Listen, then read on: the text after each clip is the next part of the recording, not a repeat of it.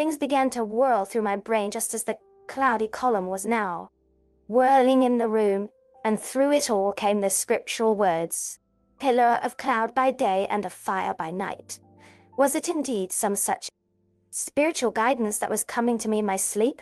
But the pillar was composed of both the day and the night guiding, for the fire was in the set red eye, which at the thought got a new fascination for me, till, as I looked, the fire divided, and seemed to shine on me through the fog like two red eyes, such as Lucy told me of in her momentary mental wandering, when, on the cliff, the dying sunlight struck the windows of St. Mary's Church. Suddenly the horror burst upon me, that it was thus that Jonathan had seen those awful women growing into reality through the whirling mist in the moonlight, and in my dream I must have fainted, for all became black darkness. The last conscious effort which imagination made was to show me a livid white face bending over me out of the mist. I tell it him that darn well. Must be careful of such dreams, for they would unseat one's reason if there was too much of them. I would get to Van Helsing, or Dr. Seward to prescribe something for me which would make me sleep, only that I fear to alarm them. Such a dream at the present time would become woven to their fears for me. Tonight I shall strive hard to sleep naturally. I do not. I shall tomorrow night get them to give me a dose of chloral. That cannot hurt me for once, and it will give me a good night's sleep. Last night tired me more than if I had not slept at all. 2 October, 10 p.m. Last night I slept, but did not dream. I must have slept soundly, for I was not waked by Jonathan coming to bed. But the sleep has not refreshed me, for today I feel terribly weak and spiritless. I spent all yesterday trying to read, or lying down dozing. In the afternoon, Mr. Renfield asked if he might see me. Poor man. He was very gentle, and when I came away, he kissed my hand and bade God bless me. Some way it affected me much. I am crying when I think of him. This is a new weakness, of which I must be careful. Jonathan would be miserable if he knew I had been crying. He and the others were out until dinner time, and they all came in tired. I did what I could to brighten them up, and I suppose that the effort did me good, for I forgot how tired I was.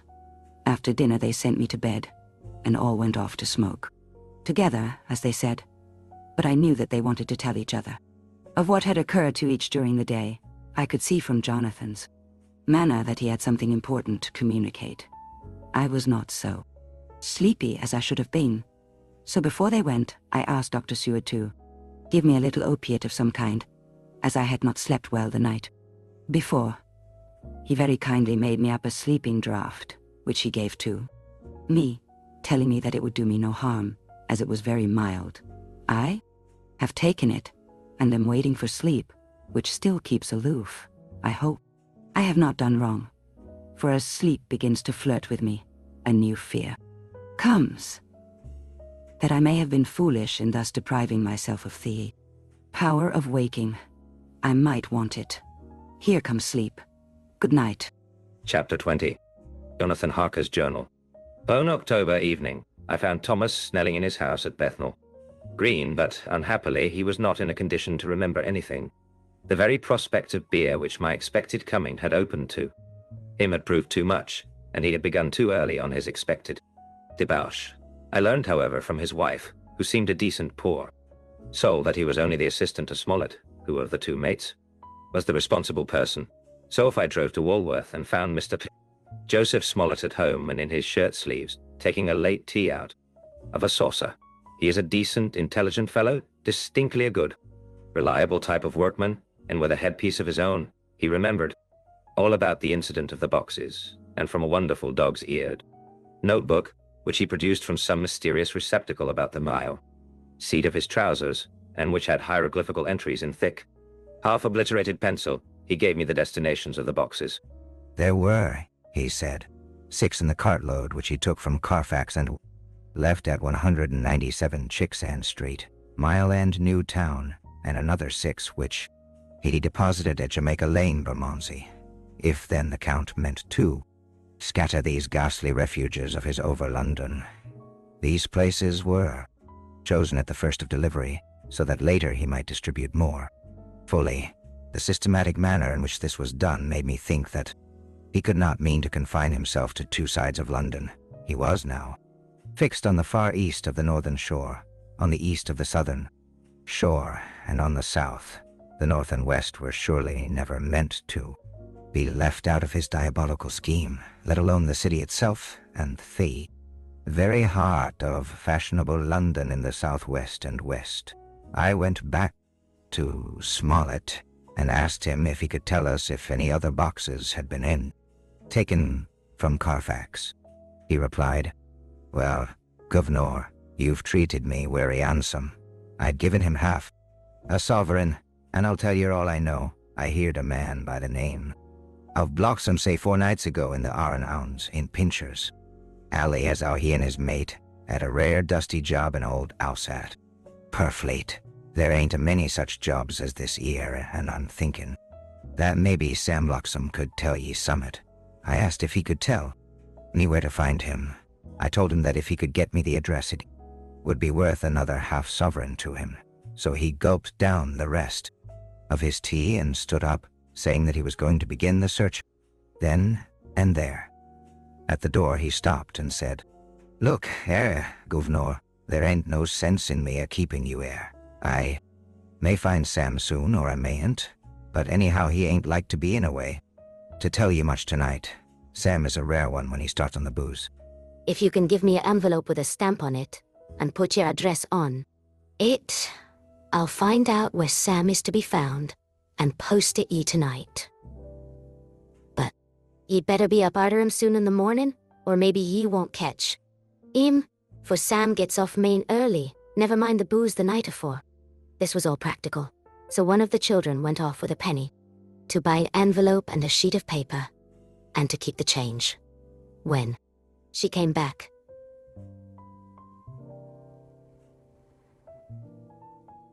I addressed the envelope and stamped it, and when Smollett had again faithfully promised to post the address when found, I took my way to home. We're on the track anyhow. I am tired tonight, and want sleep. Mina is fast asleep, and looks a little too pale. Her eyes look as though she had been crying. Poor dear, I've no doubt it frets her too. Be kept in the dark, and it may make her doubly anxious about me and the others. But it is best as it is. It is better to be disappointed and worried in such a way now than to have her nerve broken. The doctors were quite right to insist on her being kept out of this dreadful business. I must be firm, for on me this particular burden of silence must rest. I shall not ever enter on the subject with her under any circumstances. Indeed, it may not be a hard task after all. She herself has become reticent on the subject, and has not spoken of the Count or his doings ever since we told her of our decision. 2 October evening, a long and trying and exciting day.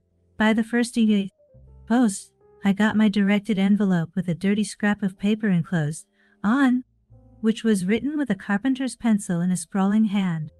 Sam Bloxham, Cochrane's, 4, Potters Court, Bartel Street, Walworth. Ask for the depite.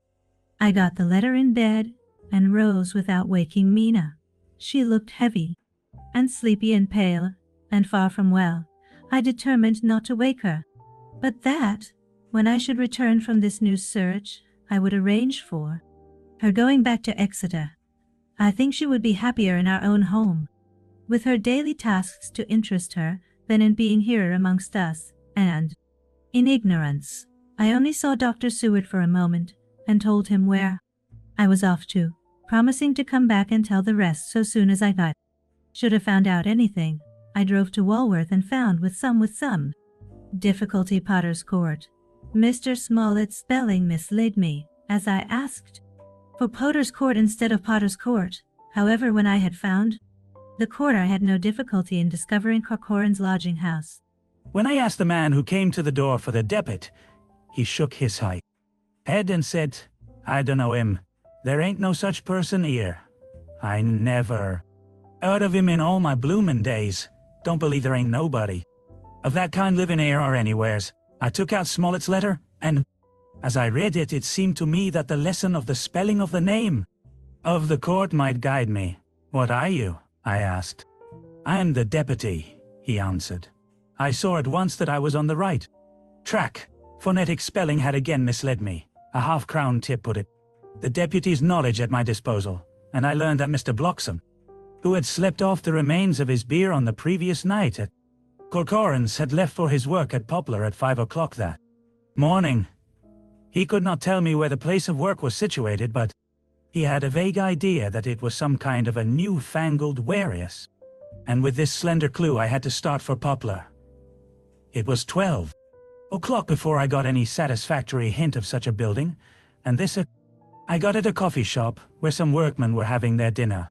One of these suggested that there was being erected at Cross Angel Street a new cold storage building, and as this suited the condition of a newfangled warehouse, I at once drove to it.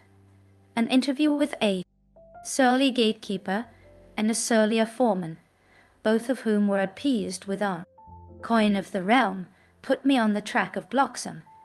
He was sent for on my maid, suggesting that I was willing to pay his day's wages to his foreman for the privilege of asking him a few questions on a private matter. He was a smart enough fellow, though rough of speech and bearing. When I had promised to pay for his information and given him an earnest, he told me that he had made 2 journeys between Carfax and a house in Piccadilly, and had taken from this house to the latter 9 great boxes, main, heavy ones, with a horse and cart hired by him for this purpose. I asked him if he could tell me the number of the house in Piccadilly. 2, which he replied, well, governor, I forgets the number, but it was only a few doors from 4. A big white church or something of the kind, not long built. It was a dusty old house too, though nothing to the dustiness of the house we took the bloomin' boxes from. How did you get into the house if they were both empty? There was the old party what engaged me a waitin' in the house at the Corfleet. He helped me to lift the boxes and put them in the dray. Curse me, but he was the strongest chap I ever struck, and him a old fella, with a white moustache, one that thin you would think he couldn't throw a shadder. How this phrase thrilled through me. Why, it took up his end o' the boxes like they was pounds of tea, and me a puffin' and a blowin' afore I could up in mine anyhow. And I'm no hickin' neither. At the street and Paupil. How did you get into the house in Piccadilly? I asked. He was there too. He must have started off and got there afore me. For, when I rung of the bell, he came and opened the door hisself and helped me to carry the boxes into the hall. The whole 9? I asked. Yes. There was 5 in the first load and 4 in the second. It was main dry work, and I don't so well remember how I got 'em. Interrupted him. Were the boxes left in the hall? Yes. It was a big hall and there was nothing else in it. I made one more attempt to further matters. You didn't have any key? Never used no key nor nothing? The old gent, he opened the door herself, and shut it again when I drove off. I don't remember the last time, but that was the beer. And you can't remember the number of the house? No, sir. But you needn't have no difficulty about that. It's a iron, with a stone front with a bow on it, and I steps up to the door. I know them steps. Have him had to carry the boxes up with 3 loafers, what come round to earn a copper. The old gent give them shillings, and they seen they got so much they wanted more, but he took one of them by the shoulder and was like to throw him down the steps, till the lot of them went away cussing. I thought that with this description I could find the house, so having paid my friend for his information, I started off for Piccadilly. I had gained a new painful experience. The Count could, it was evident, handle the earth boxes himself? If so, time was cool, precious. For now he had achieved a certain amount of distribution. He could, by choosing his own time, complete the task unobserved. Piccadilly Circus. I discharged my cab and walked westward. Beyond the Junior Constitutional, I came across the house described, and was satisfied that this was the next of the lairs arranged by Dracula. The house looked as though it had been long untenanted. The windows were encrusted with dust, and the shutters were up. All the framework was black with time, and from the iron the paint had mostly scaled away. It was evident that up to lately there had been a large notice board in front of the balcony. It had, however, been roughly torn away, the uprights which had supported it still remaining behind the rails of wool. The balcony I saw there were some loose boards, whose raw edges looked white. I would have given a good deal to have been able to see the notice board intact, as it would perhaps have given some clue to the ownership of the house. I remembered my experience of the investigation and purchase of Carfax, and I could not but feel that if I could find the former owner, there might be some means of gaining access to the full house. There was at present nothing to be learned from the Piccadilly side, and nothing could be done, so I went round to the back to see if anything could be gathered from this quarter. The mews were active, the Piccadilly houses being mostly in occupation. I asked one or two of the grooms and helpers whom I saw around if they could tell me anything about the empty house. One of them said he had heard it had lately been taken, but he couldn't say from whom. He told me, however, that up to very lately there had been a notice board of for sale up, and that perhaps Mitchell, Sons and Candy, the house agents, could tell me something, as he thought he remembered seeing the name of that firm on the board. I did not wish to seem too eager, or to let my informant know or guess too much, so thanking him in the usual manner, I strolled away. It was now growing dusk, and the autumn night was closing in, so I did not lose any time. Having learned the address of Mitchell, Sons, and Candy from a directory at the Barclay, I was soon at their office, Sackville Street. The gentleman who saw me was particularly suave in manner, but uncommunicative in equal proportion. Having once told me that the Piccadilly house, which throughout our interview he called a mansion, was sold, he considered my business as concluded. When I asked who had purchased it, he opened his eyes a thought wider, and paused a few seconds before replying, "It is sold, sir."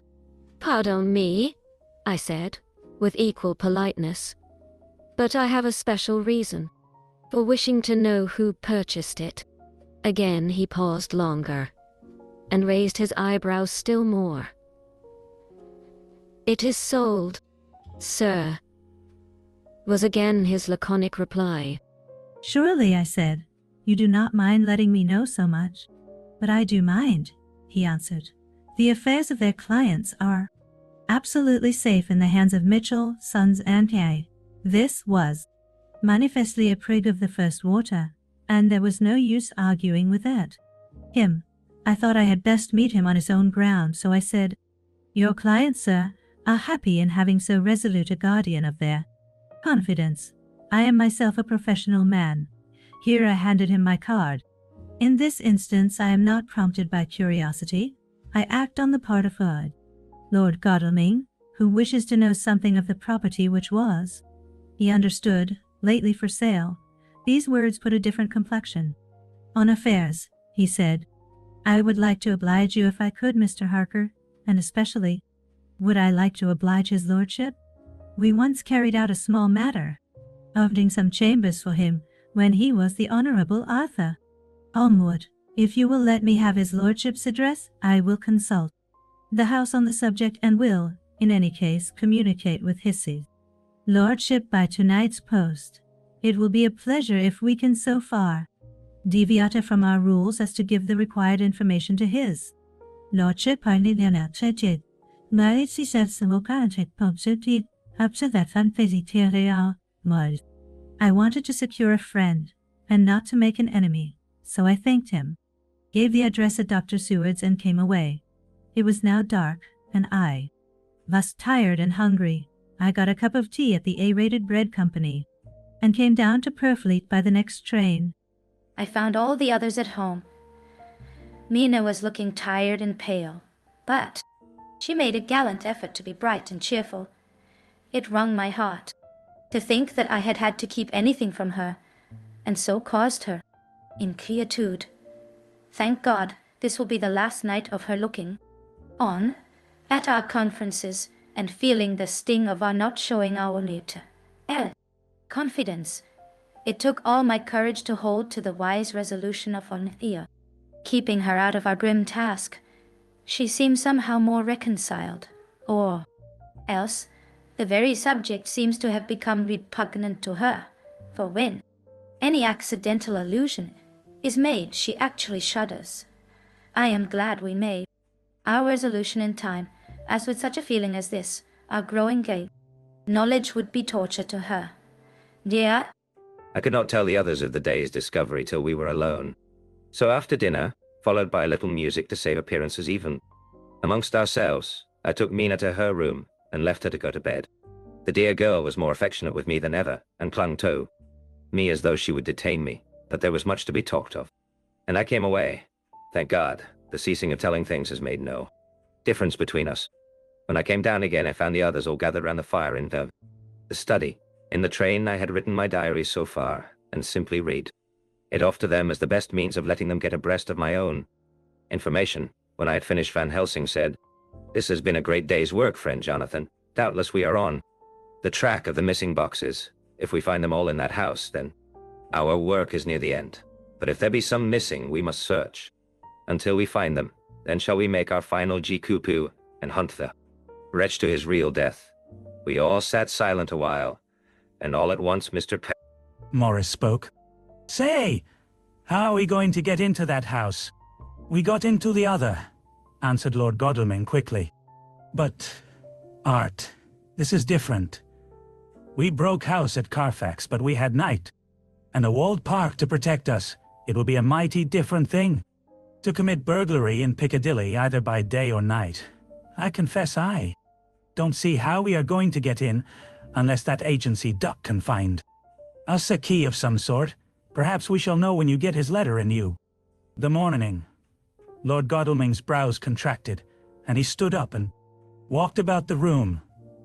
By and by he stopped and said, turning from one to another of us, "Quincy's head is level. This burglary business is getting serious. We got off once all right, but we have now a rare job on hand, unless we can find the Count's key basket, as nothing could well be done before morning, and as it would be a tout least advisable to wait till Lord Godalming should hear from Mitchell's. We decided not to take any active step before breakfast time, for a good while we sat and smoked, discussing the matter in its various lights and bearings. I took the opportunity of bringing this diary right up to the moment. I am very sleepy and shall go to bed. Just a line. Mina sleeps soundly and her breathing is regular. Her forehead is puckered up into little wrinkles, as though she thinks even in her sleep. She is still too pale, but does not look so haggard as she did this morning. Tomorrow will, I hope, mend all this. She will be herself at home in Exeter. Oh, but I am sleepy. Dr. Seward's diary. On October, I am puzzled afresh about Renfield. His moods change so rapidly that I find it difficult to keep touch of them, and as they will always mean something more than his own well-being, they form a more than interesting study. This morning when I went to see him after his repulse of Van Helsing, his manner was that of a man commanding destiny. He was in fact commanding destiny, subjectively. He did not really care for any of the things of mere earth. He was in the clouds, and looked down on all the weaknesses and wants of us poor mortals. I thought I would improve the occasion and learn something, so I asked him, "What about the flies these times?" He smiled on me in quite a superior sort of way, such a smile as would have become the face of Malvolio, as he answered me, "The fly, my dear sir, has one striking feature. Its wings are typical of the aerial powers of the psychic faculties. The ancients did well when they typified the soul as a butterfly." I thought I would push his analogy to its utmost logically. So I said, quickly, "Oh, it is a soul you are after now, is it?" His madness foiled his reason, and a puzzled look spread over his face as, shaking his head, with a decision which I had but seldom seen in him, he said, oh no, I want no souls. Life is all I want." Here he brightened up. "I am pretty indifferent about it at present. Life is all right. I have all I want. You must get a new patient, doctor, if you wish to study zoophagy." This puzzled me a little, so I drew him on. "Then you command life. You are a god, I suppose." He smiled with an ineffably benign superiority. "Oh no. Far be it from me to arrogate to myself the attributes of the attributes. Deity. I am not even concerned in his especially spiritual doings. I may state my intellectual position I am, so far as concerns things, poorly terrestrial, somewhat in the position which Enoch occupied, spiritually. This was a poser to me. I could not at the moment recall Enoch's appositeness, so I had to ask a simple question, though I felt that by doing so, I was lowering myself in the eyes of the lunatic. And why Enoch? Because he walked with God. I could not see the analogy, but did not like to admit it. So I harked back to what he had denied. Though you don't care about life and you don't want souls. Why not? I put my question quickly and somewhat sternly, on purpose to disconcert him. The effort succeeded. For an instant, he unconsciously relapsed into his old servile manner, bent low before me, and actually fawned upon me, as he replied, "I don't want any souls, indeed, I don't. I couldn't use them. If I had them, they would be no manner of use to me. I couldn't eat them or..." He suddenly stopped, and the old cunning look spread over his face like a wind sweep on the surface of the water. "And, Doctor, as to life, was it after all? When you've got all you require, and you know that you will never want, that is all. I have friends, good friends, like you, Dr. Seward." This was said with a leer of our inexpressible cunning. "I know that I shall never lack the means of life." I think that through the cloudiness of his insanity, he saw some antagonism in me, for he at once fell back on the last refuge of such as he, a dogged silence. After a short time I saw that for the present it was useless to speak to him. He was sulky, and so I came away. Later in the day he sent for me. Ordinarily I would not have come, without special reason, but just at present I am so interested in him that I would gladly make an effort. Besides, I am glad to have anything to help to pass the time. Harker is out, following up clues, and so are Lord Godalming and Quincy. Van Helsing sits in my study poring over the record prepared by the Harkers. He seems to think that by accurate knowledge of all details he will light upon some clue.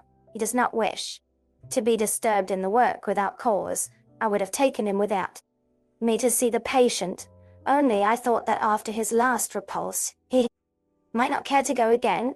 There was also another reason. Renfield might not speak so freely before a third person as when he and I were alone. I found him sitting out in the middle of the floor on his stool, a pose which is generally indicative of some mental energy on his part. When I came in, he said at once, as though the question had been waiting on his lips, "What about souls?"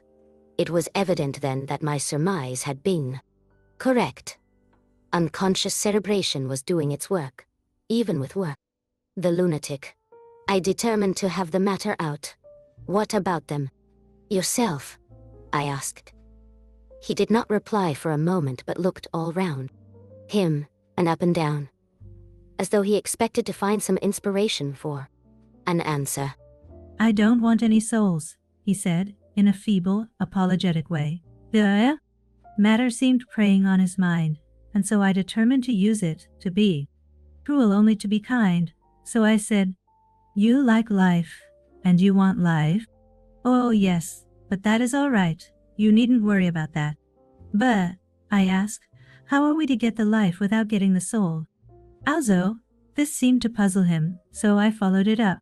A nice time you'll have some time when you're flying out there, with the souls of thousands of flies and spiders, and birds and cats buzzing, and twittering and meowing all round you. You've got their lives. No, and you must put up with their souls. Something seemed to affect his imagination, for he put his fingers to his ears and shut his eyes, screwing them up tightly just as a small boy does when his face is being soaked.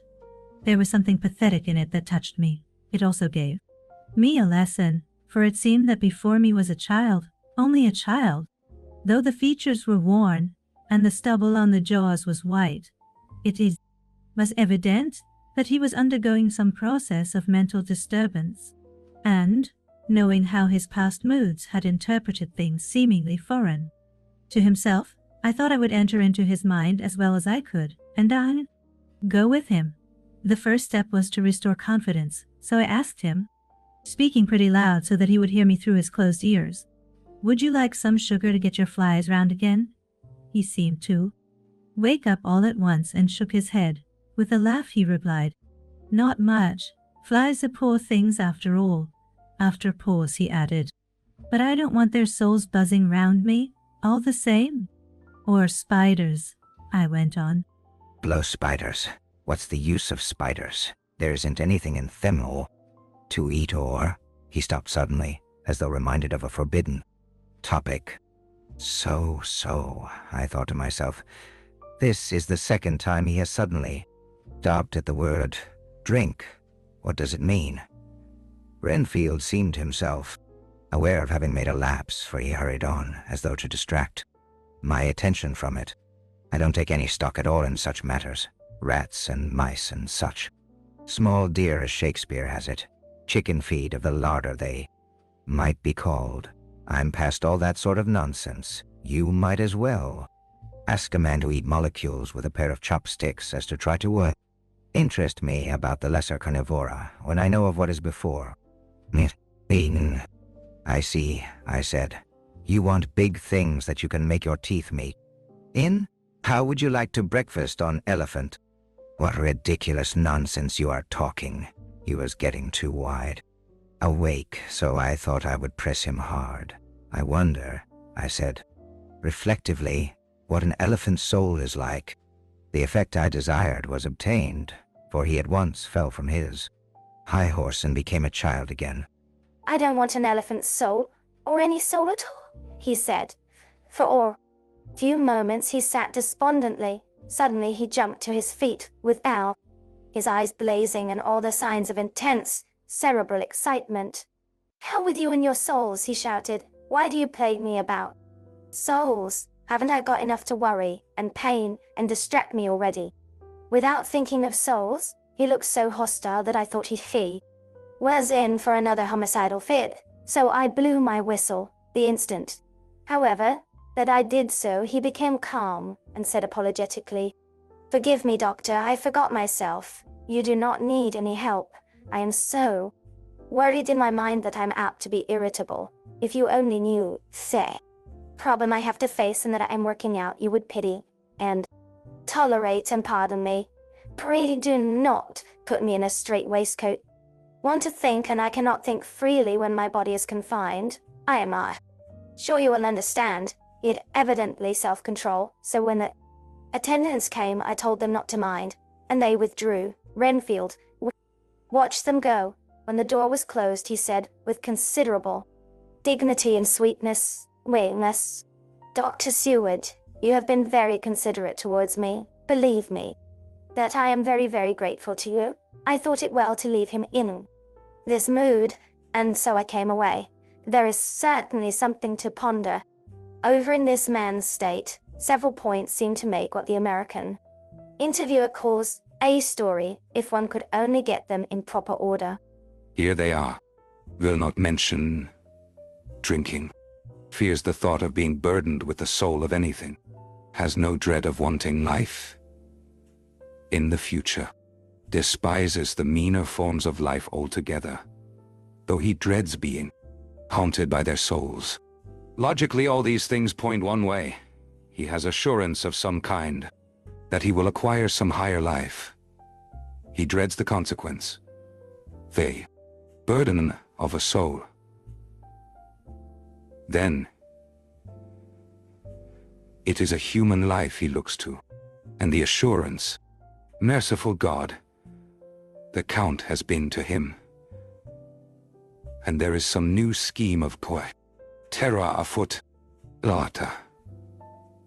I went after my round to Van Helsing and told him my suspicion. He grew very grave, and after thinking the matter over for a while asked me to take him to Renfield. I did so. As we came to the door, we heard the lunatic within singing gaily as he used to do in the time, which now seems so long ago. When we entered, we saw with amazement that he had spread out his sugar as of old. The flies, lethargic with the autumn, were beginning to buzz into the room. We tried to make him talk of the subject of our previous conversation, but he would not attend. He went on with his singing, just as though we had not been present. He had got a scrap of paper and was folding it into a notebook. We had to come away as ignorant as we went in. His is a curious case indeed. We must watch him tonight. Letter, Mitchell, Sons and Candy to Lord Godalming. 1 October. My lord, we are at all times only too happy to meet your wishes. We beg, with regard to the desire of your lordship, expressed by Mr. Harker on your behalf, to supply the following information concerning the sale and purchase of Noble 347, Piccadilly. The original vendors are the executors of the late Mr. Archibald Winter Suffield.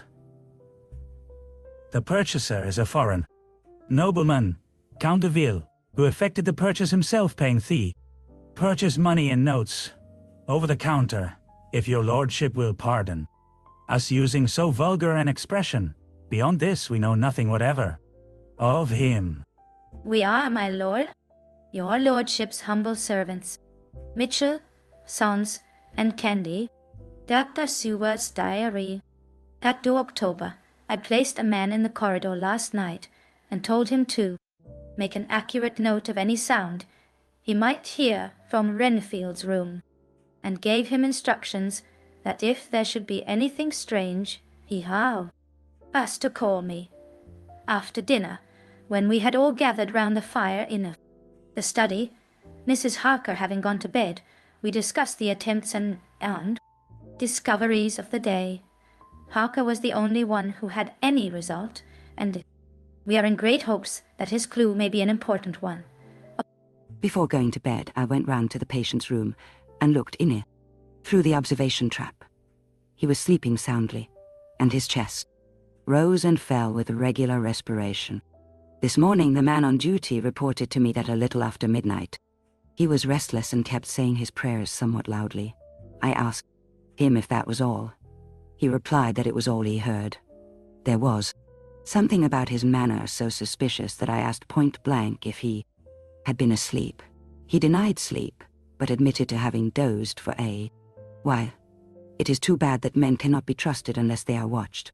Today Harker is out following up his clue, and Art and Quincy are looking after horses. Godalming thinks that it will be well to have horses always in readiness, for when we get the information which we seek, there will be no time to lose. We must sterilize all the imported earth between sunrise and sunset. We shall thus catch the Count at his weakest, and without a refuge to fly to. Van Helsing is off to the British Museum, looking up some authorities on ancient medicine. The old physicians took account of things which their followers do not accept, and the professor is searching for witch and demon cures which May be useful later. I sometimes think we must be all mad, and that we shall wake to sanity in straight waistcoats. Lata, we have met again. We seem at last to be on the track, and our work of tomorrow may be the beginning of the end. I wonder if Renfield's quiet has anything to do with this. His moods have so followed the doings of the Count that the coming destruction of the Fae monster may be carried to him in some subtle way. If we could only get him some hint as to what passed in his mind between the time of my argument with him today and his resumption of fly-catching, it might afford us a valuable clue. He is now seemingly quiet for a spell. Is he? That wild yell seemed to come from his room. The attendant came bursting into my room and told me that Renfield had somehow met with some accident. He had heard him yell, and when he went to him, found him lying on his face on the floor, all covered with blood. I must go at once. Chapter 21 Vow. Dr. Seward's Diary. 3 October. Let me put down with exactness all that happened, as well as I can remember it, since last I made an entry. Not a detail that I can recall must be forgotten. In all calmness I must proceed. When I came to Renfield's room, I found him lying on the floor on his left side in a glittering pool of blood. When I went to move him, it became at once apparent that he had received some terrible injuries. There seemed none of that unity of purpose between the parts of the body which marks even lethargic sanity. As the face was exposed, I could see that it was horribly bruised, as though it had been beaten against the floor. Indeed, it was from the face wounds that the pool of blood originated. The attendant who was kneeling beside the body said to me as we turned him over, "I think, sir, his back is broken. See, both his right arm and leg, and the whole side of his face are paralyzed. How such a thing could have happened puzzled the attendant beyond measure. He seemed quite bewildered, and his brows were gathered in as he said, 'I can't understand the two things. He could mark his face like that by beating his own head on the ground. I saw a young woman do it once at the Eversfield Asylum before anyone could lay hands on her. And I suppose he might have broke his back by falling out of bed if he got in an awkward kink. But for the life of me, I can't imagine how the two things occurred. If his back was broke, he couldn't beat his head. And if his face was like that before the fall out of bed, there would be marks of it. I said to him, 'Go to Dr. Van Helsing and ask him to kindly come here at once. I want him without an instant's delay.' The man ran off, and within a very few minutes the professor, in his dressing gown and slippers, appeared. When he saw Renfield on the ground, he looked keenly at him a moment, and then turned to me. I think he recognized my thought in my eyes, for he said, very quietly, manifestly for the ears of the attendant, 'A sad accident. He will need very careful watching and much attention. I shall stay with you myself, but I shall first dress myself.' If you will remain, I shall in a few minutes join you. The patient was now breathing stertorously, and it was easy to see that he had suffered some terrible injury. Van Helsing returned without extraordinary celerity, bearing with him a surgical case. He had evidently been thinking and had his mind made up. For, almost before he looked at the patient, he whispered to me, 'Send the attendant away.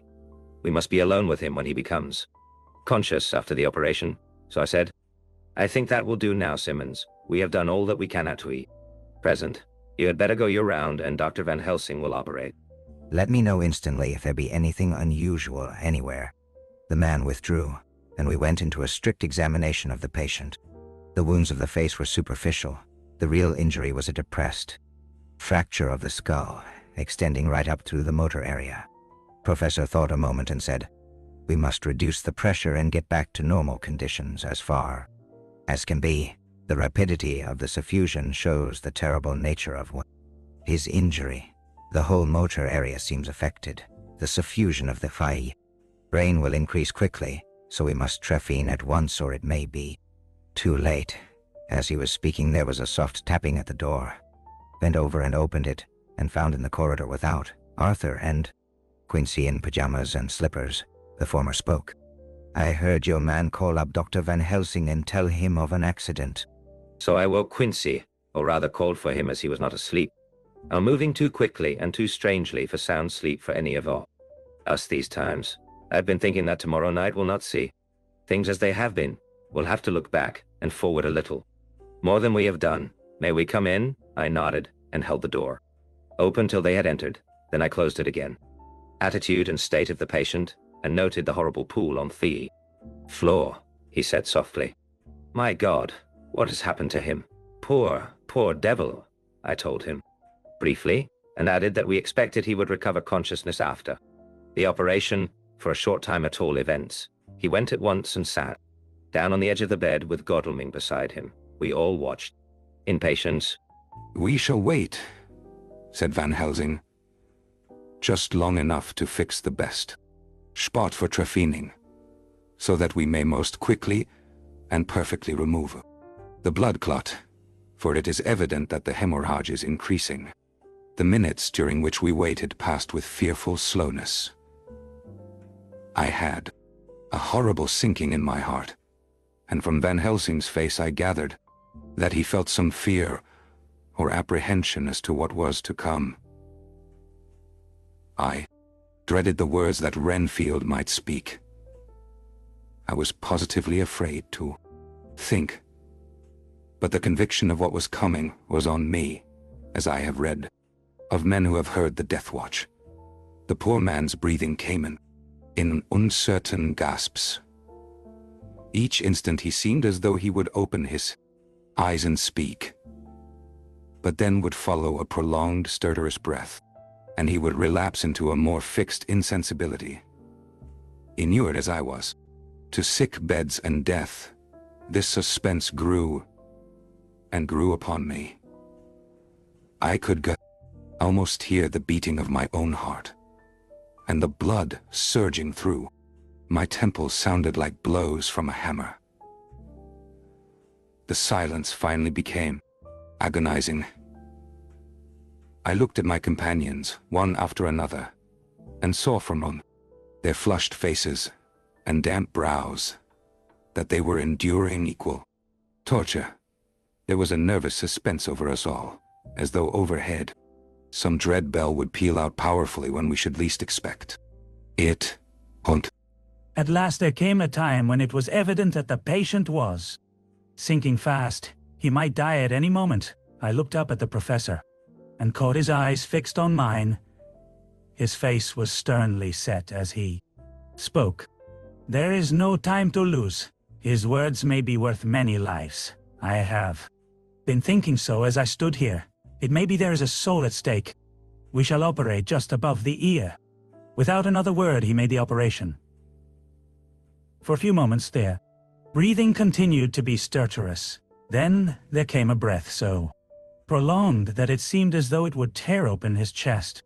Suddenly his eyes opened and became fixed in a wild, helpless stare. This was continued for a few moments. Then it softened into a glad surprise, and from the lips came a sigh of relief. He moved convulsively, and as he did so said, "I'll be quiet, doctor. Tell them to take off the straight waistcoat. I've had a terrible dream, and it has left me so weak that I cannot move. What's wrong with my face? It feels all swollen, and it's smart. Dreadfully." He tried to turn his head, but even with the effort his eyes seemed to grow glassy again, so I gently put it back.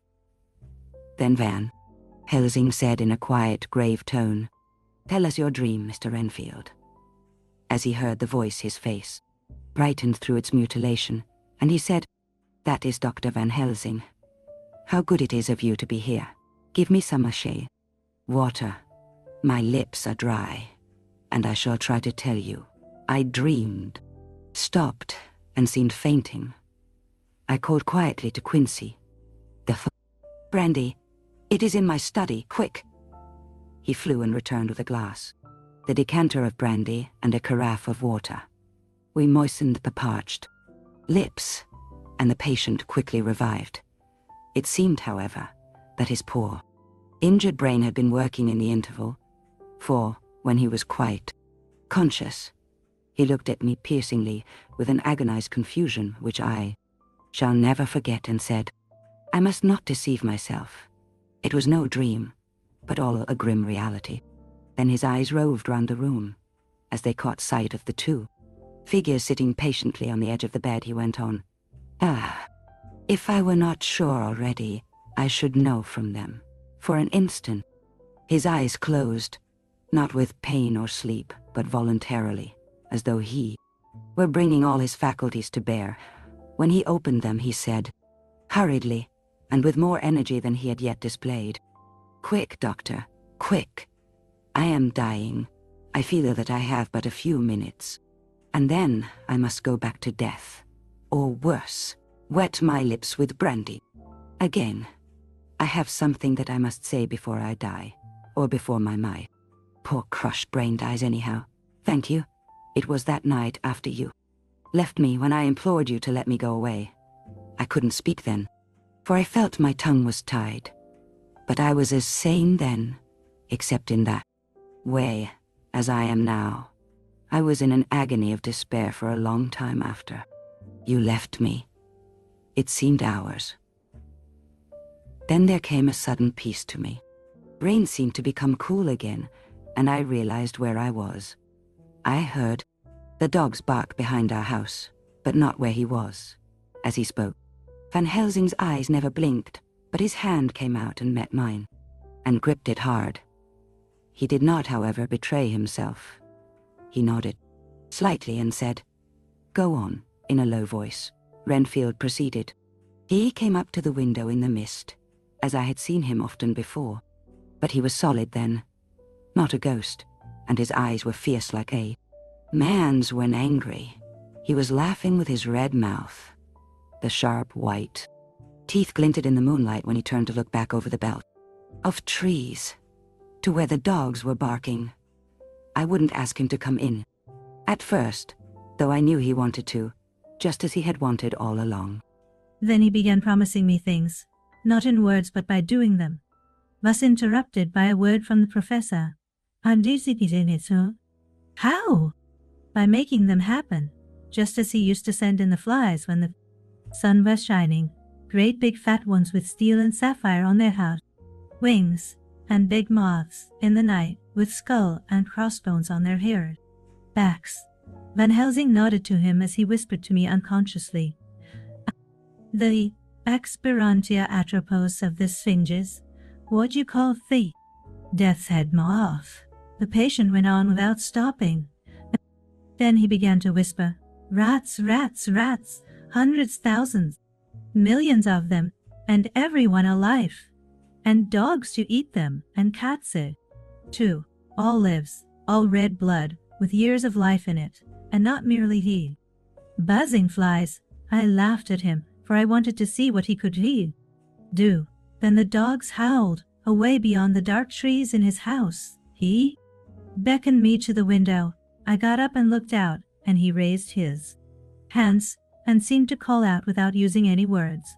A dark mass spread over the grass, coming on like the shape of a flame of fire. And then he moved the mist to the right and left, and I could see that there were thousands of rats with their eyes blazing red, like his, only smaller. He held up his hand and they all stopped, and I thought, he seemed to be saying, "All these lives will I give you, and many more and greater, through countless ages, if you will fall down and worship me." And then a red cloud, like the color of blood, seemed to close over my eyes, and before I knew what I was doing, I found myself opening the sash and saying to him, "Come in, Lord and Master." The rats were all gone, but he slid into the room through the sash, though it was only open an inch wide, just as the moon herself has often come in through the tiniest crack, and has stood before me in all her size and splendor. His voice was weaker, so I moistened his lips with the brandy again, and on he continued, but it seemed as though his memory had gone on working in the interval, for his story was further advanced. I was about to call him back to the point, but Van Helsing whispered to me, "Let him go on." Do not interrupt him. He cannot go back, and maybe could not proceed at all. All if once he lost the thread of his thought, he proceeded. All day I waited to hear from him, but he did not send me anything, not even a blowfly, and when the moon got up, I was pretty angry with him. When he slid in through the window, though it was shut, and did not even knock, I got mad with him. He sneered at me, and his white face looked out of the mist with his red eyes gleaming, and he went on as though he owned the whole place and I was no one. He didn't even smell the same. As he went by me, I couldn't hold him. I thought that somehow Mrs. Harker had come into the room. The two men sitting on the bed stood up and came over, standing behind him, so that he could not see them, but where they could hear better.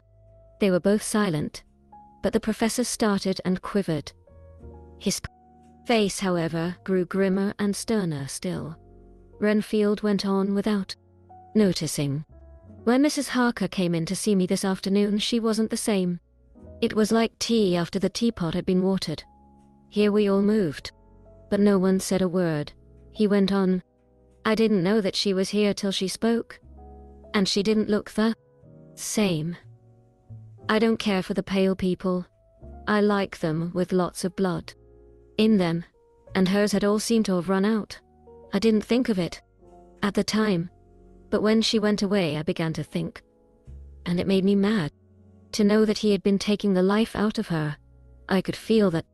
The rest quivered as I did, but we remained otherwise still. So when he came tonight, I was ready for him. I saw the mist stealing in, and I grabbed it tight. I had heard that madmen have unnatural strength, and, as I knew I was a madman, at times anyhow, I resolved to use my power. Aye, and he felt it too, for he had to come out of the mist to struggle with me. I held tight, and I thought I was going to win, for I didn't mean him to take any more of her life, till I saw his eyes. They burned into me, and my strength became like water. He slipped through it, and when I tried to cling to him, he raised me up and flung me down. There was a red cloud before me, and a noise like thunder, and the mist seemed to steal away under the door. His voice was becoming fainter, and his breath more stertorous. Van Helsing stood up instinctively. We know the worst now, he said. He is here, and we know his purpose. It may not be too late. Let us be armed, the same as we were the other night, but lose no time. There is not an instant to spare. There was no need to put our fear, nay, our conviction, into words. We shared them in common.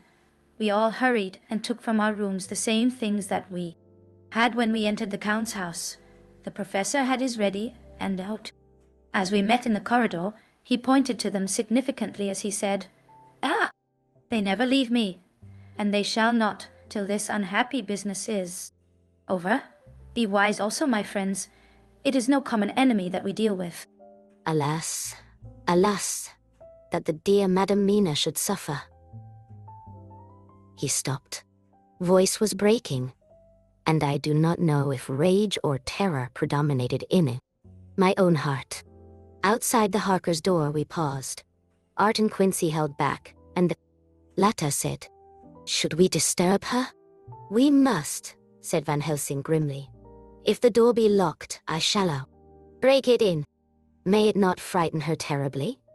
It is unusual to break into a lady's room." Van Helsing said solemnly, "You are always right, but this is life and death. All chambers are alike to the doctor, and even were they not, they are all as one to me. Tonight, friend John, when I turn the handle, if the door does not open, do you put your shoulder down and shove? And you too, my friends." Now? He turned the handle as he spoke, but the door did not yield. We threw ourselves against it. With a crash, it burst open and we almost fell headlong into the room. The professor did actually fall, and I saw across him as he gathered himself up from hands and knees. What I saw appalled me. I felt my hair rise like bristles on the back of my neck, and my heart seemed to stand still. The moonlight was so bright that through the thick yellow blind the room was light enough to see. On the bed beside the window lay Jonathan Harker, his face flushed and breathing heavily as though in a stupor. Kneeling on the near edge of the bed facing outwards was the white-clad figure of his wife. By her side stood a tall, thin man, clad in black. His face was turned from us, but the instant we saw it we all recognized the Count, in every way, even to the scar on his forehead. With his left hand he held both Mrs. Harker's hands, keeping them away with her arms. At full tension, his right hand gripped her by the back of the neck, forcing her face down on his bosom. Her white nightdress was smeared with blood, and a thin stream trickled down the man's bare breast, which was shown by his torn open dress. The attitude of the two had a terrible resemblance to a child forcing a kitten's nose into a saucer of milk to compel it to drink. As we burst into the room, the Count turned his face, and the hellish look that I had heard described seemed to leap into it. His eyes flamed red with devilish passion. The great nostrils of the white aquiline nose opened wide and quivered at the edge, and the white sharp teeth behind the full lips of the blood-dripping mouth champed together like those of a wild beast. With a wrench which threw his victim back upon the bed as though hurled from a height, he turned and sprang at us. But by this time the professor had gained his feet and was holding towards him the envelope which contained the sacred Waffe. The Count suddenly stopped, just as poor Lucy had done outside the tomb, and cowered back. Further and further back he cowered as we, lifting our crucifixes, advanced. The moonlight suddenly failed, as a great black cloud sailed across the sky, and when the gaslight sprang up under Quincy's match, we saw nothing but a faint vapor. This, as we looked, trailed under the door, which with the recoil from its bursting open, had swung back to its old position. Van Helsing, Art and I moved forward to Mrs. Harker, who by this time had drawn her breath, and with hers, it had given a scream so wild, so ear-piercing, so despairing that it seems to me now that it will ring in my ears till my dying day. For a few seconds she lay in her helpless attitude and disarray. Her face was ghastly, with a pallor which was accentuated by the blood which smeared her lips and cheeks and chin. From her throat trickled a thin stream of pale blood. Her eyes were mad with terror. Then she put before her face her poor crushed hands, which bore on their whiteness the red mark of the Count's terrible grip, and from behind them came a low desolate wail, which made the terrible scream seem only the quick expression of an endless grief. Van Helsing stepped forward and drew the coverlet gently over her body, whilst Art, after looking at her face for an instant, despairingly, ran out of the room. Van Helsing whispered to me, "Jonathan is in a stupor such as we know the vampire can produce. We can do nothing with poor Madam Mina for a few moments till she recovers herself. I must wake him." He dipped the end of a towel in it, cold water, and with it began to flick him on the face, his wife all the while holding her face between her hands and sobbing in a way that the sigh was heartbreaking to hear. I raised the blind and looked out of the window. There was much moonshine, and as I looked I could see Quincy Morris run across the lawn and hide himself in the shadow of a great yew tree. It puzzled me to think why he was doing this, but at the instant, I heard Harker's quick exclamation as he woke to partial consciousness and turned to the bed. On his face, as there might well be, was a look of wild amazement. He seemed dazed for a few seconds, and then full consciousness seemed to burst upon him all at once, and he started up. His wife was aroused by the quick movement, and turned to him with her arms stretched out, as though to embrace him. Instantly, however, she drew them in again, and putting her elbows together, held her hand before her face, and shuddered till the bed beneath her shook.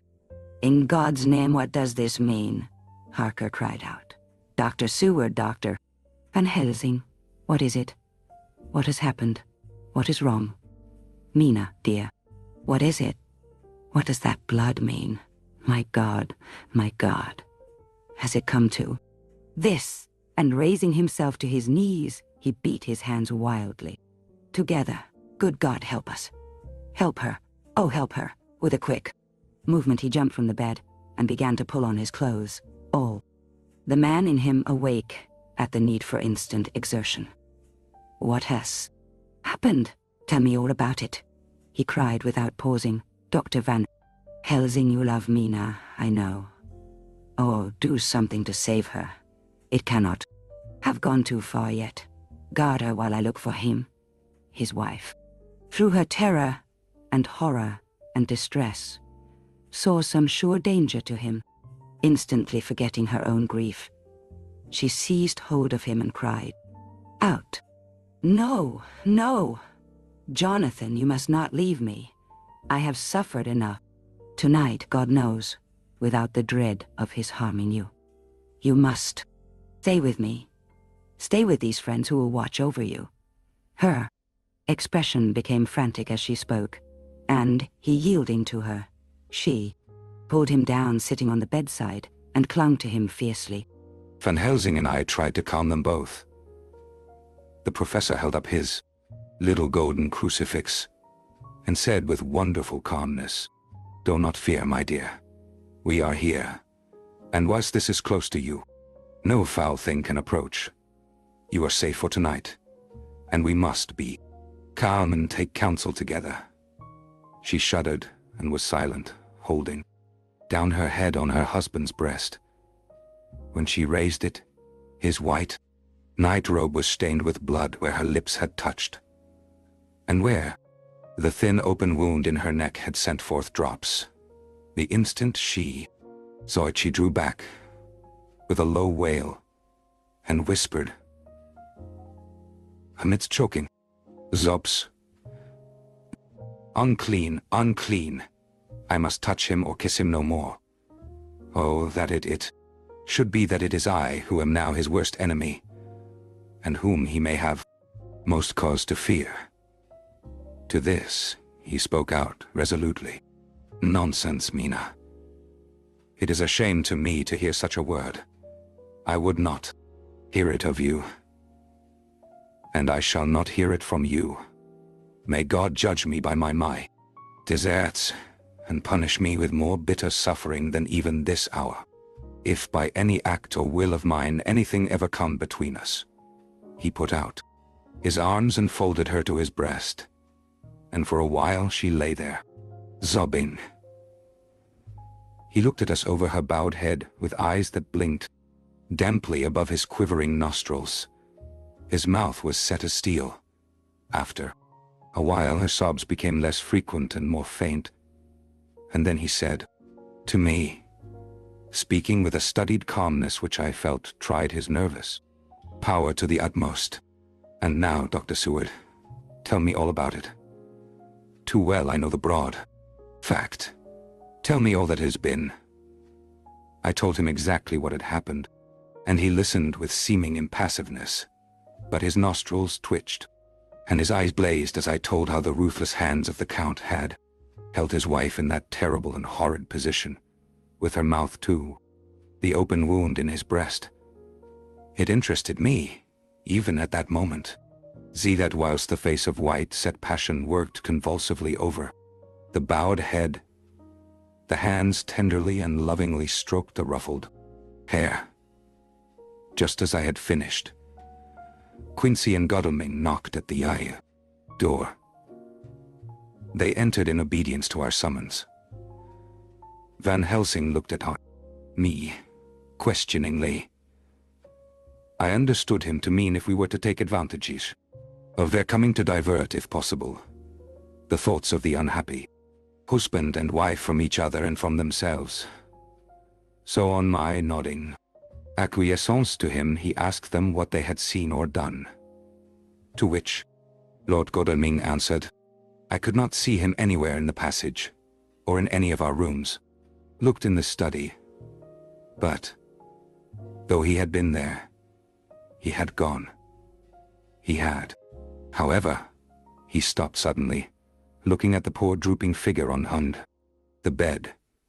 Van Helsing said gravely, "Go on, friend Arthur. We want no more concealments. Our hope now is in knowing all. Tell freely." So Art went on. He had been there. And though it could only have been for a few seconds, he made rare hay of the place.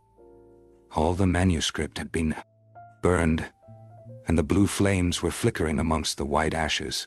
The cylinders of your phonograph, too, were thrown on the fire, and the wax had helped the flames. Here I interrupted. "Thank God there is other copy in the safe." His face lit for a moment, but fell again as he went on. I ran downstairs then, but could see no sign of him. I looked into Renfield's room, but there was no trace there except... Again, he paused. "Go on," said Harker hoarsely. So he bowed his head, and, moistening his lips with his tongue, added, "Except that the poor fellow is dead." Mrs. Harker raised her head, looking from one to the other of patience. Us, as she said solemnly, "God's will be done." I could not but feel that Art was keeping back something, but, as I took it that it was with a purpose, I said nothing. Van Helsing turned to Morris and asked, "And you, friend Quincy, have you any to tell?" "A little," he answered. "It may be much eventually, but at present I can't say. I thought it well to know if possible where the Count would go when he left the house. I did not see him, but I saw a bat rise from Renfield's window and flap westward. I expected to see him in some way shape go back to Carfax, but he evidently sought some other lair. He will not be back tonight, for the sky is reddening in the east and the dawn is close. We must work tomorrow." He said the latter words through his shut teeth. For a space of perhaps a couple of minutes there was silence, and I could fancy that I could hear the sound of our hearts beating. Then Van Helsing said, placing his hand very tenderly on Mrs. Harker's head, "And now, Madam Mina, poor dear Madam Mina, tell us exactly what happened. God knows that I do not want that you be pained, but it is need that we know all, for now more than ever has all work to be done. Quick and sharp, and in deadly earnest. The day is close to us that must it. And all, if it may so be. And now is the chance that we may live, and to learn." The poor, dear lady shivered, and I could see the tension of her nerves, as she clasped her husband closer to her and bent her head lower and lower still on his breast. Then she raised her head proudly and held out one hand to Van Helsing, who took it in his, and after stooping and kissing it reverently, held it fast. The other hand was locked in that of her husband, who held his other arm thrown round her protectingly. After a pause in which she was evidently ordering her thoughts, she began. "I took the sleeping draught which you had so kindly given me, but for a long time it did not act. I seemed to become more wakeful, and myriads of horrible fancies began to crowd in upon my mind, all of them connected with death, and vampires, with blood, and pain, and trouble." Her husband involuntarily groaned as she turned to him and said, lovingly, "Do not fret, dear. You must be brave and strong, and help me through the horrible task. If you only knew what an effort it is to me to tell of this fearful thing at all, you would understand how much I need your help." Well, I saw I must try to help the medicine do its work with my will, if it was to do me any good, so I resolutely set myself to sleep. Sure enough, sleep must soon have come to me, for I remembered no more. Jonathan coming in had not waked me, for he lay by my side when next I remember there was in the room the same thin white mist that I had before noticed. But I forget now if you know of this. You will find it in my diary, which I shall show you later. I felt the same vague terror which had come to me before, and the same sense of some presence. I turned to wake Jonathan, but found that he slept so soundly that it all seemed as if it was he who had taken the sleeping draught and not I. I tried, but could not wake him.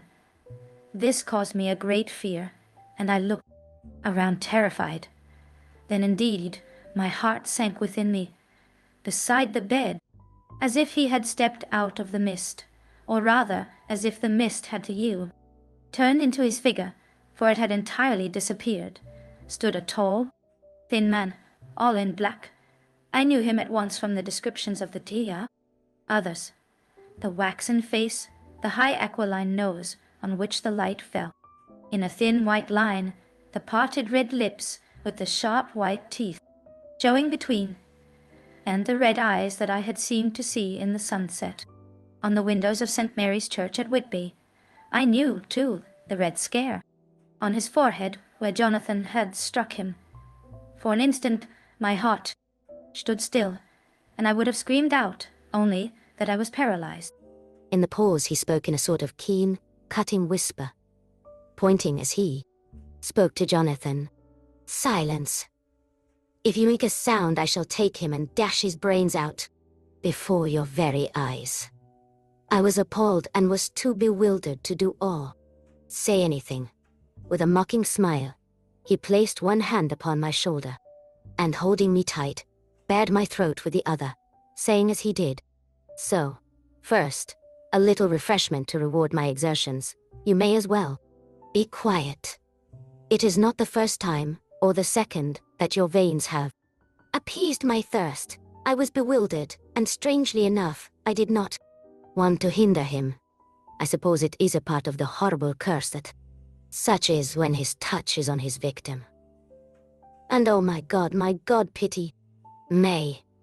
He placed his reeking lips upon my throat. Her husband groaned. Again. She clasped his hand harder, and looked at him pityingly, as if he were the injured one, and went on. I felt my strength fading away, and I was in a half swoon. How long this horrible thing lasted, I know not. But it seemed that a long time must have passed before he took his foul, awful, sneering mouth away. I saw it drip with the fresh blood. The remembrance seemed for a while to overpower her, and she drooped, and would have sunk down but for her husband's sustaining arm. With a great effort, she recovered herself, and went on. Then he spoke to me mockingly. "And so you, like the others, would play your brains against mine. You would help these men to hunt me, and frustrate me in my designs. You know now, and they know in part already, and will know in full before long, what it is to cross my path." They should have kept their energies for use closer to home, while stowed. They played wits against me who commanded nations, intrigued for them, and fought for them hundreds of years before they were born. I was countermining them, and you, their best beloved one, are now to me flesh of my flesh, blood of my blood, kin of my kin, my bountiful winepress for a while, and shall be later on my companion and my helper. You shall be avenged in turn, for not one of them but shall minister to your needs, but as yet you are to be punished for what you have done. You have aided in thwarting me, now you shall come to my call. When my brain says, come, to you, you shall cross land or sea, to do my bidding, and to that end this. With that he pulled open his shirt, and with his long sharp nails opened a vein in his breast. The blood began to spurt out. He took my hands in one of his, holding them tight, and with the other seized my neck and pressed my mouth to the wound, so that I must either suffocate or swallow some of the... Oh, my God, what have I done? What have I done to deserve such a fate? I who have tried to walk in meekness and righteousness all my days, God pity me. Look down on a poor soul in worse than mortal peril, and in mercy pity those to whom she is dear. Then she began to rub her lips as though to cleanse them from pollution. As she was telling her terrible story, The eastern sky began to quicken, and everything became more and more clear. Harker was still and quiet. But over his face, as the awful narrative went on, came a grey look, which deepened and deepened in the morning light, till when the first red streak of the coming dawn shot up, the flesh stood darkly out against the whitening hair. We have arranged that one of us is to stay within call of the unhappy pair till we can meet together and arrange about taking action. Of this I am sure. The sun rises today on no more miserable house in inn. All the great round of its daily course. Chapter 22. Jonathan Harker's Journal. 3 October. As I must do something or go mad, I write this diary. Is now 6 o'clock, and we are to meet in the study in half an hour, and take something to eat. For Dr. Van Helsing and Dr. Seward are agreed that if we do not eat, we cannot work our best. Our best will be, God knows, required today. I must keep writing at every chance, for I dare not stop to think. All, big and little, must go down, perhaps at the end. The little things may teach us most. The teaching, big or little, could not have landed Mina or me anywhere worse than we are today. However, we must trust and hope. Poor Mina told me just now, with the tears running down her dear cheeks, that it is in trouble and trial that our faith is tested, that we must keep on trusting, and that God will aid us up to the end. The end! Oh my God, what end? To work! To work! When Dr. Van Helsing and Dr. Seward had come back from seeing poor Renfield, we went gravely into what was to be done. First, Dr. Seward told us that when he and Dr. Van Helsing had gone down to the room below, they had found Renfield lying on the floor, all in a heap. His face was all bruised and crushed in, and the bones of the neck were broken. Dr. Seward asked the attendant, who was on duty in the passage, if he had heard anything. He said that he had been sitting down. He confessed to half doting when he heard loud voices in the room, and then Renfield had called out loudly several times, God, God, God. After that there was a sound of falling, and when he entered the room, he found him lying on the floor, face down, just as the doctors had seen him.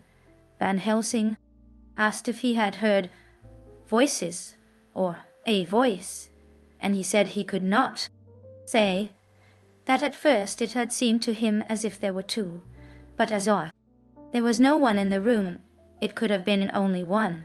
He could swear to it, if required, that the word God was spoken by the patient. Dr. Seward said to us, when we were alone, that he did not wish to go into the matter. The question of an inquest had to be considered, and it too would never do to put forward the truth, as no one would believe it. As it was, he thought that on the attendant's evidence he could give a certificate of death by misadventure in falling from bed. In case the coroner should demand it, there would be a formal inquest, necessarily, to the same result. When the question began to be discussed as to what should be our next step, the very first thing we decided was that Mina should be in full confidence, that nothing of any sort, no matter how painful, should be kept from her. She herself agreed as to its wisdom, and it was pitiful to see her so brave, and yet so sorrowful, and in such a depth of despair. There must be no more concealment, she said. Alas, we have had too much already, and besides there is nothing in all the world that can give me more pain than I have already endured, than I suffer now. Whatever may happen, it must be of new hope or of new courage to me. Van Helsing was looking at her fixedly as she spoke, and said suddenly, but quietly, "But dear madam, Mina, are you not afraid, not for yourself, but for fear? Others from yourself, after what has happened?" Her face grew set in its lines, but her eyes shone with the devotion of a martyr as she answered, "Sir, no, for my mind is made up." "So what?" he asked gently, whilst we were all very still, for each in our own way we had a sort of vague idea of what she meant. Her answer came with direct simplicity, as though she were simply stating a fact. Because if I find in myself, and I shall watch keenly for it, a sign of aught, harm to any that I love, I shall die.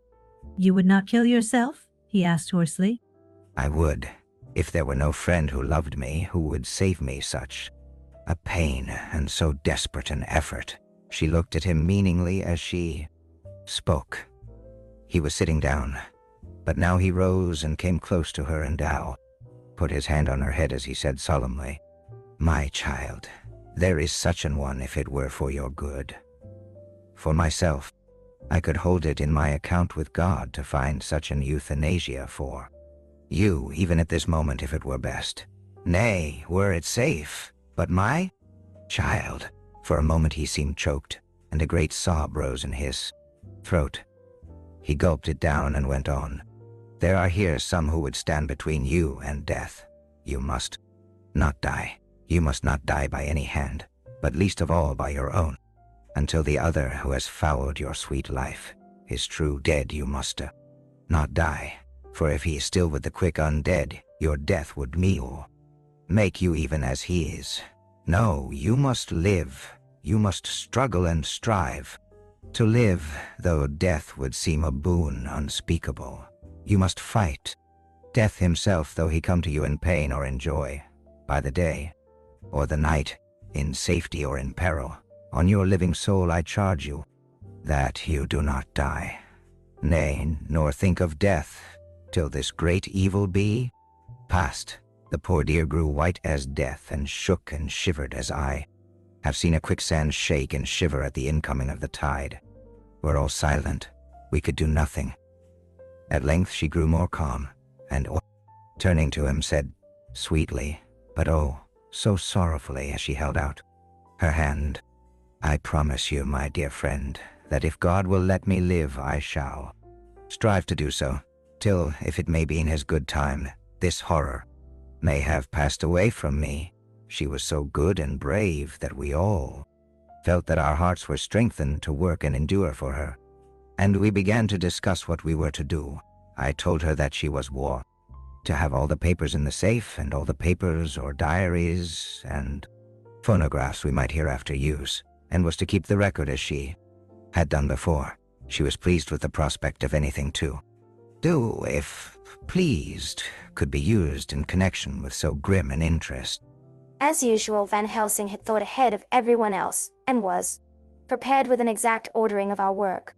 "It is perhaps well," he said, "that at our meeting after our visit to Carfax we decided not to do anything with the earth boxes that lay there. Had we done so, the Count must have guessed our purpose, and would doubtless have taken measures in advance to frustrate such an effort with regard to the others.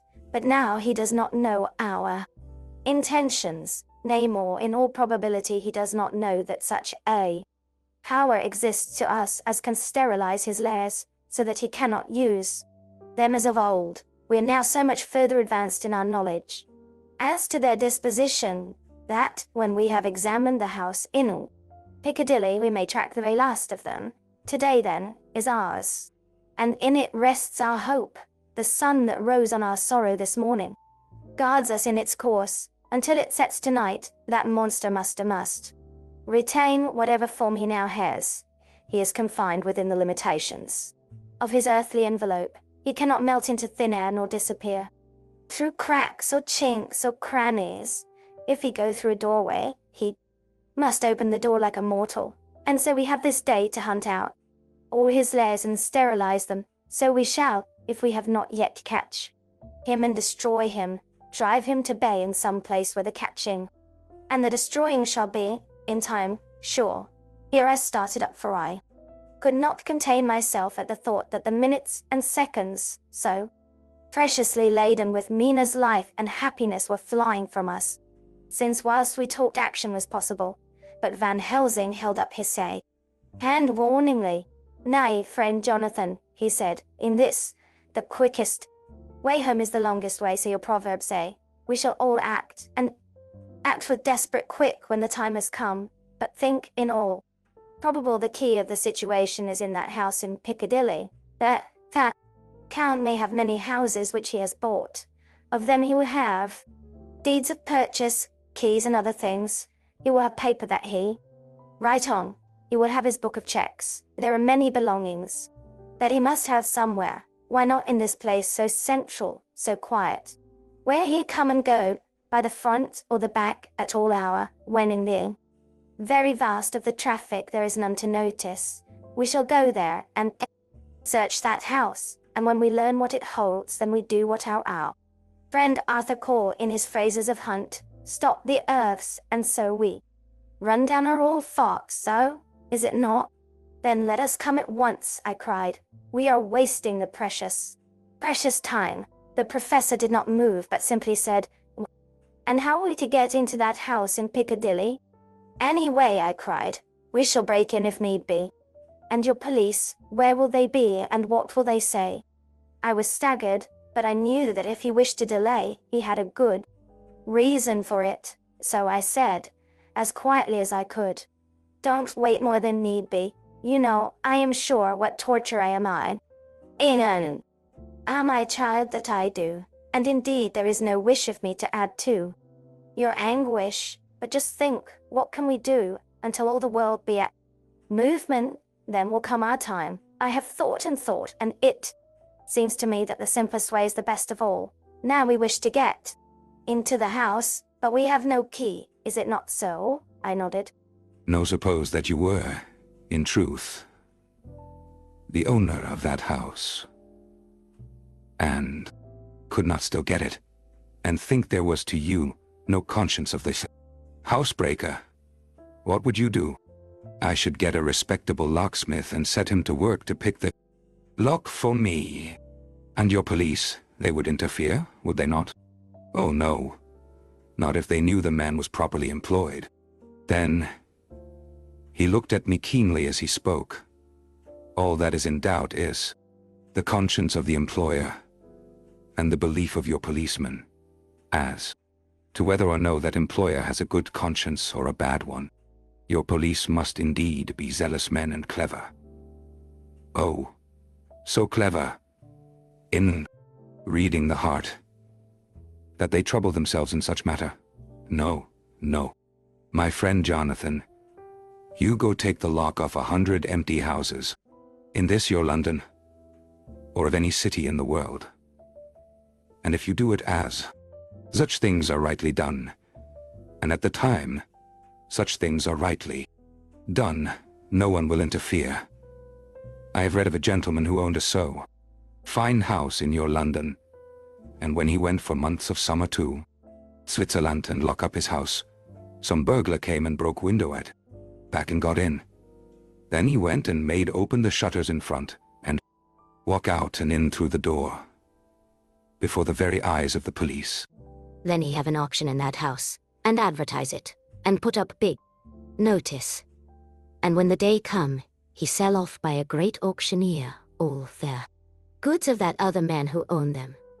Then he go to a builder, and he go sell him that house, making an agreement that he pull it down and take all away within a certain time, and your police and other authority help him all they can, and when that owner come back from his holiday in Switzerland, he find only an empty hole where his house had been. This was all done regle, and in our work we shall be being regel too. We shall not go so early that the policemen who have then little to think of shall deem it strange, but we shall go after 10 o'clock when there are many about, and when such things would be done were we indeed owners of the house. I could not but see how right he was, and the terrible despair of Mina's face became relaxed a thought. There was hope in such good counsel. Van Helsing went on. When once within that house we may find more clues.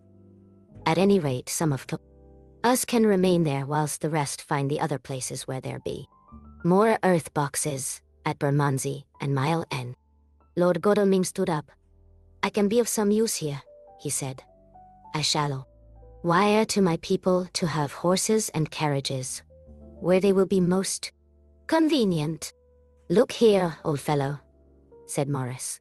It is a capital idea to have all ready in case we want to go horsebacking, but don't you think that one of your snappy carriages with its heraldic adornments in a byway at Walworth or Mile End would attract too much attention for our purposes. It seems to me that we ought to take cabs when we go south or east. And even leave them somewhere near the neighborhood we are going to. Friend Quincy is right, said the professor. His head is what you call in plane with the horizon. It is a difficult thing that we go to. And we do not want no peoples to watch us if so it may. Mina took a growing interest in everything, and I was rejoiced to see that the exigency of affairs was helping her to forget for a time. The terrible experience of the night. She was very, very pale, almost ghastly, and so thin that her lips were drawn away, showing her teeth in somewhat of prominence. I did not mention this last, lest it should give her needless pain. But it made my blood run cold in my veins to think of what had occurred with poor Lucy when the Count had sucked her blood. Yet there was no sign of the teeth growing sharper. But the time as yet was short, and there was time for fear. When we came to the discussion of the sequence of our efforts and of the disposition of our forces, there were new sources of doubt. It was finally agreed that before starting for Piccadilly, we should destroy Theonil, Count's lair close at hand.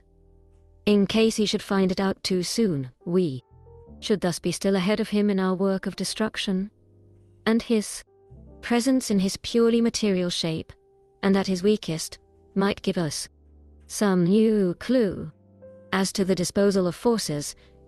It was suggested by the professor that, after our visit to Carfax, we should all enter the house in Piccadilly, that the two doctors and I should remain there, whilst Lord Godalming and Quincy found the lairs at Walworth and Mile End and destroyed them. It was possible, if not likely, the professor urged, that the Count might appear in Piccadilly during the day, and that if so, we might be able to cope with him then and there. At any rate, we might be able to follow him in force. To this plan I strenuously objected, so far as my going was concerned, for I said that I intended to stay and protect Mina. I thought that my mind was made up on the subject, but Mina would not listen to my objection. She said that there might be some law matter in which I could be useful, that amongst the Count's papers might be some clue which I could understand out of my experience in Transylvania, and that, as it was, all the strength we could muster, thus required to cope with the Count's extraordinary power, I had to give in, for Mina's resolution was fixed. She said that it was the last hope for her that we should all work together. As for me, she said, I have no fear. Things have been as bad as they can be, and whatever may happen must have in it some element of hope or comfort. Go, my husband. God can, if he wishes it, guard me as well alone as with any one present. So I started up crying out, then in God's name let us come at once, for we are losing time. The Count may come to Piccadilly earlier than we think. Not so, said Van Helsing, holding up his hand. But why? I asked. Do you forget, he said with actually a smile, that last night he banqueted heavily and will sleep late? Did I forget? Shall I ever? Can I ever? Can any of us ever forget that? Terrible scene. Mina struggled hard to keep her brave countenance. The pain overmastered her, and she put her hands before her face, shuddered whilst she moaned. Van Helsing had not intended to recall her frightful experience. He had simply lost sight of her and her part in the affair in his intellectual effort. When it struck him what he had said, he was horrified at his thoughtlessness and tried to comfort her. Oh, Madam Mina, he said. Dear, dear Madam Mina, alas, that I, of all who so reverence you, should have said anything so forgetful. These stupid old lips of mine and this stupid old head do not deserve. So, but you will forget it, will you not? He bent low beside her as he spoke. She took his hand, and looking at him through her tears, said hoarsely, No, I shall not forget, for it is well that I remember. and with it, I have so much in memory of you that is sweet, that I take it all together. Now you must all be going soon. Breakfast is ready, and we must all eat that we may be strong. Breakfast was a strange meal to us all. We tried to be cheerful and encourage each other, and Mina was the brightest and most cheerful of us.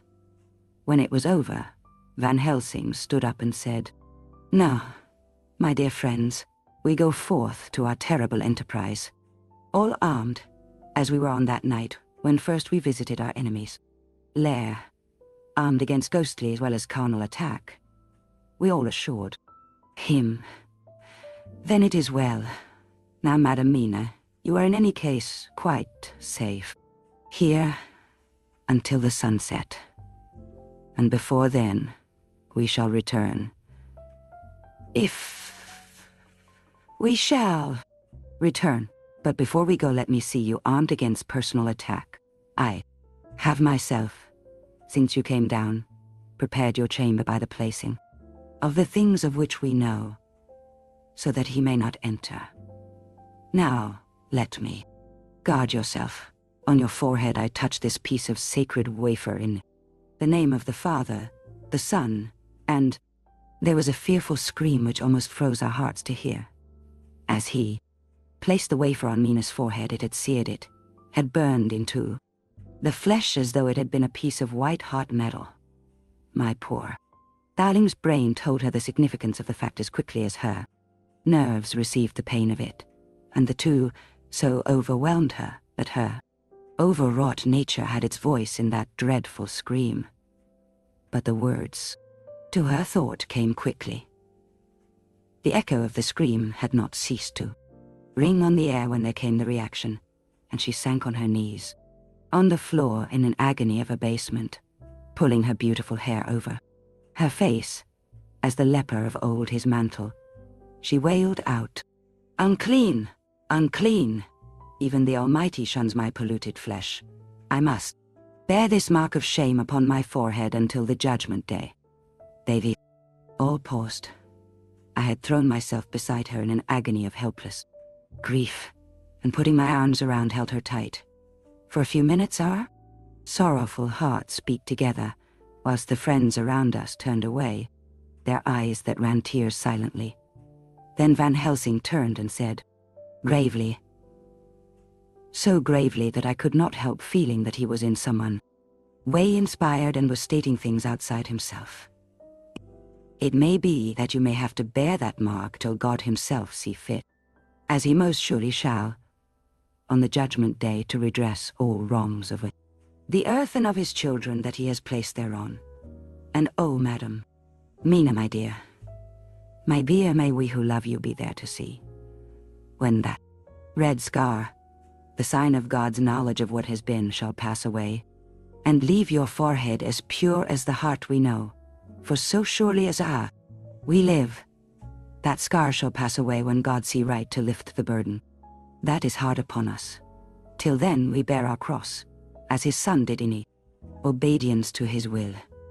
It may be that we are chosen instruments of his good pleasure, and that we ascend to his bidding as that other through stripes and shame, through tears and blood, through doubts and fears.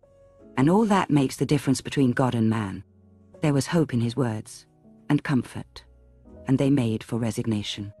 Mina and I both felt so, and simultaneously we each took one of the old man's hands and bent over and kissed it. Then without a word we all knelt down together, and all holding hands swore to be true to each other. We men pledged ourselves to raise the veil of sorrow from the head of her whom, each in his own way, we loved, and we prayed for help and guidance in the terrible task which lay before us. It was then time to start, so I said farewell to Mina, a parting which neither of us shall forget to our dying day, and we set out. To one thing I have made up my mind. If we find out that Mina must be a vampire in the end, then she shall not go into that unknown and terrible land alone. I suppose it is thus that in old times one vampire meant many, just as their hideous bodies could only rest in sacred earth. So the holiest love was the recruiting sergeant for their ghastly angst. We entered Carfax without trouble and found all things the same as on the first occasion. It was hard to believe that amongst so prosaic surroundings of neglect and dust and decay, there was any ground for such fear as we already knew, had not our minds been made up, and had there not been terrible memories to spur us on, we could hardly have proceeded with our task. We found no papers nor any sign of use in the house, and in the old chapel the great boxes looked just as we had seen them last. Dr. Van Helsing said to us solemnly, as we stood before them, "And now, my friends, we have a duty here to do. We must sterilize this earth, so sacred of holy memories, that he has brought from a far distant land for such fell use. He has chosen this earth because it has been holy. Thus we defeat him with his own weapon, for we make it more holy still. It was sanctified to such use of man, now we sanctify it too." God, as he spoke, he took from his bag a screwdriver and a wrench. Very soon the top of one of the cases was thrown open. The earth smelled musty and close, but we did not somehow seem to mind, for our attention was concentrated on the professor. Taking from his box a piece of the sacred wafer, he laid it reverently on the earth, and then shutting down the lid began to screw it home, we aiding him as he worked. One by one we treated in the same way each of the great boxes, and left them as we had found them to all appearance, but in each was a portion of the host. When we closed the door behind us, the professor said solemnly, "So much is already done. If it may be that with all the others we can be so successful, then the sunset of this evening may shine on Madame Mina's forehead all white as ivory and with no stain." As we passed across the lawn on our way to the station to catch our train, we could see the front of the asylum. I looked eagerly, and in the window of my room saw Mina. I waved my hand to her and nodded to tell that our work there was successfully accomplished. She nodded in reply, to show that she understood.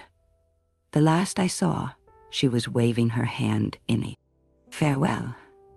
It was with a heavy heart that we sought the station and just caught the train, which was steaming in as we reached the platform.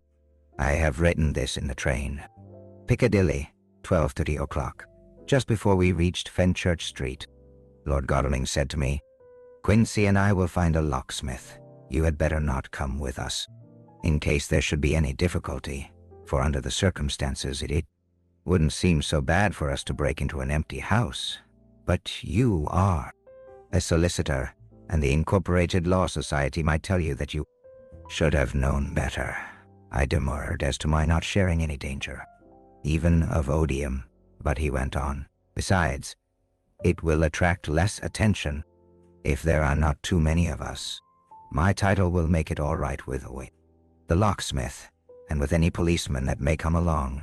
You had better go with Jack and the professor and stay in the Green Park, somewhere in sight of the house.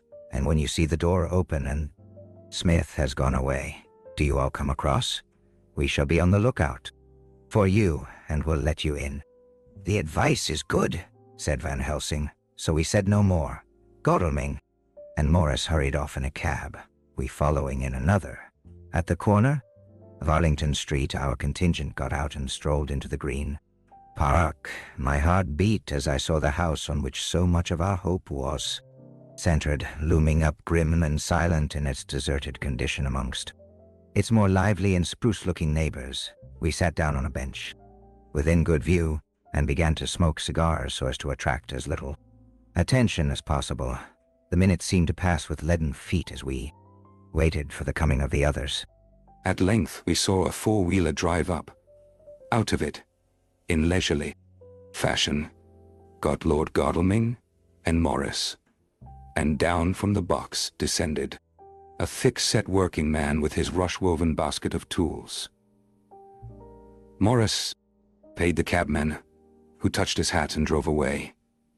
Together the two ascended the steps, and Lord Godalming pointed out what he wanted done. The workman took off his coat leisurely and hung it on one of the spikes of the rail, saying something to a policeman who just then sauntered along. The policeman nodded acquiescence, and the man kneeling down placed his bag beside him. After searching through it, he took out a pawning selection of tools which he proceeded to lay beside him in orderly fashion.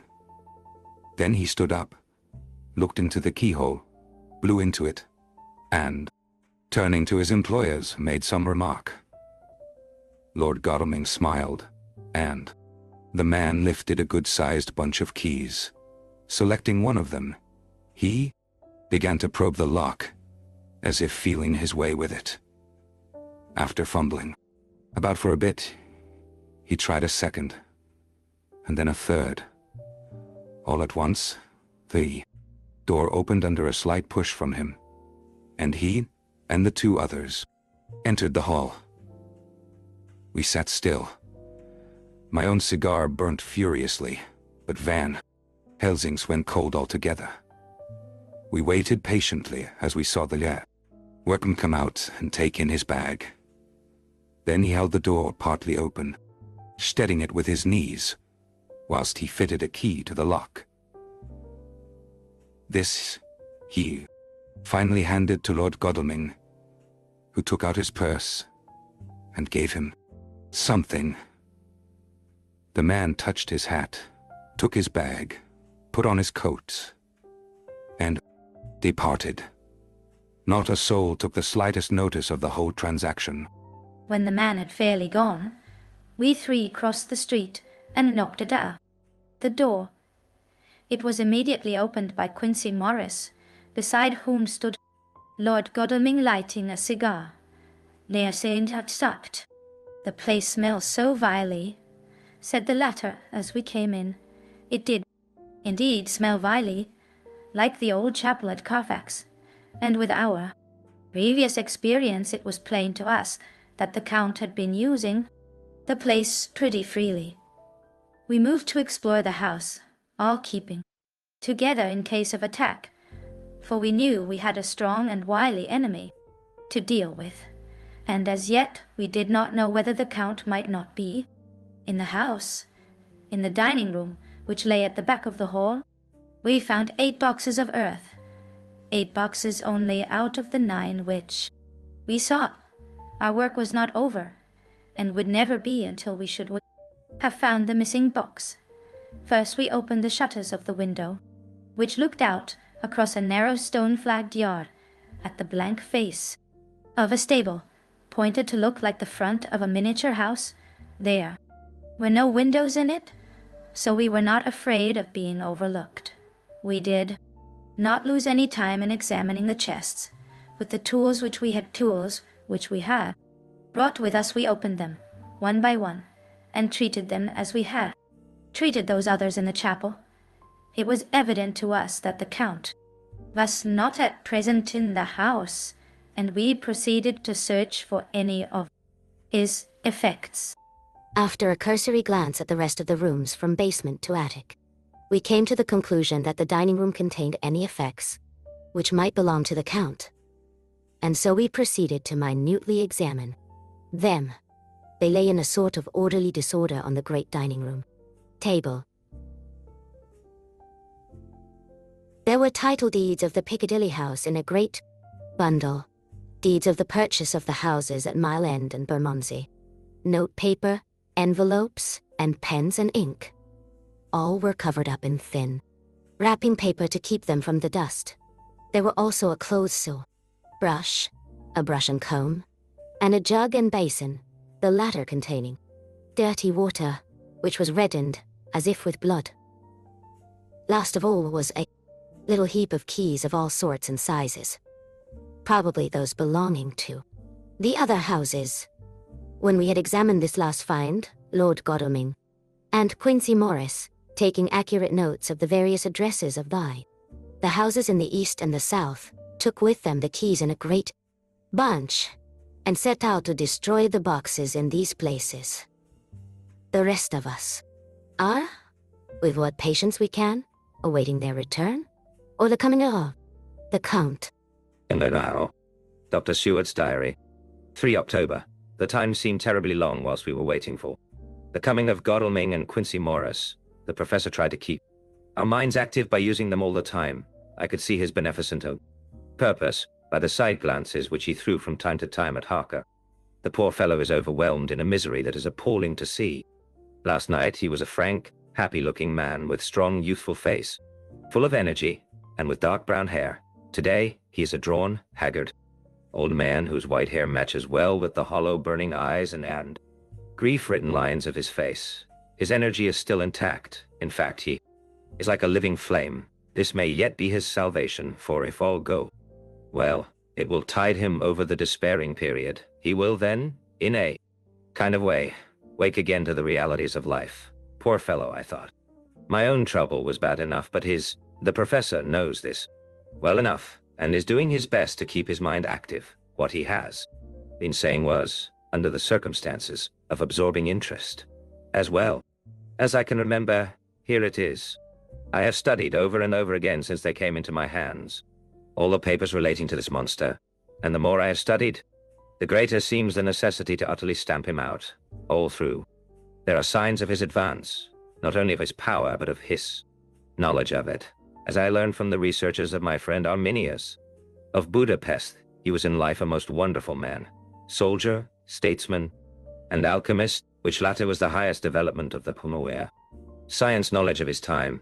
He had a mighty brain, a learning beyond compare, and a heart that knew no fear and no remorse.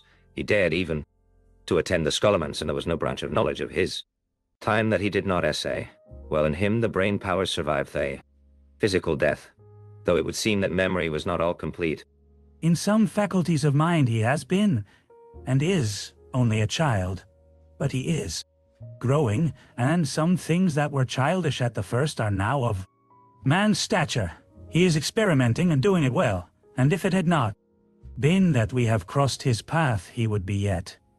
He may be yet, if we fail, the father or furtherer of a new order of beings, whose road must lead through death, not life. Arca groaned and said, "And this is all arrayed against my darling. But how is he experimenting? The knowledge may help us to defeat him. He has all along, since his coming, been trying his power. Slowly but surely, that big child brain of his is working. Well, for us it is, as yet, a child brain. For had he dared, at the first, to attempt certain things, he would long ago have been beyond our power. However, he means to succeed, and a man who has centuries before him can afford to wait, and to go slow. A festina lenta may well be his motto." "I fail to understand," said Harker wearily. "Oh, do be more plain too." "May! Perhaps grief and trouble are dulling my brain."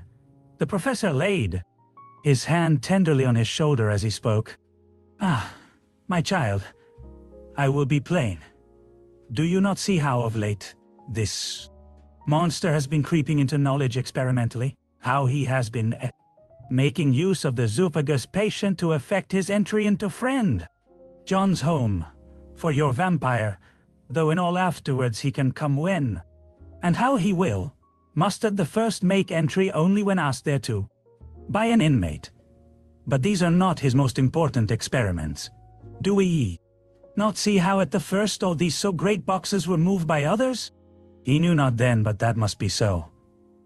But all the time that so great child brain of his was growing, and he began to consider whether he might not himself move the box, so he began to help. And then, when he found that this be all right, he tried to move them all alone, and so he progress, and he scatter these graves of him, and none but he know where they are hidden. He may have intend to bury them deep in the ground, so that he only use them in the night, or at such time as he can change his form. They do him equal well, and none may know these are his hiding place. But, my child, do not despair. This knowledge come to him just too late.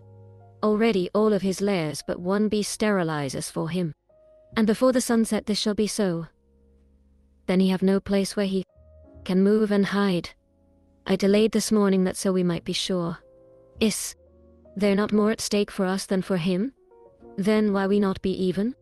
More careful than him? By my clock it is 1 hour, and already, if I'll be well. Friend Arthur and Quincy are on their way to us. Today's our day, and we must go sure, if slow, and lose no chance. See, there are 5 of us when those absent ones return. Whilst he was speaking, we were startled by a knock at the hall door. The double postman's knock of the telegraph boy. We all moved out too, the hall with one impulse, and Van Helsing, holding up his hand to us, to keep silence, stepped to the door and opened it. The boy handed in a dispatch. The professor closed the door again and, after looking at the theater direction, opened it and read it aloud. Look out for D. He has just now, 12:45. Come from Carfax hurriedly and they'll hasten towards the south. He seems to be going the round and may want it. To see you. Mina. There was a pause, broken by Jonathan Harker's voice. Now, God be thanked, we shall soon meet. Van Helsing turned to him quickly and said, God will act in his own way and time. Do not fear, and do not rejoice. As yet. For what we wish for at the moment may be our undoings. I care for nothing now, he answered hotly, except to wipe out this bruta from the face of creation. I would sell my soul to do it. Oh, hush, my child, said Van Helsing. God does not purchase souls in this wise. And the devil, though he may purchase, does not. Keep faith, but God is merciful and just, and knows your pain and your pain. Devotion to that dear Madame Mina. Think you how her pain would be doubled did she but hear your wild words? Do not fear, any of us are all devoted to this cause, and today shall see the end. The time is coming for action. Today this vampire is limit to the powers of man, and till sunset he may not change. It will take him time to arrive. Here. It is 20 minutes past 1, and there are yet some times before he can hither come, me never so quick. What we must hope for is that my Lord Arthur and Quincy arrive first. About half an hour after we had received Mrs. Harker's telegram, there came a quiet, resolute knock at the hall door. It was just an ordinary knock, such as is given hourly by thousands of gentlemen, but it made the professor's heart and mine beat loudly. We looked at each other, and together moved out into the hall. We each held ready to use our various armaments. The spiritual in the left hand, the moral in the right. Van Helsing pulled back the latch, and holding the door half open, stood back, having both hands ready for action. The gladness of our hearts must have shown upon our faces when on the step, close to the door, we saw Lord Godalming and Quincy Morris. They came quickly in and closed the door behind them, the former saying, as they moved along the hall, "It is all right. We found both places, 6 boxes in each, and we destroyed them all." Destroyed? Asked the professor. For him, we were silent for a minute, and then Quincy said, "There's nothing to do but to wait here, if, however, he doesn't turn up. By 5 o'clock, we must start off, for it won't do to leave Mrs. Harker alone after sunset." "He'll be here before long now," said Van Helsing, who had been consulting his pocketbook. "Nota bene, in Madam's telegram he went south from Carfax. That means he went across the river, and he could only do so at slack of tide, which should be something before 1 o'clock. That he went south has a meaning for us. He is as yet only suspicious, and he went from Carfax first to the place where he would suspect interference least. He must have been at Bermondsey only a short time before him. That he is not here already shows that he went to Milan next. This took him some time, for he would then have to be carried over the river in some way. Believe me, my friends, we shall not have long to wait now. We should have ready some plan of attack, so that We may throw away no chance. Hush, there is no time now. Have all your arms, be ready. He held up a warning hand as he spoke, for we all could have. Here a key, softly inserted in the lock of the hall door. I could not but admire, even at such a moment, the way in which a dominant spirit asserted itself. In all our hunting parties and adventures in different parts of the world, Quincy Morris had always been the one to arrange the plan of action, and Arthur and I had been accustomed to obey him implicitly. Now, the old habit seemed to be renewed instinctively. With a swift glance round the room, he at once laid out our plan of attack, and without speaking a word, with a gesture, placed us each in position. Van Helsing, Harker, and I were just behind the door, so that when it was opened, the professor could guard it, whilst we two stepped between the incomer and the door. Godalming behind and Quincy in front stood just out of sight, ready to move in front of the window. We waited in a suspense that made the seconds pass with nightmare slowness. The slow, careful steps came along the hall. The Count was evidently prepared for some surprise. At least, he feared it. Suddenly, with a single bound, he leaped into the room, winning away, past us before any of us could raise a hand to stay him.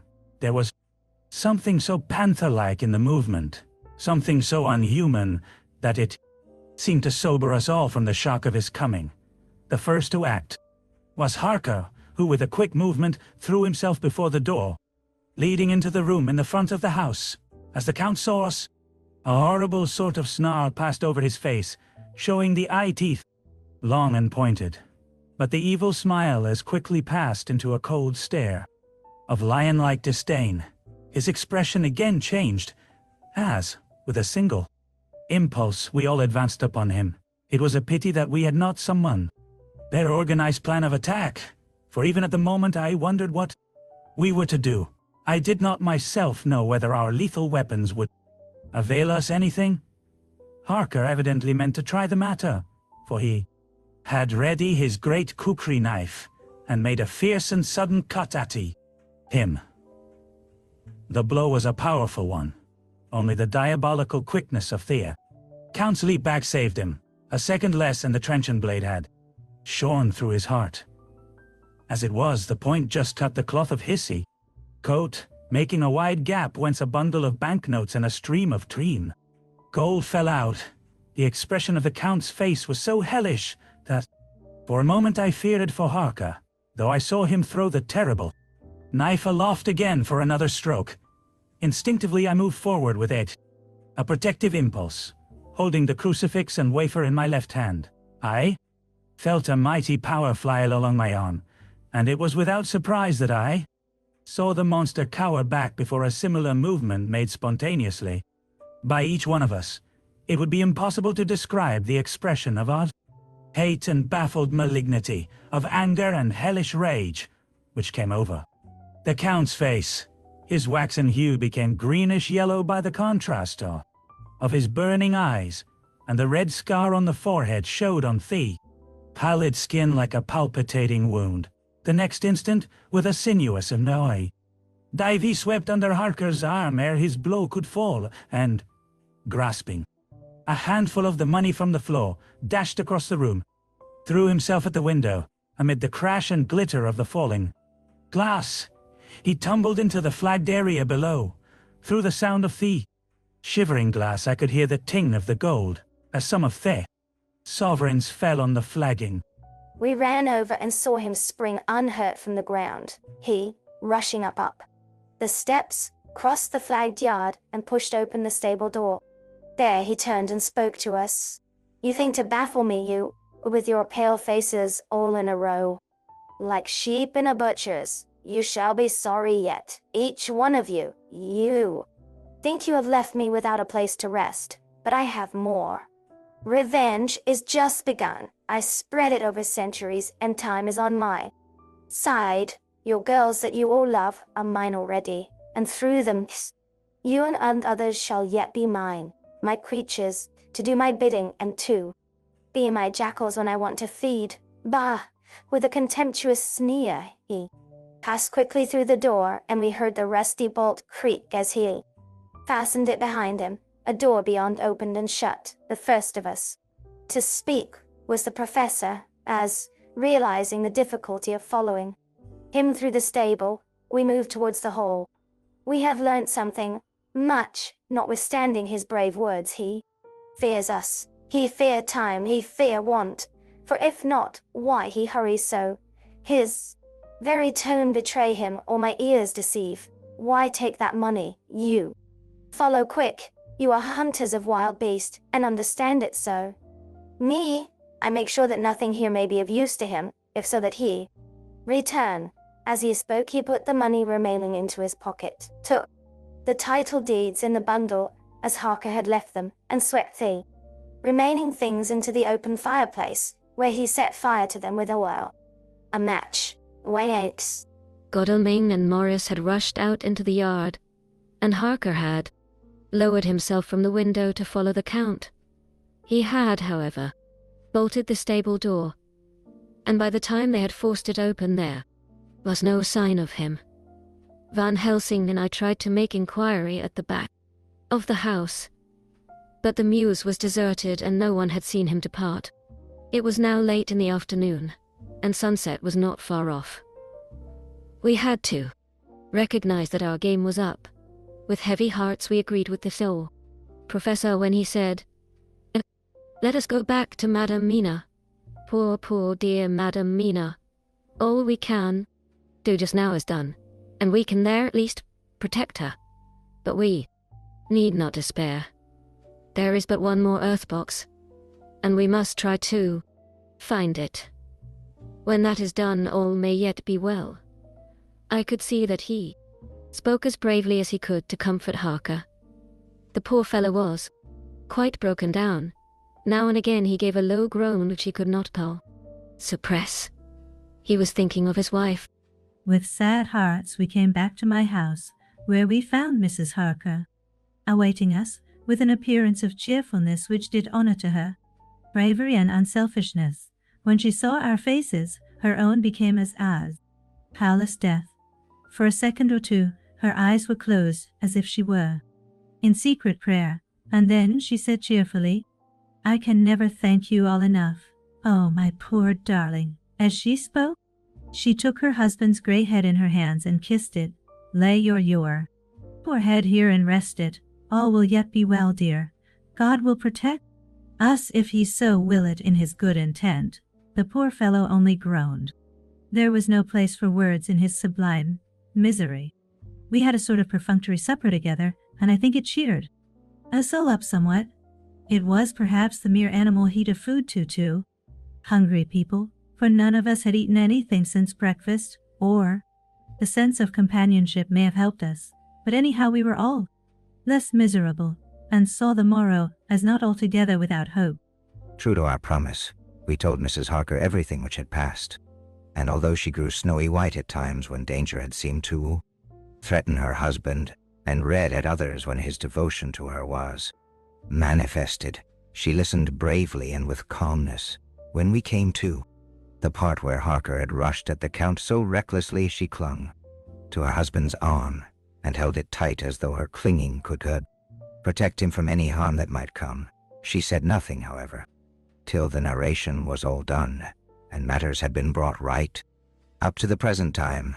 Then, without letting go her husband's hand, she stood up amongst us and spoke.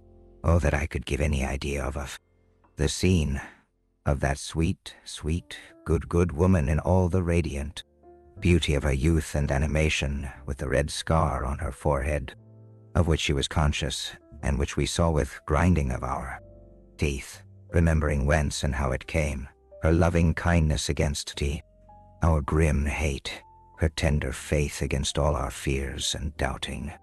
We, knowing that, so far as symbols went, she with all her goodness, and you, purity and faith, was outcast from God. "Jonathan," she said, and the word sounded like music on her lips. "Us so full of love and tenderness.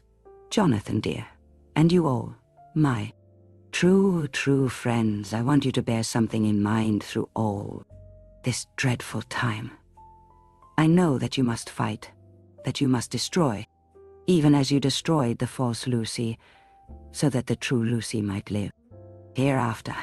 But it is not a work of hate, that poor soul who has wrought all this misery is the saddest case of all. Just think what will be his joy when he too is destroyed in his worser part, that his better part may have spiritual immortality. You must be pitiful to him too, though it may not hold your hands from his destruction. As she spoke, I could see her husband's face darken and draw together, as though the passion in him were shriveling his being to its core. Instinctively the clasp on his wife's hand grew closer, till his knuckles looked white. She did not flinch from the pain which I knew she must have suffered, but looked at him with eyes that were more appealing than ever. As she stopped speaking, he leapt to his feet, almost tearing his hand from hers as he spoke. And lo, may God give him into my hand, just for long enough to destroy that earthly life of him which we are aiming at. If beyond it I could send his soul for ever and ever to burning hell, I would do it. Oh, hush! Oh, hush! In the name of the good God, don't say such things. Jonathan, my husband, or you will crush me with fear and horror. Justice. Think, my dear. I have been thinking all this long, long day of it, that perhaps someday I too may need such pity, and that someone, other like you, and with equal cause for anger, may deny it to me. Oh, my husband, indeed I would have spared you such a thought, had there been another way, but I pray that God may not have treasured your wild words, except as the heartbroken wail of a very loving and sorely stricken man. Oh God, let these poor white hairs go in evidence of what he has suffered, who all his life has done no wrong, and on whom so many sorrows have come. We men were all in tears now. There was no resisting them, and we wept openly. She wept too, to see that her sweeter counsels had prevailed. Her husband flung himself on his knees beside her, and putting his arms round her, hid his face in the folds of her dress. Van Helsing beckoned to us, and we stole out of the room, leaving the two loving hearts alone with God. Before they retired, the professor fixed up the room against any coming of the vampire, and assured Mrs. Harker that she might rest in peace. She tried to school herself to the belief, and, manifestly for her husband's sake, tried to seem content. It was a brave struggle, and was, I think and believe, not without its reward. Van Helsing had placed at no hand a bell which either of them was to sound in case of any emergency. When they had retired, Quincy, Godalming, and I arranged that we should sit up, dividing the night between us, and watch over the safety of the sail. Poor stricken lady. The first watch falls to Quincy, so the rest of us will be off to bed as soon as we can. Godalming has already turned in, for his is the second watch. Now that my work is done, I too shall go to bed. Jonathan Harker's Journal. 3-4 October, close to midnight. I thought yesterday would never end.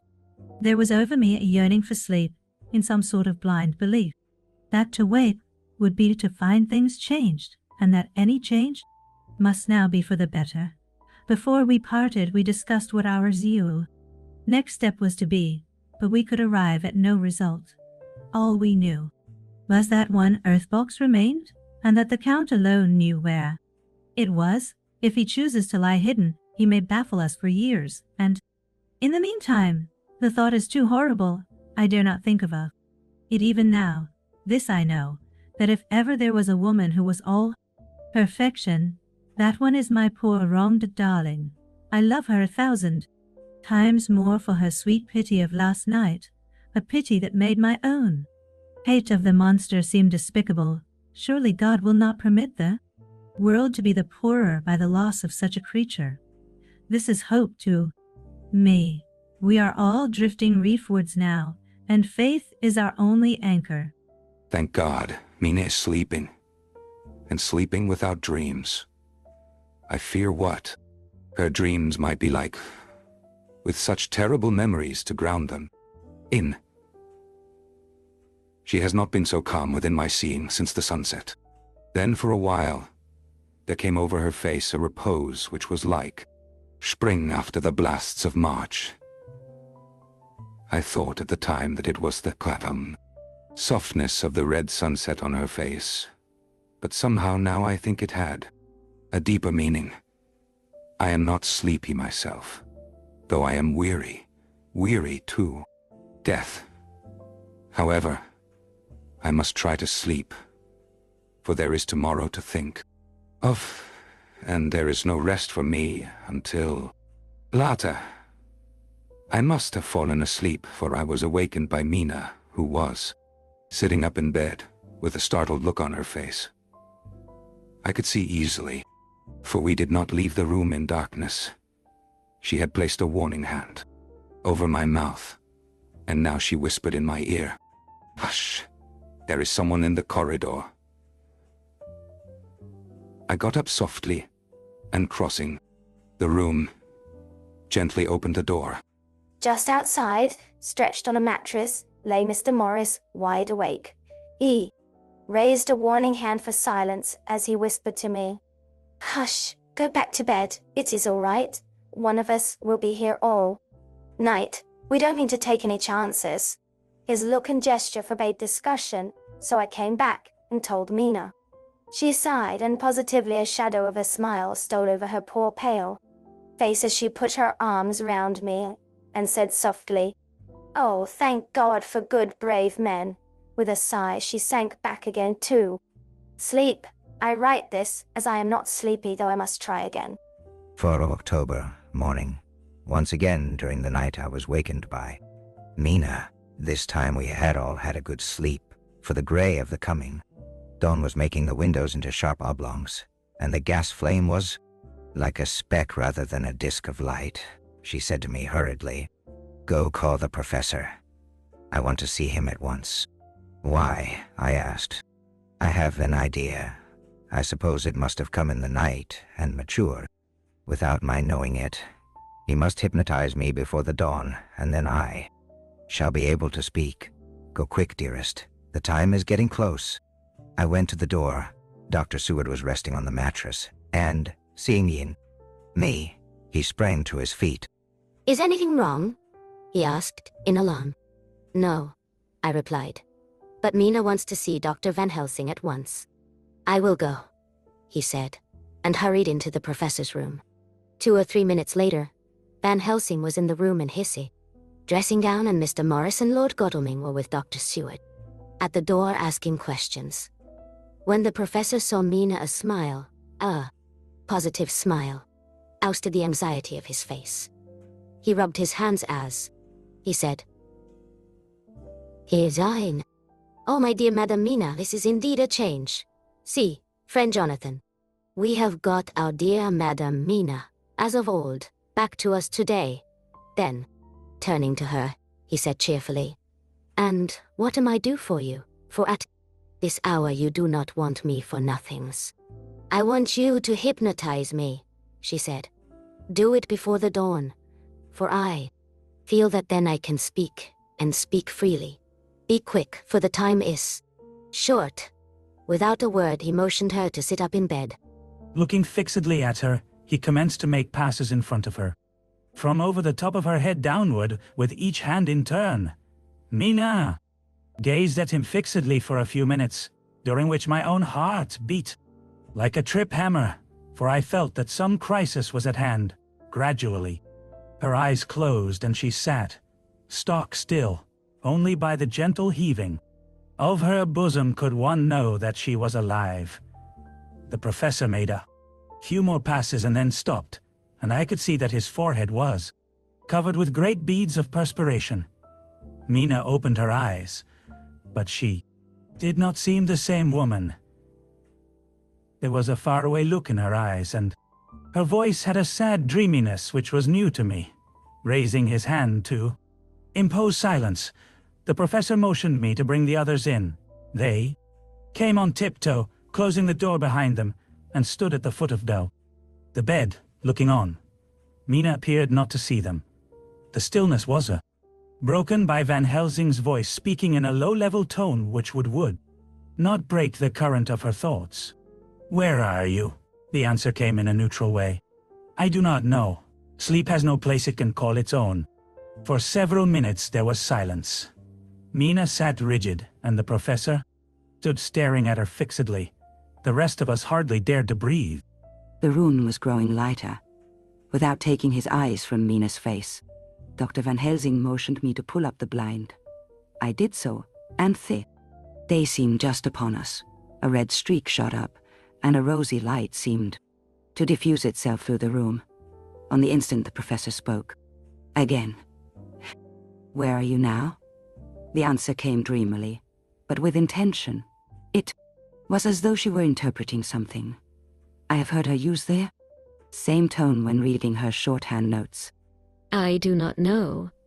It is all strange to me. What do you see? I can see nothing. It is all dark. What do you hear? I could detect the strain in the professor's patient voice. The lapping of water. It is gurgling by, and little waves leap. I can hear them on the outside. Then you are on a ship? We all looked at each other, trying to glean something each from the other. We were afraid to think. The answer came. Quick. Oh, yes. What else do you hear? The sound of men stamping overhead as they run about. There is the creaking of a chain, and the loud tinkle as the check of the capstan falls into the ratchet. What are you doing? I am still. Oh, so still. It is like death. The voice faded away into a deep breath, as of one sleeping, and the open eyes closed again. By this time the sun had risen, and we were all in the full light of day. Dr. Van Helsing placed his hands on Mina's shoulders and laid her head down softly on her pillow. She lay like a sleeping child for a few moments, and then, with a long sigh, awoke and stared in wonder too. Diez all around her. "Have I been talking in my sleep?" was all she said. She seemed, however, to know the situation without telling, though she was eager to know what she had told. The professor repeated the conversation, and she said, "You're not the young Theon, I'm not toward it in Hodis. Then there is not a moment to lose. It may not be yet too late. Mr. Morris and Lord Godalming started for the door, but the professor's calm voice called them back.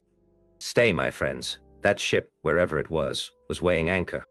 Whilst she spoke, "There are many ships weighing anchor at the moment in your so great port of London. Which of them is it that you seek? God be thanked that we have once again a clue, though whither it may lead us we know not.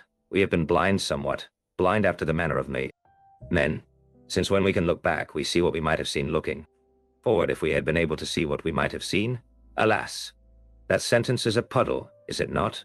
We can know now what was in the Count's mind when he seized that money, though Jonathan's so fierce knife put him in the danger that even he dread.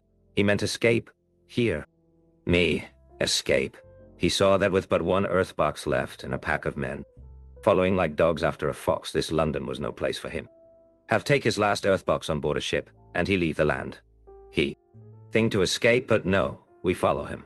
Tally-ho, as friend Arthur would say when he put on his red frock. Our old fox is wily. Oh, so wily. And we must follow with wile. I too am wily, and I think his mind in a little while. In meantime we may rest and in peace, for there are waters so between us which he do not want to pass, and which he could not if he would, unless the ship were to touch the land, and then only at full oar. Slack tide. See, and the sun is just rose, and all day to sunset is to us. Let us take bath and dress and have breakfast which we all need, and which we can eat comfortable, since he be not in the same land with it. Us. Mina looked at him appealingly as she asked, "But why need we seek him further, when he has gone away from us?" Took her hand and patted it as he replied, "Ask me nothing as yet. When we have breakfast, then I answer all questions." He would say no more, and we separated to dress. After breakfast, Mina repeated her question. He looked at her gravely for a minute, and then said sorrowfully, "Because, my dear, dear Madam Mina, now more than ever must we find him. Even if we have to follow him to the jaws of hell." She grew paler as she asked faintly, "Why?" "Because," he answered solemnly, "he can live for centuries, and you are. But, mortal woman, time is now to be dreaded, since once he put that mark upon your throat." I was just in time to catch her, as she fell forward in a faint. Chapter 24. Dr. Zewart's phonograph diary spoken by Van Helsing. This to Jonathan Harker. You are to stay with your dear Madam Mina. We shall go to make our search, if I can call it so, for it is not search, but knowing. And we seek confirmation only. But do you stay and take care of her today? This is your best and most holiest office. This day nothing can find him. Here, let me tell you that so you will know what we foreknow already. For I have tell them, he, our enemy, have gone away. He have gone back to his castle in Transylvania. I know it so well, as if a great hand of off fire wrote it on the wall. He have prepared for this in some way. That last earth box was ready to ship somewheres. For this he took the AudioBook Dracula money. For this he hurry at the last, lest we catch him before the sun go down. It was his last hope, save that he might hide in the tomb that he think poor Miss Lucy, being as he thought like him, keep open to him. But there was not of time. When that fail, he makes straight for his last resource. His last earthwork, I might say, did I wish double ente. Is clever, oh so clever, he know that his game here was finish, and so he decide he go back home. He find ship going by the route he came. He go in it. We go off now to find what ship and whither bound. When we have discovered that, we come back and tell you all. Then we will comfort you and poor dear Madam Mina with new hope. For it will be hope when you think it over, that all is not lost.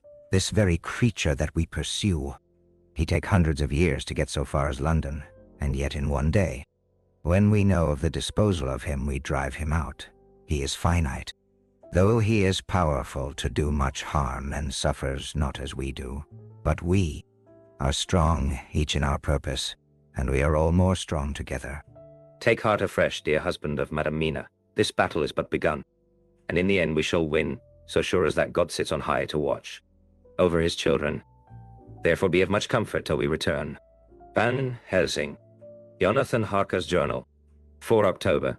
When I read to Mina Van Helsing's message in the Kia phonograph, the poor girl brightened up considerably. Already the fact, certainty that the Count is out of the country has given her comfort, and comfort is strength to her. For my own part, now that this horrible danger is not face to face with us, it seems almost impossible to believe in it. Even my own terrible experiences in Castle Dracula seem like a long-forgotten dream, here in the crisp autumn air and the bright sunlight. Alas, how can I disbelieve? In the midst of my thought, my eye fell on the red scar on my poor darling's white forehead. Whilst that lasts, there can be no disbelief, and afterwards the very memory of it will keep faith crystal clear. Mina and I fear to be idle, so we have been tell over all the diaries again and again. Somehow, although the reality seems greater each time, the pain and the fear seem less. There is something of a guiding purpose manifest throughout, which is comforting. Mina says that perhaps we are the instruments of ultimate good. It may be. I shall try to think as she does. We have never spoken to each other. Yet of the future, it is better to wait till we see the professor and the others after their investigations. The day is running by more quickly than I ever thought a day could run. For me again, it is now 3 o'clock. Mina Harker's journal. 5 October 5 p.m. Our meeting for report. Present. Professor Van Helsing, Lord Godalming, Dr. Seward, Mr. Quincy Morris, Jonathan Harker, Mina Harker. Data 20 Danis 20 Zanata Salperidane. Dr. Van Helsing described what steps were taken during the day to discover on what boat and whither-bound Count Dracula made his escape. As I knew that he wanted to get back to Transylvania, I felt sure that he must go by the Danube mouth, or by somewhere in the Black Sea, since By that way he come, it was a dreary blank that was before us. Omne ignotum pro magnifico. And so with heavy hearts, we start to find what ships leave for the Black Sea last night. He was in sailing ship. Since then, Madam Mina tell of sails being set. These not so important as to go in your list of the shipping in the chimes. And so we go, by suggestion, of my Lord Godalming, to your Lloyd's, where our note of all ships that sail, however so small. There we find that only one Black Sea bound ship go out with the tide. She's the Tsarina Catherine, and she sail from Doolittle's wharf for Varna, and thence on to other parts in Upper, the Danube. So, said I, this is the ship whereon is the Count. So, off we go to Doolittle's wharf, and there we find a man in an office, of wood so small that the man looked bigger than the office. From him we inquire of the goings of the Tsarina Catherine. He swear much, and he red face and louder voice, but he good fellow all the same. And when Quincy give him something from his pocket which crackle as he roll it up, and put it in a so small bag, which he have hid deep in his clothing, he still better fellow and humble servant to us. He come with us, and ask many men who are rough and hot. These be better fellows too, and they have been no more thirsty. They say much of blood and bloom, and of others which I comprehend not, though I guess what they mean. But nevertheless they tell us all things which we want to know. They make known to us among them how last afternoon at about 5:00 comes a man so hurry, a tall man, thin and pale, with high nose and teeth so white, and eyes that seem to be burning, that he be gone, all in black, except that he have a hat of straw which suit not him or the time, that he scatter his money in making quick inquiry as to what ship sails for the Black Sea and for where. Some took him to the office, and then to the ship, where he will not go aboard but halt at shore, end of gangplank, and ask that the captain come to him. The captain come when told that he will be pay well, and though he swear much at the first he agree to term. Then the thin man go and someone tell him where horse and cart can be hired. He go there, and soon he come again, himself driving cart on which is a great box. This he himself lifter down, though it takes several to put it on truck for the ship. He give much talk to captain as to how and where his box is to be placed. But the captain like it not, and swear at him in many tongues, and tell him that if he like he can come and see where it shall be. But he say no, that he come not yet, for that he have much to do, whereupon the captain tell him that he had better be quick with blood, for that his ship will leave the place of blood before the turn of the tide with blood. Then the thin man smile, and say that of course he must go when he think fit, but he will be surprised if he go quite so soon. The captain swear, again polyglot, and the thin man make him bow, and thank him, and say that he will so far intrude on his kindness as to come aboard before the yacht sailing. Final the captain, more red than ever, and in more tongues, tell him that he doesn't want no Frenchman with bloom upon the mand, also with blood in his ship, with blood on her also, and so after asking where there might be close at hand a ship where he might purchase ship's forms. He departed. No one knew where he went, or bloomin' well cared, as they said, for they had something else to think of. Well, with blood again, for it soon became apparent to all that the Tsarina Catherine would not sail us as expected. A thin mist began to creep up from the river, and it grew and grew, till soon a dense fog enveloped the ship and all around her. The captain swore polyglot, very polyglot, polyglot with bloom and blood. But he could do nothing. The water rose and rose, and he began to fear that he would lose the tide altogether. He was in no friendly mood when just at full tide The thin man came up the gangplank again and asked to see where his box had been stowed. Then the captain replied that he wished that he and his box, old and with much bloom and then blood, were in hell. But the thin man did not be offended and went down with the mate and saw where it was placed and came up and stood a while on deck in fog. He must have come off by himself, for none noticed him.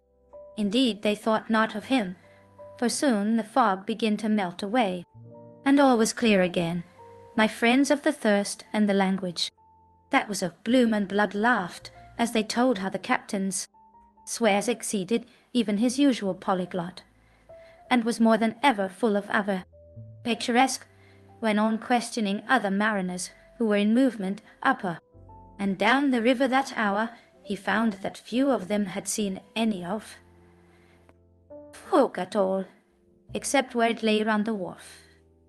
However, the ship went out on the ebb tide, and was doubtless by morning far down the river mouth. She was by then, when they told us, well out to sea. And so, my dear Madam Mina, it is that we have to rest for a time, for our enemy is on the sea, with the fog at his command, on his way to the Danube mouth. To sail a ship takes time, go she never so quick, and when the Anisal we start, we go on land more quick, and we meet him there.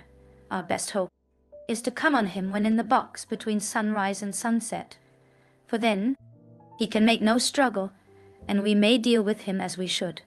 There are days for us in which we can make ready our plan. We know all about where he go, for we have seen the owner of the ship, who have shown us invoices and all papers that can be. The box we seek is to be landed in Vanna, and to be given to an agent, one Ristix, who will there present his credentials, and so our merchant friend will have done his part. When he asks if there be any wrong, for that so he can telegraph and have inquiry made at Varna, we say, no, for what is to be done is not for police or of the customs. It must be done by us alone and in our own way. When Dr. Van Helsing had done speaking, I asked him if it were certain that the Count had remained on board the ship. He replied, we have the best proof of that, your own evidence, when in the hypnotic trance.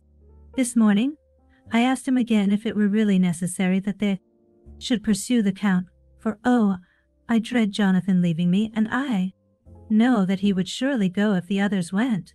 He answered in growing passion, at first quietly. As he went on, however, he grew more angry and more forceful, till in the end we could not but see wherein was at least some of that personal dominance which made him so long a master amongst men. Yes, it is necessary, for your sake in the first, and then for the sake of humanity. This monster has done much harm already, in the narrow scope where he find himself, and in the short time when as yet he was only as a body groping his so small measure in darkness, and not knowing. All this have I told these others. You, my dear Madam Mina, will learn it in the phonograph of my friend John, or in that of your husband.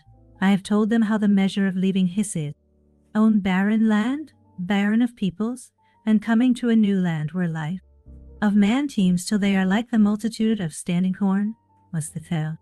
Work of centuries, were another of the undead, like him, to try to do what he has done. Perhaps not all the centuries of the world that have been, or that will be, could aid him.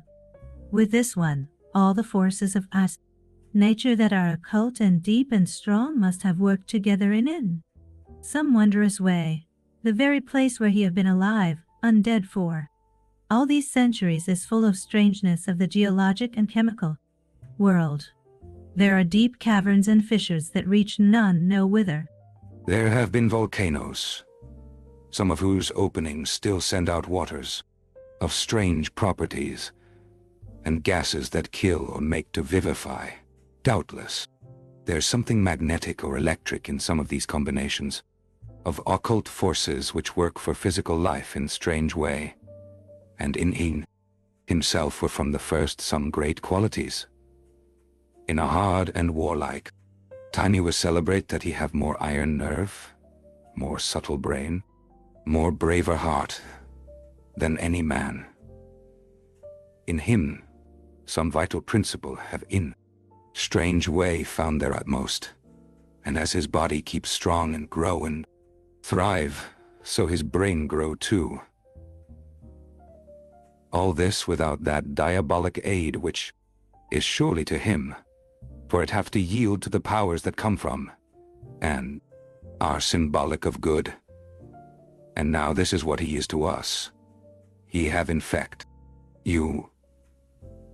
Oh, forgive me, my dear, that I must say such, but it is for good of you that I speak. He infect you in such wise, that even if he do know more, you have only to live in your own old sweet way, and so, in time, death, which is of man's common lot, and with God's sanction, shall make you like to him. This must not be. We have sworn together that it must not. Thus are we ministers of God's own wish, that the world and men for whom his Son die will not be given over to monsters, whose very existence would defame him. He have allowed us to redeem one soul already, and we go out as the old knights of the cross to redeem more. Like them we shall travel towards the sunrise, and like them, if we fall in good cause. He paused, and I said, but will not the Count take his rebuff wisely? Since he has been driven from England, would he not avoid it, as a tiger does the village from which he has been hunted? Aha, he said, your simile of the tiger good for me, and I shall adopt him. Your man-eater, as they of India call the tiger who has once taste blood of the human, care no more for other prey, but prowl unceasing till he get him. This that we hunt from our village is a tiger too, a man-eater, and he never cease to prowl. Nay, in himself he is not one to retire and stay afar. In his life, his living life, he go over the Turkey frontier and attack his enemy on his own ground. He be baying back, but did he stay? No. He come again, and again, and again.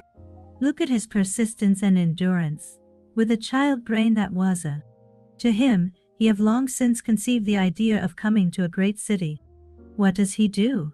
He find out the place of all the world most of promise for him. Then he deliberately set himself down to prepare for the task. He find in patience just how is his strength, and what are his powers. He study new tongues. He learn new social life, new environment of old ways, the politic, the law, the finance, the science, the habit of a new land and a new people who have come to be since he was. His glimpse that he have had but his appetite only and keen his desire. Nay, it he help him to grow as to his brain, for it all proved to him how right he was at the first in his surmises. He have done this alone, all alone, from a ruined tomb in a forgotten land. What more may he not do when the fail greater world of thought is open to him?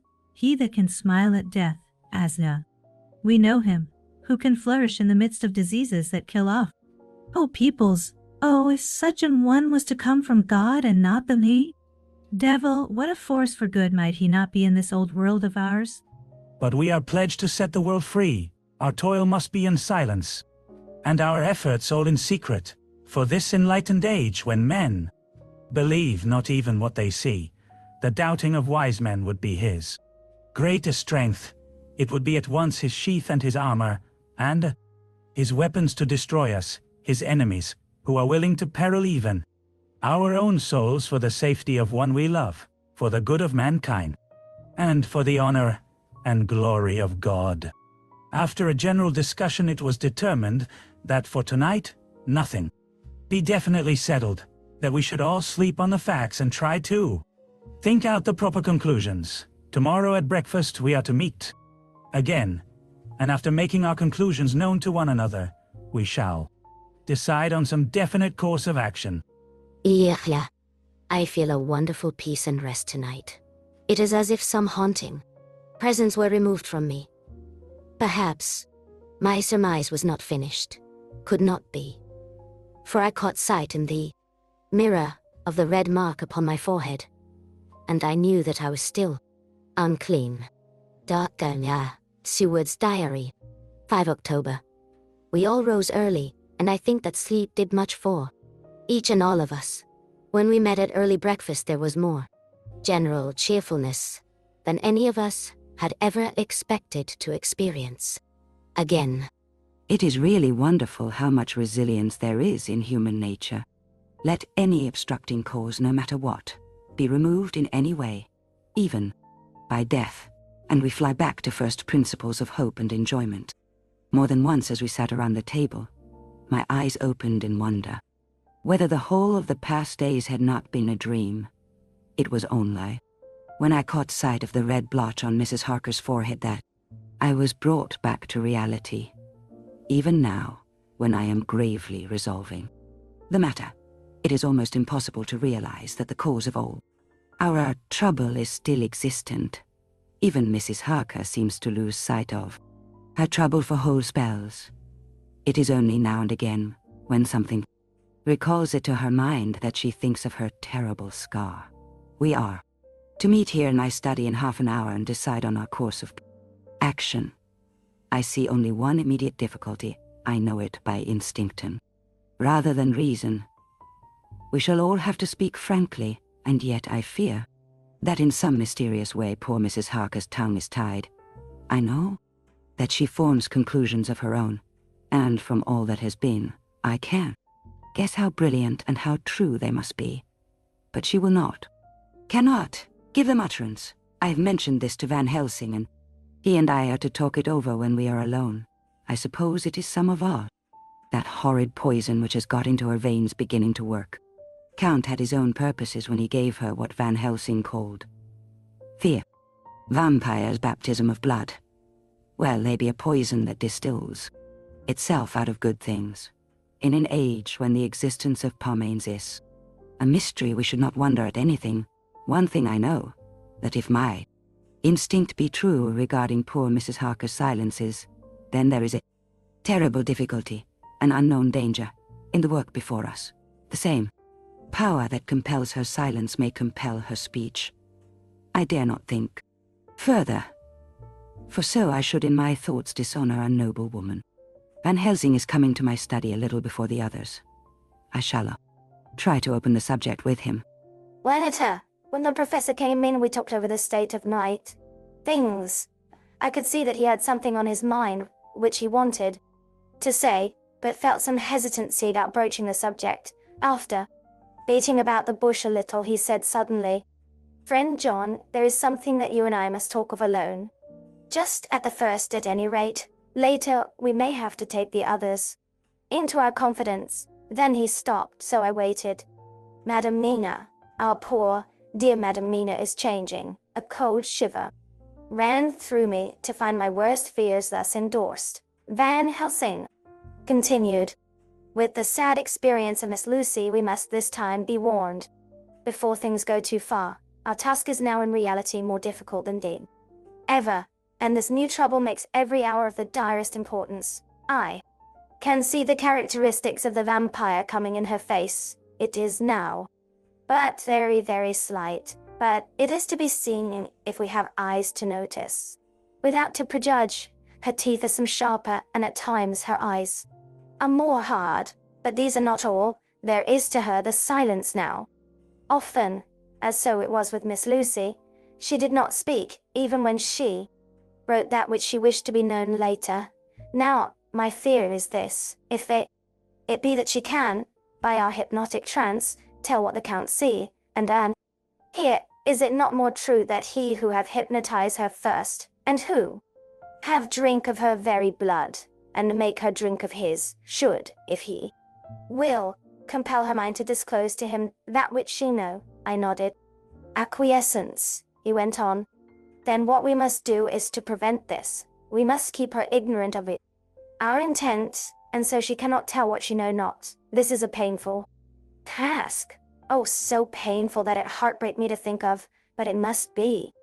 When today we meet, I must tell her that for reason which we will not to speak, she must not more be of our counsel, but be simply guarded by us. He wiped his forehead, which had broken out in profuse perspiration, at the thought of the pain which he might have to inflict upon the poor soul already so tortured. I knew that it would be some sort of comfort to him if I told him that I also had come to the same conclusion, for, at any rate, it would take away the pain of doubt. I told him, and the effect was as I expected. It is now close to the time of our general gathering. Van Helsing has gone away to prepare for the meeting and his painful part of it. Really believe his purpose is to be able to pray alone. Latter, at the very outset of our meeting, a great personal relief, thus experienced by both Van Helsing and myself. Mrs. Harker had sent a message by her husband to say that she would not join us at present, as she thought it better that we should be free to discuss our movements. Without her presence to embarrass us, the professor and I looked at each other for an instant, and somehow we both seemed relieved. For my own part, I thought that if Mrs. Harker realized the danger herself, thus much pain as well as much danger averted, under the circumstances, we agreed, by a questioning look and answer, with finger on lip, preserve silence of our suspicions until we should have been able to confer alone again. We went at once into our plan of campaign. Van Helsing roughly put the facts before us first.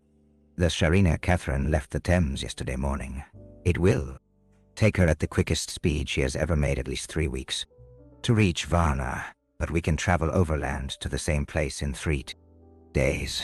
Now, if we allow for 2 days less for the ship's voyage, owing to such weather influences as we know that the Count can bring to bear, and if we allow a whole day and night for any delays which may occur to us, then we have a margin of nearly 2 weeks. Thus, in order to be quite safe, we must leave here on 17th at latest. Then we shall at any rate be in Varna a day before the ship arrives and able to make such preparations as may be necessary. Of course, we shall all go armed against evil things, spiritual as well as physical. Here, Quincy Morris added, I understand that the Count comes from a wolf country, and it may be that he will get there before us. I propose that we add Winchesters to our armament. I have a kind of belief in a Winchester when there is any trouble of that sort around. Do you remember, Art, when we had the pack after us at Tobolsk? What wouldn't we have given then for a repeater? A piece. Good, said Van Helsing. Winchesters it shall be. Quincy's head is level at all times, but most so when there is to hunt, though my metaphor be more dishonor to science than wolves be of danger to man. In the meantime, we can do nothing here. And as I think that Varna is not familiar to any of us, why not go there more soon? It is as long to wait. Here is there. Tonight and tomorrow, we can get ready. And then, if all be well, we 4 can set out on our journey. We 4, said Harker interrogatively, looking from one to another of us. Of course, answered the professor quickly. You must remain to take care of your so sweet wife.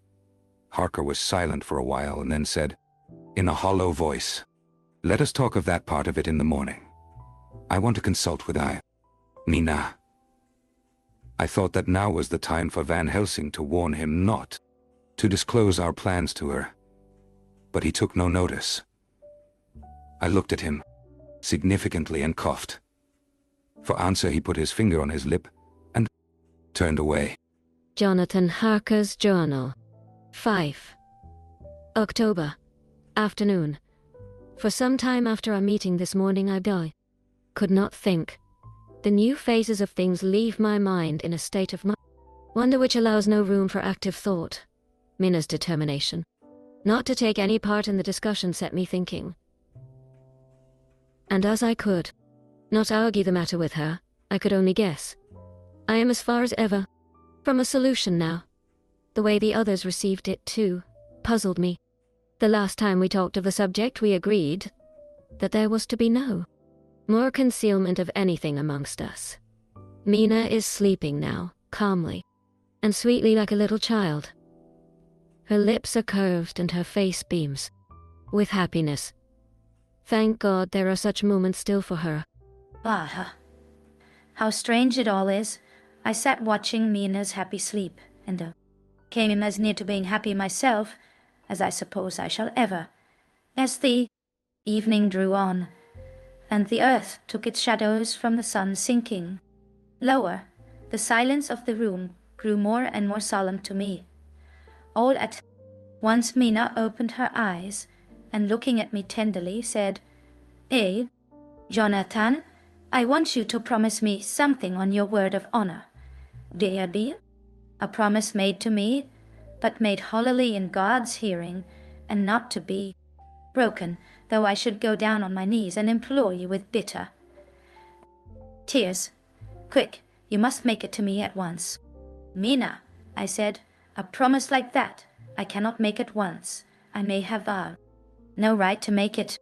But, dear one, she said, with such spiritual intensity that her eyes were like pole stars, it is I who wish it, and it is not for myself. You can ask Dr. Van Helsing if I am not right. If he disagrees, you may do as you will. Nay more, if you all agree later, you are absolved from the promise. I promise, I said, and for a moment she looked supremely happy, though, to me, all happiness for her was denied by the red scar on her forehead. She said, promise me that you will not tell me anything of the plans formed for the campaign against the Count, not by word or inference or implication, not at any time whilst this remains to me. And she solemnly pointed to the scar. I saw that she was in earnest and said, solemnly, I promise.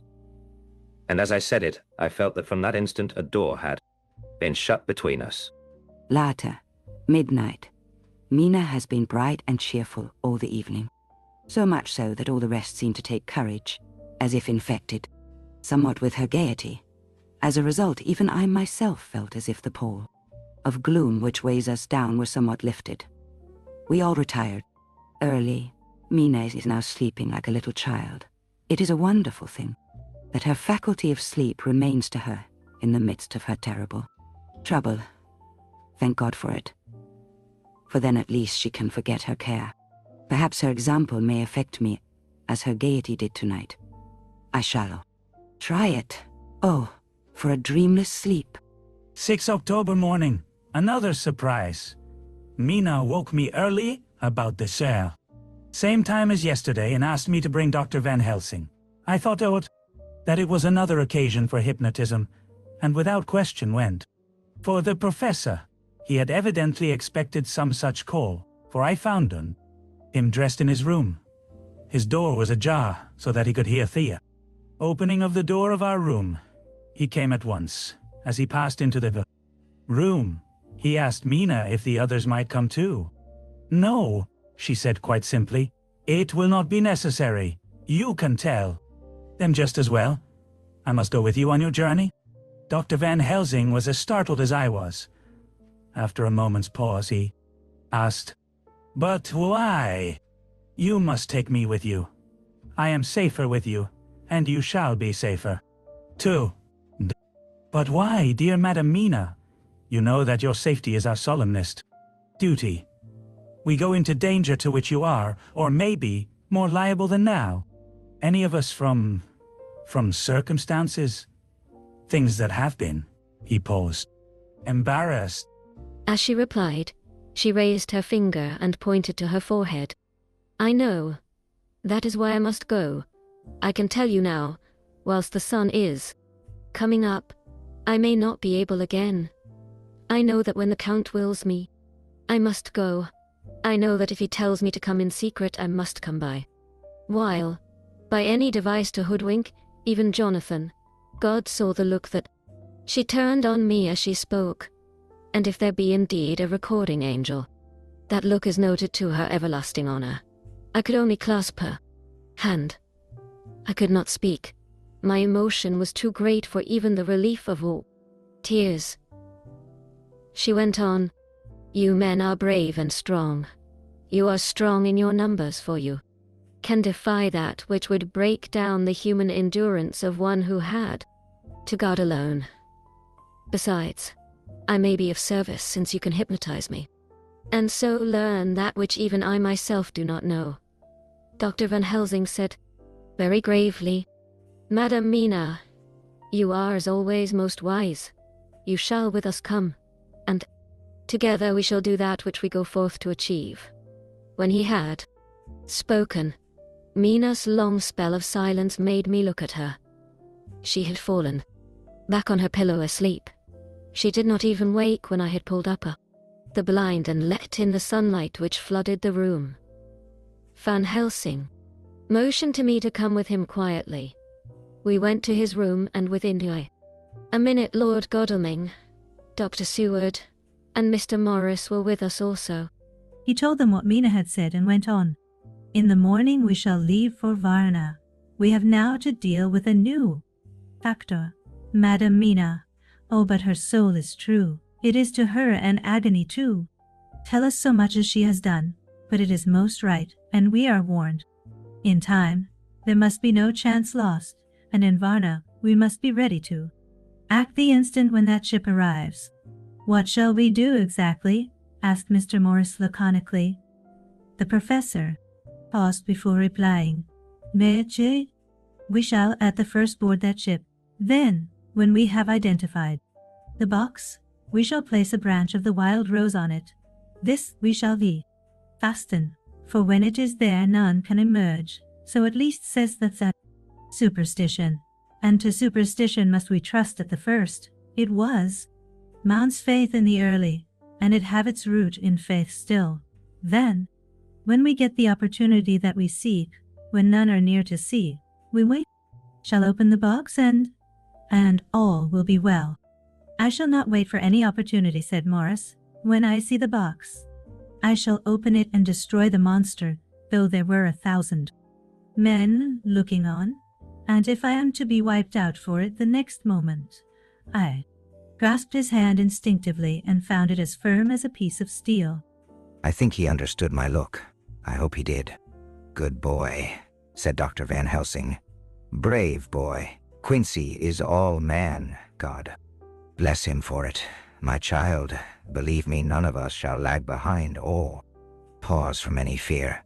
I do but say what we may do, what we must do, but indeed, we cannot say what we shall do.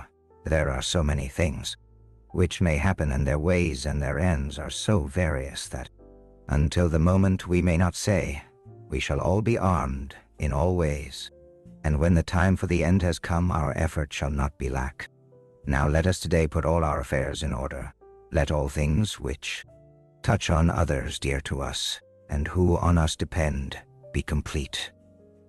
For none of us can tell what, or when, or how the end may be. As for me, my own affairs are regulate, and as I have nothing else to do, I shall go make arrangement for the travel. I shall have all tickets and so forth for our journey." There was nothing further to be said, and we parted. I shall now settle up all my affairs of earth and be ready for whatever may come latter. It is all done. My will is made, and all complete. Mina, if she survive, is my sole heir. If it should not be so, then the others who have been so good to us will have remainder. It is now drawing towards the sunset. Mina's uneasiness calls my attention to it. I am sure that there is something on her mind which the time of exact sunset will reveal. These occasions are becoming harrowing times for us all. For each sunrise and sunset opens up some new danger, some new pain, which, however, may in God's will be means to a good end.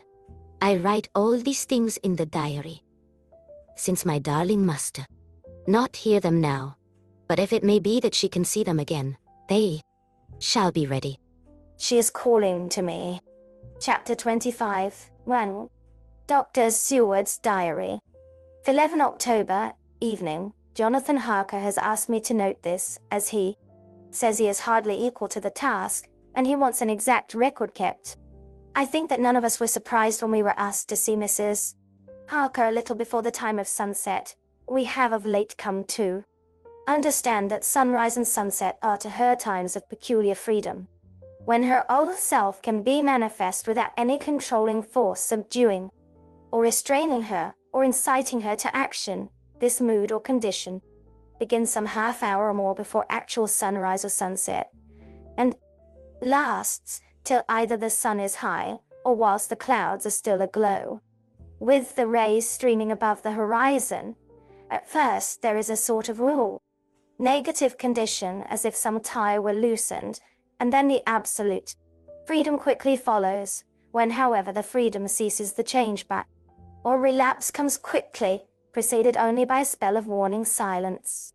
Tonight, when we met, she was somewhat constrained and bore all the signs of an internal struggle. I put it down myself to her making a violent effort at the earliest instant she could do so. A very few minutes, however, gave her complete control of herself. Then, motioning her husband to sit beside her on the sofa, where she was half reclining, she made the rest of us bring chairs up close. Taking her husband's hand in hers, she began, we're all here together in freedom, for perhaps the last time. I know, dear, I know that you will always be with me to the end." This was too her husband, whose hand had, as we could see, tightened upon hers. "In the morning we go out upon our task, and God alone knows what may be in store for any of us. You are going to be so good to me as to take me with you. I know that all that brave, earnest men can do for a poor, weak woman, whose soul perhaps is lost. No, not yet, but is at any rate at stake, you will do. But you must remember that I am not as you are. There is a poison in my blood, in my soul, which may destroy me. Which must destroy me, unless some relief comes to us. Oh, my friends, you know as well as I do that my soul is at stake, and though I know there is one way out for me, you must not, and I must not take it." She looked appealingly at us all in turn, beginning and ending with her husband. "What is that way?" asked Van Helsing in a hoarse voice. "What is that way which we must not, may not, take? That I may die now, either by my own hand or that of another, before the greater evil is entirely wrought. I know, and you know that were I once dead, you could and would set free my immortal spirit, even as you did my poor Lucy's. Were death, or the fear of death, the only thing that stood in the way, I would not shrink to die here now, amidst the thought. Friends who love me, but death is not all. I cannot believe that to die. In such a case, when there is hope before us and a bitter task to be done, is God's will. Therefore, I on my part give up here the certainty of eternal rest, and go out into the dark where may be the blackest things that the world or the netherworld holds. We were all silent, for we knew instinctively that this was only a prelude. The faces of Thishar, others were set, and Harker's grew ashen grey. Perhaps he guessed better than any of us what was coming. She continued, "This is what I can give into the hotchpot." I could not but note the quaint legal phrase which she used in such a place, and with all seriousness. "What will each of you give? Your lives, I know," she went on quickly. "That is easy for brave men. Your lives are God's, and you can give them back to him. But what will you give to me?" She looked to me again questioningly, but this time avoided her husband's face. Quincy seemed to understand. He nodded, and her face lit up. "Then I shall tell you plainly what I want, for there must be no doubtful matter in it. This connection between us now, you must promise me, one and all, even you, my beloved husband, that, should the time come, you will kill me." "What is that time?" The voice was Quincy's, but it was low and strained. "When you shall be convinced that I am so changed that it is better that I die that I may live. When I am thus dead in the flesh, then you will, without a moment's delay, drive a stake through me and cut off my head, or do whatever else may be wanting to give me rest." Quincy was the first to rise after the pause. He knelt down before her. and taking her hand in his said solemnly, "I'm only a rough fellow who hasn't, perhaps, lived as a man should to win such a distinction, but I swear to you by all that I hold sacred, and dear, that, should the time ever come, I shall not flinch from the weight and duty that you have set us. And I promise you too that I shall make all certain, for if I am only doubtful, I shall take it that the time has come." "My true friend," was all she could say amid her fast-falling tears, as, bending over, she kissed his hand. "I swear the same, my dear Madam Mina," said Van Helsing. "And I," said Lord Godalming, each of them in turn kneeling to her to take the oath. I followed myself. Then her husband turned to her, one-eyed, and with a greenish pallor which subdued the snowy whiteness of his hair, and asked, "And must I too make such a promise, O my wife?" "You too, my dearest," she said with infinite yearning of pity in her voice and eyes. "You must not shrink. You are nearest and dearest, and all the world to me. Our souls are knit into one, for all life, and all time. Think, dear, that there have been times when brave men have killed their wives and their womenkind to keep them from falling into the hands of the enemy. Their hands did not falter any the more, because those that they loved implored them to slay them. It is men's duty towards those whom they love in such times of sore trial.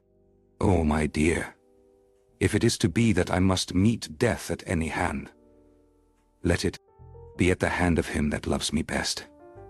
Dr. Van Helsing, I have not forgotten your mercy in poor Lucy's case to him who loved."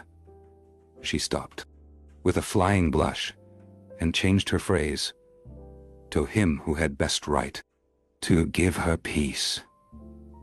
If that time shall come again, I look to you to make it a happy memory of my husband's life, that it was his loving hand which set me free from the awful thrall upon me." "Again I swear," came the professor's resonant voice. Mrs. Harker smiled, positively smiled, as with a sigh of relief she leaned back. "Yet, ending nashek mosfo. Daistia, ebisetisim. She's okay." And now one word of warning. A warning which you must never forget. This time, if it ever come, may come quickly and unexpectedly. And in such case you must lose no time in using your opportunity. At such a time I myself might be, nay, if the time ever comes, shall be lead with your enemy against you. One more request." She became very solemn as she said this. "It is not vital and necessary like the other, but I want you to do one thing for me, if you will." We all acquiesced, but no one spoke. There was no need to speak. "I want you to read the burial service." She was interrupted by a deep groan from her husband. Taking his hand in hers, she held it over her heart and continued, "You must read it over me some day. Whatever may be the issue of all this fearful state of things, it will be a sweet thought to all or some of us. You, my dearest, will, I hope, read it, for then it will be in your voice in my memory forever. Come what may. But oh, my dear one," he pleaded, "death is afar off from you." "Nay," she said, holding up a warning hand. "I am deeper in death at this moment than if the weight of an earthly grave lay heavy upon me." "Oh, my wife, must I read it?" he said before he began. "It would comfort me, my husband," was all she said. And he began to read when she had got the book ready. How could anyone tell of that strange scene? Its solemnity, its gloom, its sadness, its horror, and withal, its awe. Sweetness?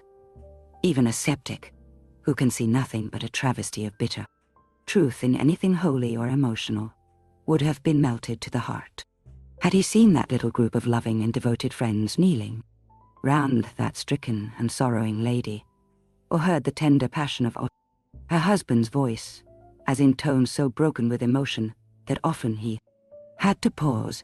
He read the simple and beautiful service for the burial of the dead. I cannot go on. Words and voice fail me. She was right in her instinct. Strange as it all was, bizarre as it may hereafter seem even to us who felt its potent influence at the time, comforted us much, and the silence which showed Mrs. Harker's coming relapse from her freedom of soul did not seem so full of despair to any of us as we had dreaded. Jonathan Harker's journal. 15 October, Varna. We left Charing Cross on the morning of the 12th. Got to Paris the same night and took the places secured for us in the Poe. Orient Express. We travelled night and day, arriving here at about 5 o'clock. Lord Godalming went to the consulate to see if any telegram had arrived for him, whilst the rest of us came on to this hotel. Odessus. The journey may have had incidents. I was, however, too eager to get on to care for them. Until the Tsarina Catherine comes into her port, there will be no interest for me in anything in the wide world. Thank God, Mina is well and looks to be getting stronger.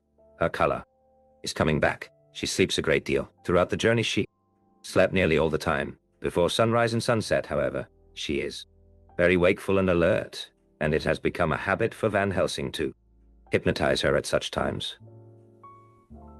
At first some effort was needed and he had to make many passes, but now she seems to yield at once as if by habit, and scarcely any action is needed. He seems to have power at these particular moments to simply will, and her thoughts obey him. Always asks her what she can see and hear. She answers to the first, nothing, all is dark. And to the second, I can hear the waves lapping against the ship and the water rushing by. Canvas and cordage strain and masts and yards creak.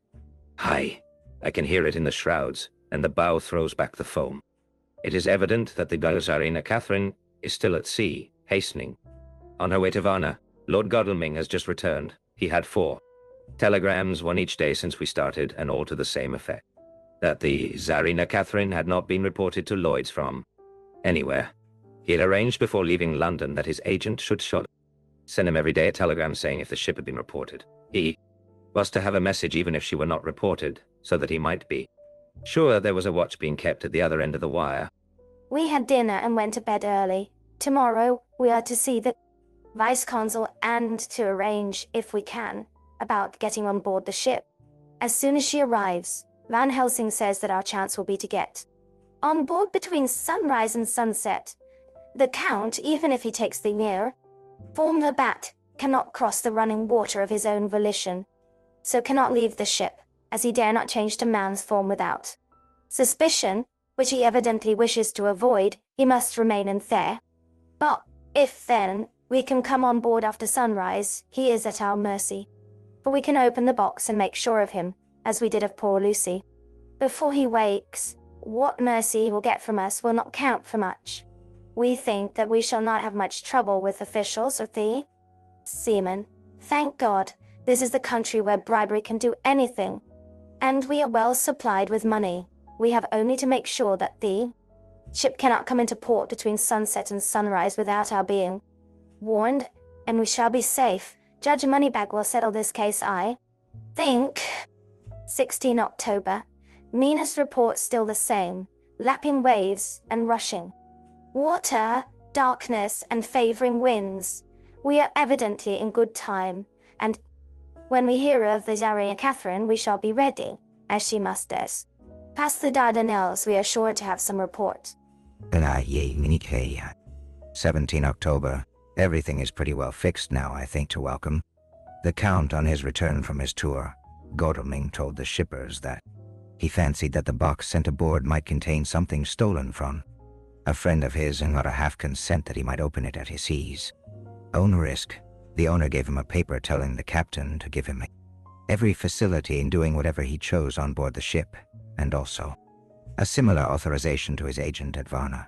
We have seen the agent, who was much impressed with Godalming's kindly manner to him, and we are all satisfied that whatever he can do to aid our wishes will be done. We have already arranged what to do in case we get the box open. If the Count is there, Van Helsing and Seward will cut off his head at it once and drive a stake through his heart.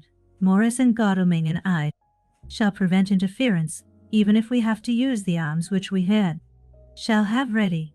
The professor says that if we can so treat the Count's body, it will soon after fall into dust. In such case there would be no evidence against us in case any suspicion of murder were aroused. But even if it were not, we should stand or fall by our act, and perhaps someday this very script may be evidence to come between some of us and a rope. For myself, I should take the chance only too thankfully. If it were to come, we mean to leave no stone unturned to carry out our intent. We have arranged with certain officials that the instant till the Tsarina Catherine is seen, we are to be informed by a special messenger, Giantide, Maris Terence von Count. 24 October. A whole week of waiting. Daily telegrams to Godalming. But only the same story. Not yet reported. Mina's morning and evening. Hypnotic answer is unvaried. Lapping waves, rushing water, and creaking masts. Telegram, October 24th. Rufus Smith, Lloyd's, London, to Lord Godalming. Care of HBM? Vice Consul Vanna.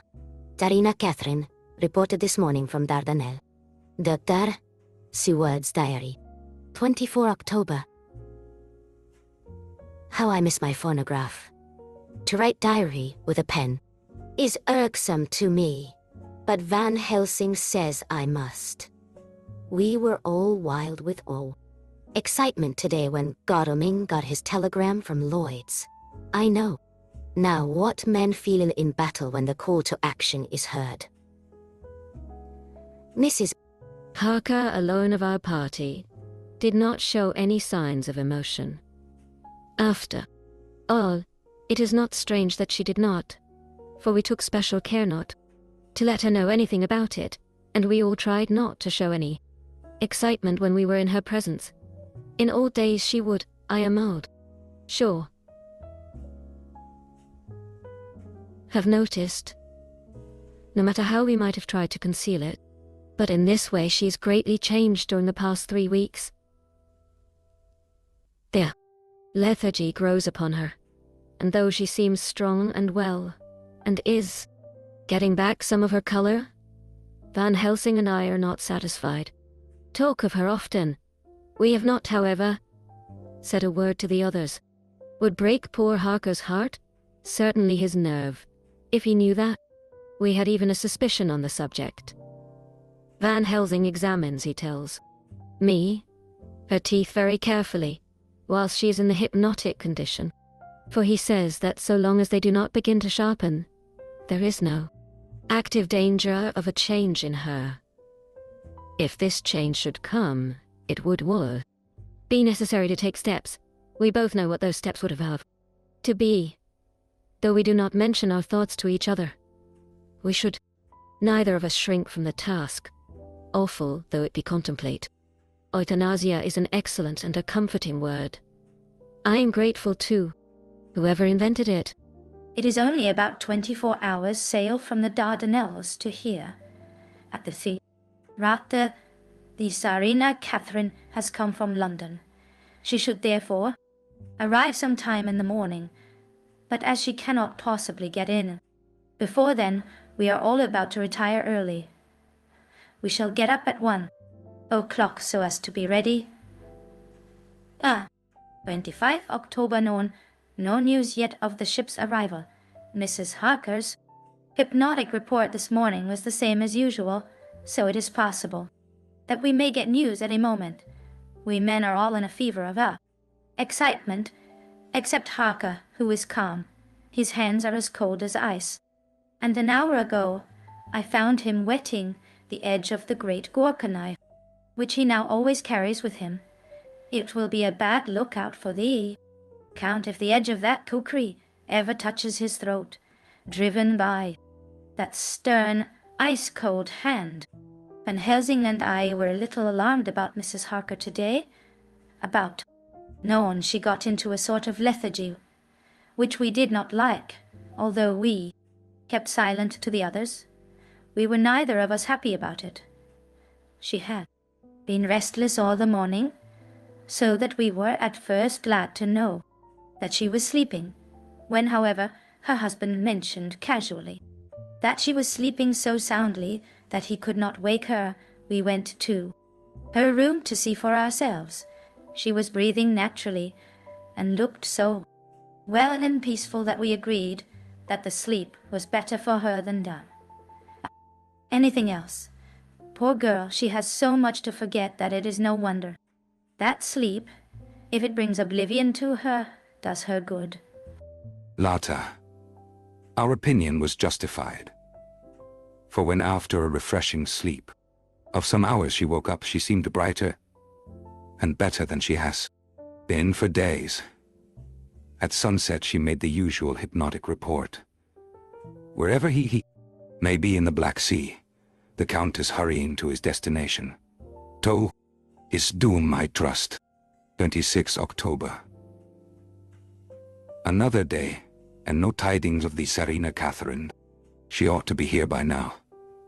That she is still journeying somewhere is apparent, for Mrs. Harker's hypnotic report at sunrise was still the thaw. Same. It is possible that the vessel may be lying by, at times, for fog. Some of the steamers which came in last evening reported patches of fog, both to north and south of the port. We must continue our watching, as the ship may now be signaled any moment. 27 October. Known. Most strange. No news yet of the ship we wait for. Mrs. Harker reported last night and this morning as usual. Lapping, waves and rushing water. Though she added that the waves were very faint. The telegrams from London have been the same.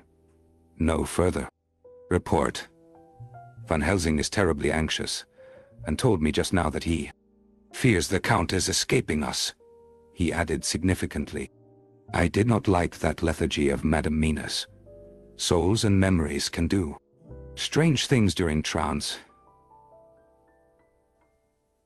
I was about to ask him more, but Harker just then came in, and he held up a warning hand. We must try tonight, at sunset, to make her speak more fully when in her hypnotic state. 28 October. Telegram, Rufus Smith, London, to Lord Godalming, care of HBM Vice Consul Varna. Serena Catherine reported entering Galatz at 1 o'clock today. There. Seward's diary. 8 October.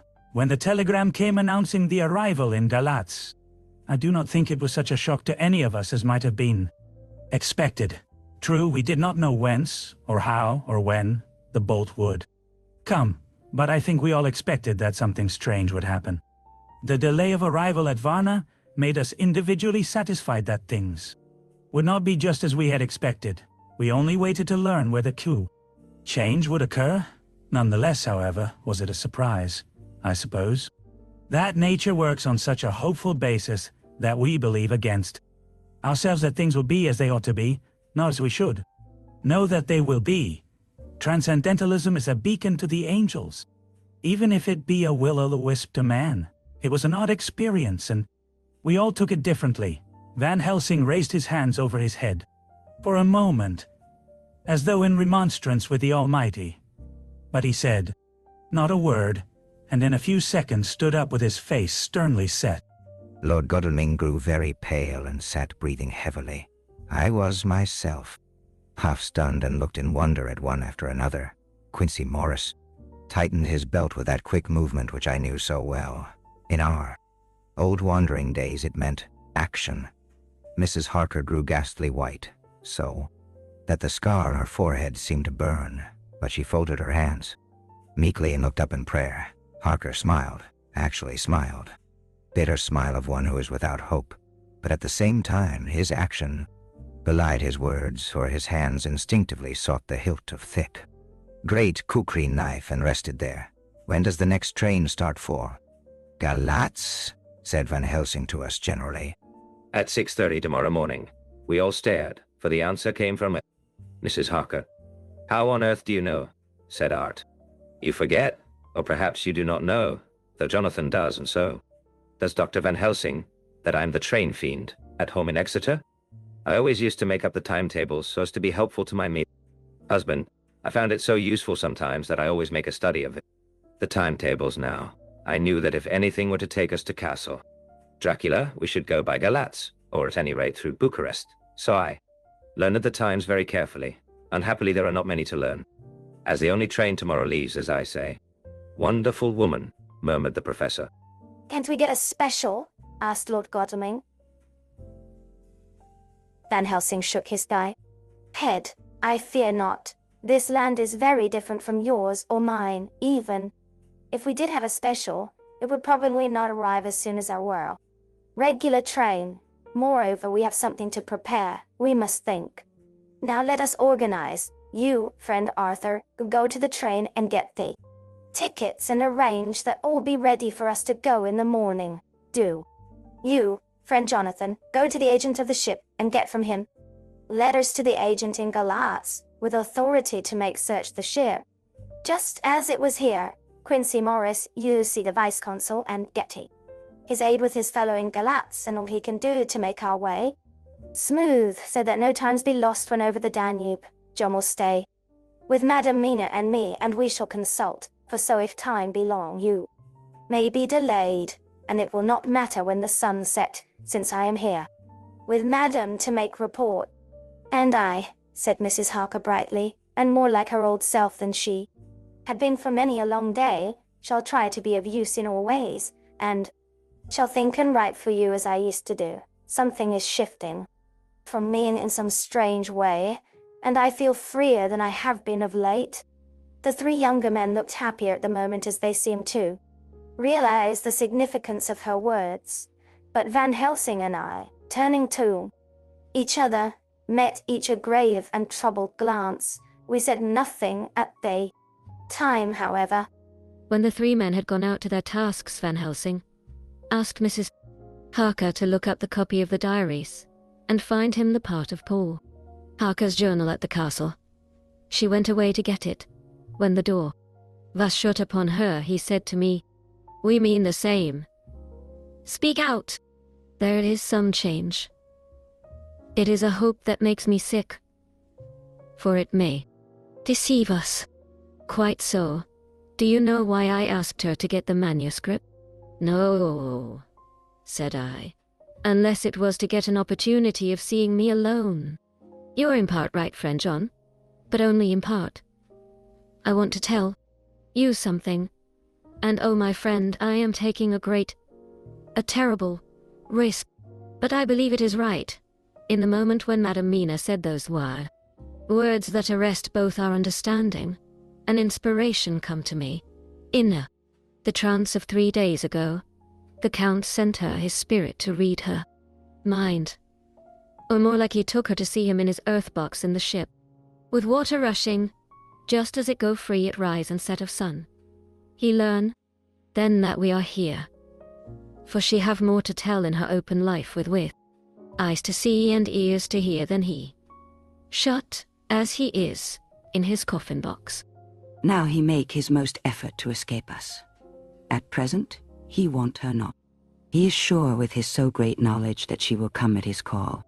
But he cut her off, take her, as he can do, out of his own power. So she come not to him. Ah, there I have hoped that our man-brains that have been of man so long, and that have not lost the grace of God will come higher than his child-brain that he in his tomb for centuries, that grow not yet to our stature, and that do only work selfish and therefore small. Here comes Madam Mina, not a word to her of her trance, she know it not, and it would overwhelm her and make despair just when we want all her hope, all her courage, when most we want all her great brain, which is trained like man's brain, but is of sweet woman and have a special power, which the Count give her, and which he may not take away. Altogether, though he think not so. Hush, let me speak, and you shall learn. Oh, John, my friend, we are in awful straits. I fear, as I feared before. We can only trust the good God. Silence. Here she comes. I thought that the professor was going to break down and have hysterics, just as he had when Lucy died, but with a great effort he controlled himself, and was at perfect nervous poise when Mrs. Harker tripped into the room, bright and happy-looking, and, in the doing of work, seemingly forgetful of her misery. As she came in, she handed a number of sheets of typewriting to Van Helsing. He looked over them gravely, his face brightening up as he read. Then, holding the pages between his finger and thumb, he said, "Friend John, to you with so much of experience already, and you too, dear Madam Mina, that are young, here is a lesson. Do not fear ever to think. A half-thought has been buzzing often in my brain, but I fear too. Let him loose his wings. Here now, with more knowledge, I go back to where that half-thought come from, and I find that he be no half-thought at all, that he be a whole thought, though so young that he is not yet strong to use his little wings, nay, like the ugly duck of my friend Hans Andersen, he be no duck-thought at all, but a big swan-thought that sail nobly on big wings when the time come for him to try them. See, I read here what Jonathan have written, that other of his race who, in a later age, again and again, brought his forces over the great river into Turkey land, who, when he was beaten back, came again and again and again, though he had to come alone from the bloody field where his troops were being slaughtered, since he knew that he alone could ultimately triumph. What does this tell us? Not much, no. The Count's child thought see nothing. Therefore he speaks so free. Your man thought see nothing. My man thought see nothing, till just now. No, but there comes another word from someone who speak without thought, because she too know not what it mean, what it might mean.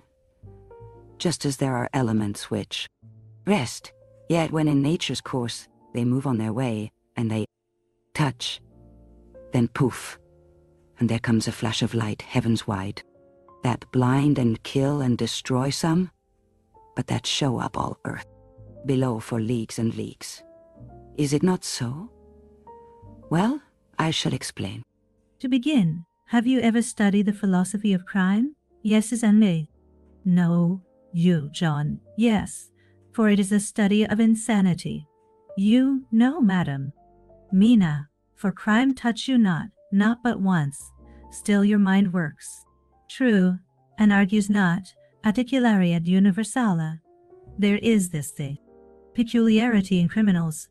It is so constant in all countries and all countries, at all times, that even police, who know not much from philosophy, come to know it empirically, that is to be empiric, that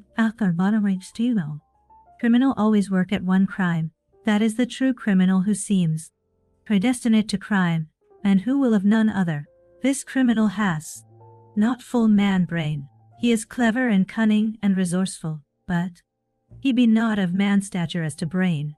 He be of child brain in much. Now this criminal of ours is predestinate to crime also. He too have child brain, and it is of the child to do what he have done. Bird, the little fish, the little animal learn not by principle, but empirically.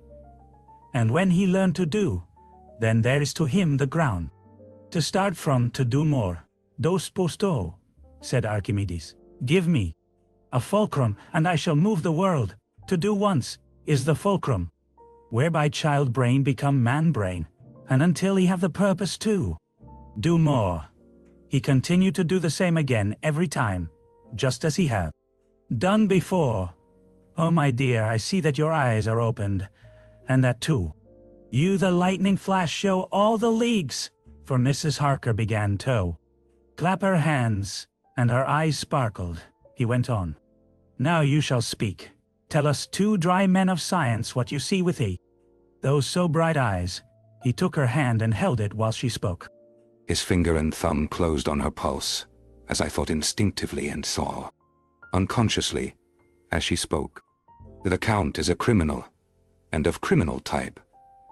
Nordau and Lombroso would so classify him, and qua criminal, he is of imperfectly formed mind. Thus, in the difficulty he has to seek resource in habit. His past is a clue, and the one page of it that we know, and that from his own lips, tells that once before, when in what Mr. Morris would call a tight place, he went back to his own country from the land he had, tried to invade, and thence, without losing purpose, prepared himself for a new effort. He came again, better equipped for his work, and won. So he came to London to invade a new land. He was beaten. And when all hope of success was lost, and his existence in danger, he fled back over the sea to his home, just as formerly he had fled back over the Danube, from Turkey land. Good, good. Oh, you so clever lady, said Van Helsing, enthusiastically, as he stooped and kissed her hand. A moment later, he said to me, as calmly as though we had been having a sick room consultation, 72 only.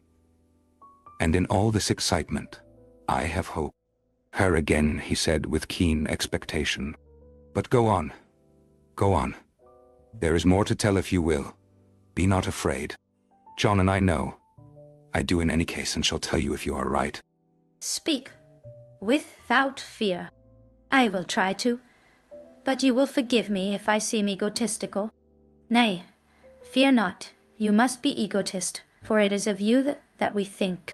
Then, as he is criminal, he is selfish, and as his intellect is small, and his action is based on selfishness, he confines himself to one purpose.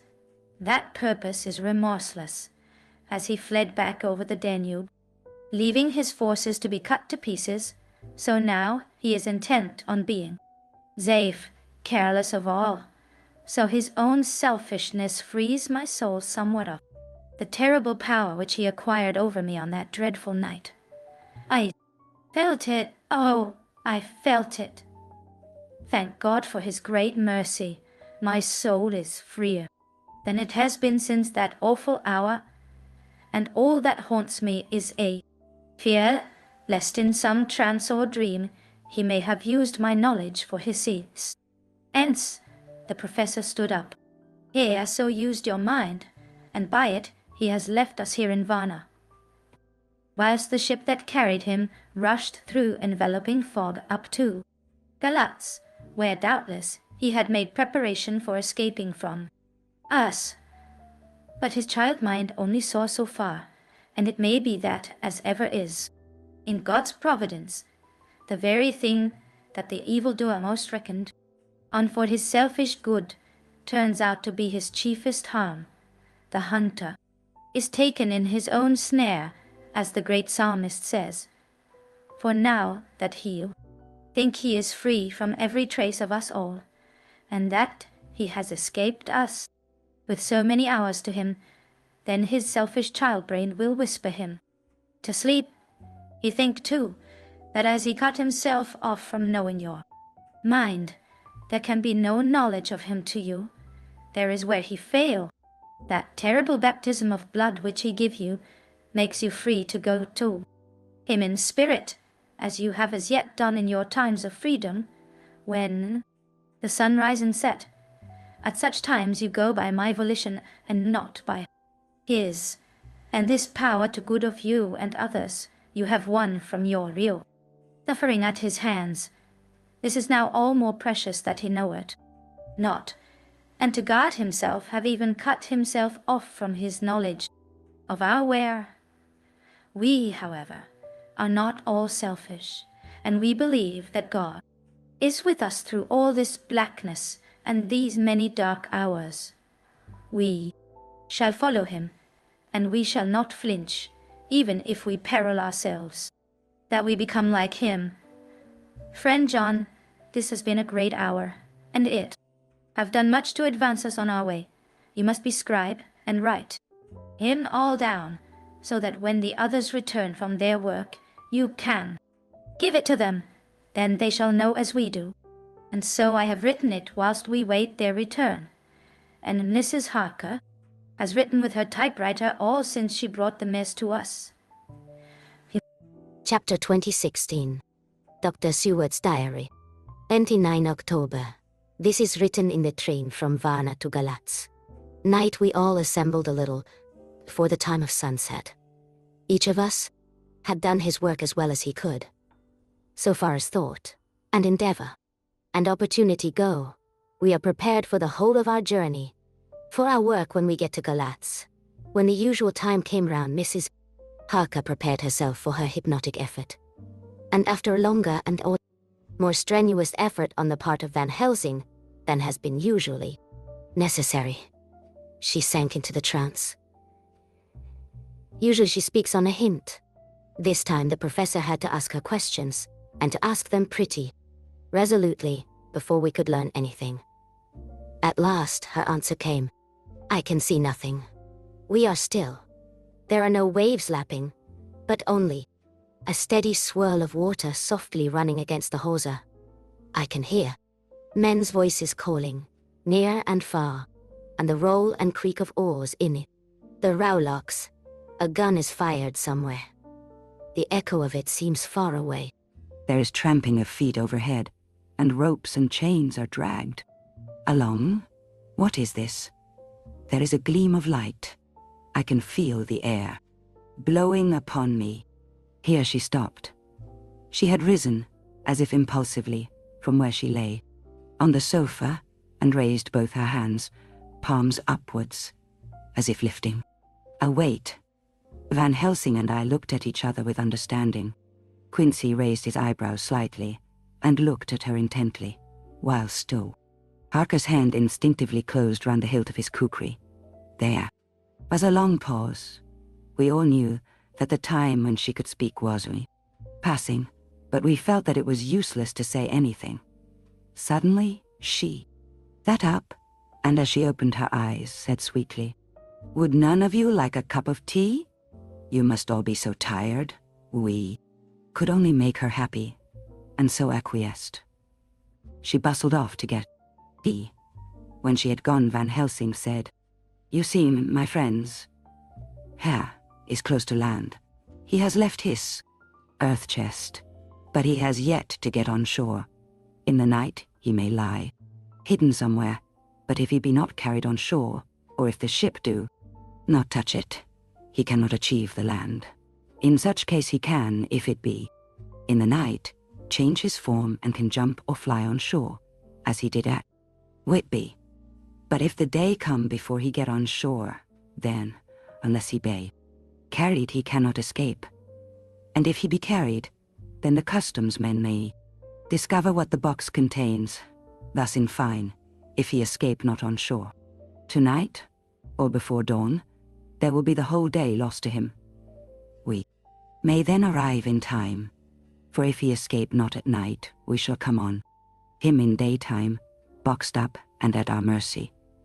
For he dare not be his true self, awake and visible, lest he be discovered." There was no more to be said, so we waited in patience until the dawn, at which time we might learn more from Mrs. Harker. Early this morning we listened, with breathless anxiety, for her response in her trance.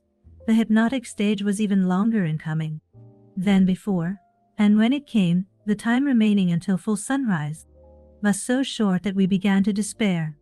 Van Helsing seemed to throw his whole soul into the effort. At last, in obedience to his will, she made reply, "All is dark.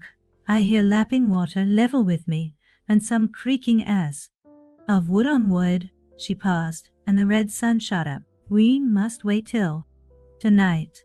And so it is that we are traveling towards Galatz in an agony of expectation. We are due to arrive between 2 and 3 in the morning, but already At Bucharest, we are 3 hours late, so we cannot possibly get in till well after sunup. Thus we shall have 2 more hypnotic messages from Mrs. Harker. Either or both may possibly throw more light on what is happening. Later, sunset has come and gone. Fortunately, it came at a time when there was no distraction, for had it occurred whilst we were at a station, we might not have secured the necessary calm and isolation. Mrs. Harker yielded to the hypnotic influence even less readily than this morning. I am in fear that her power of reading the Count's sensations may die away just when we want it most. It seems to me that her imagination is beginning to work. Whilst she has been in the trance, hitherto she has confined herself to the simplest of facts. If this goes on, it may ultimately mislead us. If I thought that the Count's power over her would die away equally with her power of knowledge, it would be a happy thought, but I'm afraid that it may not be so. Speak. Her words were enigmatical. Something is going out. I can feel it pass me like a cold wind. I can hear far off, confused sounds, as of men talking in strange tongues. Fierce falling water, and the howling of wolves. She stopped, and a shudder ran through her, increasing in intensity for a few seconds, till at the end she shook as though in a palsy. She said no more. In answer to the professor's imperative questioning, when she woke from the trance, she was cold and exhausted and languid, but her mind was all alert. She could not remember anything, but asked what she had said. When she was told, she pondered over it deeply for a long time, and in silence. 30 October, 7 a.m. We are near Galatz now, and I may not have time to write later. Sunrise this morning was anxiously looked for by us all. Knowing of the increasing difficulty of procuring the hypnotic trance, Van Helsing began his passes earlier than usual. They produced no effect, however, until the regular time, when she yielded with a still greater difficulty only a minute before the sun rose. The professor lost no time in his questioning. Her answer came with equal quickness. All is dark. I hear the water swirling by, level with my ears, and the creaking of wood on wood. Cattle low far off. There is another sound, a queer one like. She stopped and grew white, and whiter still. Go on, go on. Speak, I command you, said Van Helsing in an agonized voice. At the same time there was despair in his eyes, for the risen sun was reddening even Mrs. Harker's pale face. She opened her eyes, and we all started as she said, sweetly and seemingly with the utmost concern, "Oh, Professor, why ask me to do what you know I can't? I don't remember anything." Then, seeing the look of amazement on our faces, she said, turning from one to the other with a troubled look, "What have I said? What have I done?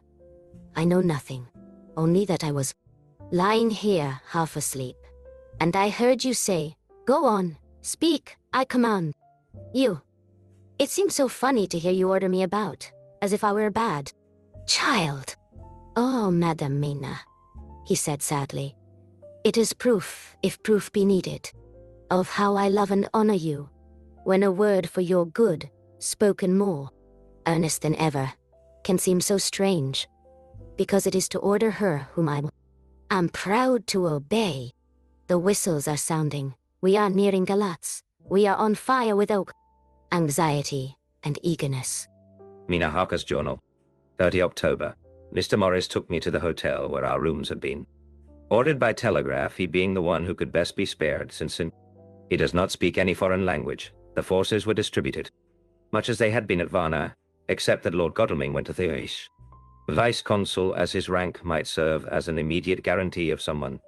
Sort to the official, we being in extreme hurry. Jonathan and the two doctors went to the shipping agent to learn particulars of the arrival of the Tsarina Catherine. Later, Lord Godalming has returned. The consul is away, and the vice-consul sick, so the routine work has been attended to by a clerk. He was very obliging, and offered to do anything in his power. Jonathan Harker's journal. 30 October, at 9 o'clock, Dr. Van Helsing, Dr. Seward, and I called on Messrs. Mackenzie and Steinkopf, the agents of the London firm. Of Hapgood, they had received a wire from London in answer to Lord Godalming's telegraphed request, asking them to show us any civility. In their power, they were more than kind and courteous, and took us at once on board the Czarina Catherine, which lay at anchor out in the river harbour. There we saw the captain, Donaldson by name, who told us of his voyage. He said that in all his life he had never had so favourable a run. Man, he said, but it made us afeard, for we expected that we should have to pay for it with some rare piece o' ill luck, so as to keep up the average. It's no canny to run frae London to the Black Sea wi' a wind. I hint ye, as though the Deil himself were blowing on your sail for his sea. Ain purpose, and at the time we could no speir a thing, gin we were nigh. A ship, or a port, or a headland. A fog fell on us and travelled wi' us, till when after it had lifted and we looked out, the deal a thing could. We ran by Gibraltar word being able to signal, and till we came to the Dardanelles and had to wait to get our permit to pass, we never were within hail o' aught.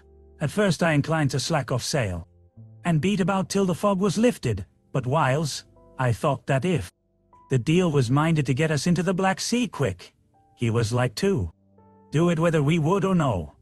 If we had a quick voyage, it would be no. To our miscredit we the owners, or no hurt to our traffic, and the old mon who had served his ain purpose, wad be decently grateful to us for no hindering him. This mixture of simplicity and cunning, of superstition and commercial reasoning, aroused Van Helsing, who said, "Mine friend, that devil is more clever than he is thought by some. He know when he meet his match." The skipper was not displeased with these compliment, and went on. When we got past the Bosphorus, the men began to grumble. Some of them, the Romanians, came and asked me to heave overboard a big box which had been put on board by a queer-looking old man just before we had started. Fry London, I had seen them spear at the fellow and put out their twopjaw fingers when they saw him to guard against the evil eye. Man, but the fair superstition of foreigners is perfectly ridiculous. I sent them a boot. Their business pretty quick, but as just after a fog closed in on us, I felt a wee bit as they did anent something, though I wouldn't say it. Was agin the big box. Well, on we went, and as the fog didn't let up, for 5 days I juiced let the wind carry us. For if the Deil wanted to get somewheres, well, he would fetch it up a reet, and if he didn't, well, we'd keep a sharp lookout anyhow. Sure enough, we had a fair way, and deep water all the time, and 2 days ago, when the morning sun came through the fog, we found ourselves just in the river opposite Galatz. The Romanians were wild, and wanted me right or wrong to take out the box and fling it in the river. I had to argue why them a booted. We a handspike, and when the last of them rose off the deck, we hiss. Head in his hand, I had convinced them that, evil eye or no evil eye, the property and the trust of my owners were better in my hands than in the river Danube. They had, mind ye, taken the box on the deck ready to fling in, and as it was marked Galatz via Varna, I thought I'd let it lie till we discharged in the port and get rid of Athagither. We didn't do much clearing that day, and had to remain the night at anchor. But ain't the morning, brown early, an hour before sunup, a man came aboard. We an order, written to him from England, to receive a box marked for one Count Dracula. Sure enough, the matter was one ready to his hand. Had his papers a read, and glad I was to be rid of the damn thing. For I was beginning mazel to feel uneasy at it. If the Deil did have any luggage aboard the ship, I'm thinking it was nane, either than that same. What was the name of the man who took it? Asked Dr. Van Helsing without restrained eagerness. "I'll be telling ye quick," he answered, and, stepping down to his seat, cabin, produced a receipt signed Emanuel Hildesheim. Bergenstrasse. 16 was the address. We found out that this was all the captain knew. So, with thanks we came away. We found Hildesheim in his office. A Hebrew, of rather the Adelphi type, with a nose like a sheep and a fez. His arguments were pointed. With specie, we do in the punctuation. And with a little bargaining, he told us what he knew. This turned out to be simple but important. He had received a letter from Mr. Deville of London, telling him to receive, if possible before sunrise, so as to avoid customs, a box, which would arrive at Galatz in the Tsarina Catherine. This he was to give in charge to a certain Petrov Skinsky, who dealt with Slovaks who traded down the river to the port. He had been paid for his work by an English banknote, which had been duly cashed for gold at the Danube International Bank. When Skinsky had come to him, he had taken him to the ship and handed over the box so as to save porterage. That was all he knew. Ja, Scheiße. We then sought for Skinsky, but were unable to find him. One of his neighbors, who did not seem to bear him any affection, said that he had gone away 2 days before, no one knew whither. This was corroborated by his landlord, who had received by messenger the key of the house, together with the rent due in English money. This had been between 10 and 11 o'clock last night. We were at a standstill again. Whilst we were talking, one came running and breathlessly gasped out that the body of Skinsky had been found inside the wall of the Thur churchyard of St. Peter, and that the throat had been torn open as if by some wild animal. Those we had been speaking with ran off to see the hilt. Horror! The women crying out, "This is the work of a Slovak!" We hurried away lest we should have been in some way drawn into the affair, and so detained. As we came home, we could arrive at no definite conclusion. We were all convinced that the box was on its way, by water, to somewhere. But where that might be we would have to discover. With heavy hearts we came home, to the Hotel Inn. When we met together, the first thing was to consult as to taking Mina again into our confidence. Things are getting desperate, and it is at least a chance, though a hazardous one. As a preliminary step, I was released from my promise to her. Mina Harker's journal. 30 October evening. They were so tired and worn out and dispirited that there was nothing to be done till they had some rest. So I asked them all to lie down for half an hour whilst I should enter everything. Up to the moment, I feel so grateful to the man who invented the Roy Traveller's typewriter, and to Mr. Morris for getting this one for me. I should have felt quite astray doing the work if I had to write with a pen. It's all done. Poor dear Jonathan, what he must have suffered. What must he be suffering now? He lies on the sofa, hardly seeming to breathe, and his whole body appears in collapse. His brows are knit. His face is drawn with pain. Poor fellow, maybe he is thinking, and I can see his face all wrinkled up with the concentration of his thoughts. Oh, if I could only help at all. I shall do what I can. I have asked Dr. Van Helsing, and he has got me all the papers that tell. I have not yet seen. Whilst they are resting, I shall go over all carefully, and perhaps I may arrive at some conclusion. I shall try to follow the professor's example, and think without prejudice on the facts before me. I do believe that under God's providence I have made a discovery. I shall get the maps and look over them. I am more than ever sure that I am right. My new conclusion is ready, so I shall get our party together and read it. They can judge it. It is, well, to be accurate, and every minute is precious. Mina Harker's memorandum, entered in her journal. Ground of inquiry. Count Dracula's problem is to get back to his own. Ah, he must be brought back by someone. This is evident, for, had he power to move himself, as he wished he could go either as man, or wolf, or bat, or in some other way. He evidently fears discovery or interference, in the state of helplessness in which he must be. confined, as he is between dawn and sunset in his wooden box. Baby, how is he to be taken? By road, by rail, by water? 1. By road. There are endless difficulties, especially on leaving a city. There are people, and people are curious and investigate. A hint, a surmise, a doubt as to what might be in the box would destroy him. There are, or there might be, customs and octroi officers to pass. 2. His pursuers might follow. This is his greatest fear, and in order to prevent his being betrayed, he has repelled, so far as he can, even his victim, me. 2.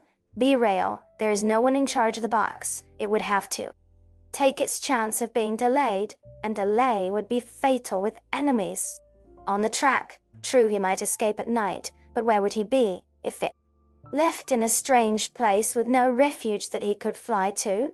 This is not what he intends, and he does not mean to risk it. 3. Be water. Here is the safest way in one respect, but with most of danger in another. On the water he is powerless except at night, even. Then he can only summon fog and storm and snow and his wolves. But were he wrecked, the living water would engulf him, helpless, and he would indeed be lost. He could have the vessel drive to land, but if it were unfriendly land, wherein he was not free to move, his position would still be desperate. We know from the record that he was on the water, so what we have to do is to ascertain what water. The first thing is to realize exactly what he has done as yet. We may, then, get a light on what his later task is to be.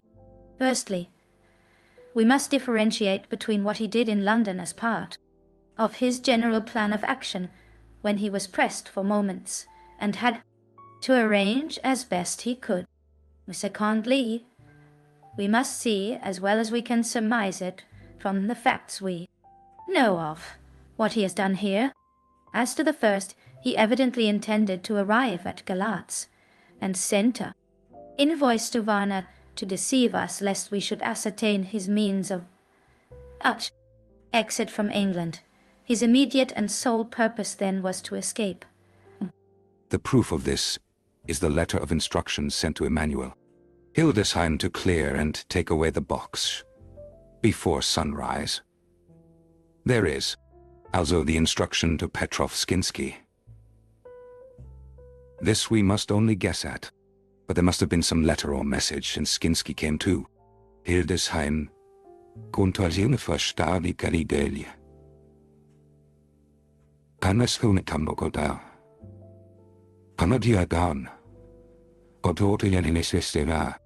that, so far, his plans were successful, we know. The Urina Catherine made a phenomenally quick journey. So much so that Captain Donaldson's suspicions were aroused. But his superstition united with his canniness, played the Count's game for him, and he ran with his favoring wind, through fogs and all till he brought up blindfold at Galatz. That the Count's arrangements were well made has been proved. Hildesheim cleared the box, took it off, and gave it to Skinsky. Skinsky took it, and here we lose the trail.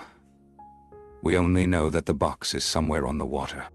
Moving along, the customs and the octroi, if there be any, have been avoided. Now we come to what the Count must have done after his arrival. On land at Galatz on. The box was given to Skinsky before sunrise. At sunrise, the Count could appear in his own form. Here, we ask why Skinsky was chosen at all too. Aid in the work? In my husband's diary, Skinsky is mentioned as dealing with the Slovaks who trade down the river to the port, and the man's remark that the murder was the work of a Slovak showed the general feeling against his class. The Count wanted isolation. My surmise is this: that in London, the Count decided to get back to his castle by water. As the most safe and secret way, he was brought from the castle by his gunny, and probably they delivered their cargo to Slovaks. Who took the boxes to Varna? For there they were shipped for London. Thus the Count had knowledge of the persons who could arrange this service. When the box was on land before sunrise or after sunset, he came out from his box, met Skinsky and instructed him what to do as to arranging the carriage of the box up some river.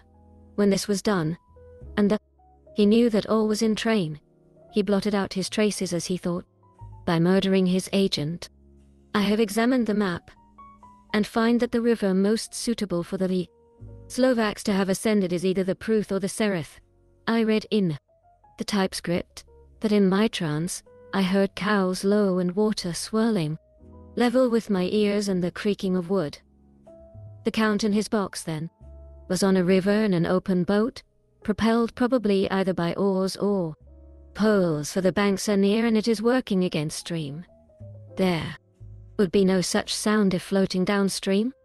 Of course it may not be either the Sereth or the Pruth, but we may possibly investigate further. Now of these two, the Pruth is the more easily navigated, but the Sereth is at Fondu joined by the Bistritza, which runs up round the Borgo Pass. The loop it makes as manifestly close to Dracula's castle as can be got by water. Mina Harker's journal continued. When I had done reading, Jonathan took me in his arms and kissed me. Others kept shaking me by both hands, and Dr. Van Helsing said, "Our dear Madame Mina is once more our teacher. Her eyes have seen where we were blinded. Now we are on the track once again, and this time we may succeed. Our enemy is at his most helpless, and if we can come on him by day on the water, our task will be over. He has a start, but he is powerless to hasten, as he may not leave his box, lest those who carry him may suspect. For them to suspect would be to prompt them to throw him in the stream where he perish. This he knows and will not now. Then to our council of war, for here and now we must plan what each and all shall do. I shall get a steam launch and follow him," said Lord Godalming. And I, horses to follow on the bank lest by chance he land, said Mr. P. Morris. Good, said the professor. Both good, but neither must go alone. There must be force to overcome force if need be. The Slovak is strong and rough, and he carries rude arms. All the men smiled, for amongst them they carried a small arsenal, said Mr. Morris. I have brought some Winchesters. They are pretty handy in a crowd. And there may be wolves. The Count, if you remember, took some other precautions. He made some requisitions on others that Mrs. Harker could not quite hear or understand. We must be ready at all points. Doctor. Seward said, "I think I'd better go with Quincy. We have been accustomed to hunt together, and we two, well armed, will be a match for whatever may come along. You must not be alone, Art. It may be necessary to fight the Slovaks in a chance thrust, for I don't suppose these fellows carry guns. Would undo all our plans. There must be no chances this time. We shall not rest until the Count's head and body have been separated, and we are sure that he cannot reincarnate." He looked at Jonathan as he spoke, and Jonathan looked at me. I could see that the poor dear was torn about in his mind. Of course he wanted to be with me, but then the boat service would most likely be the one which would destroy the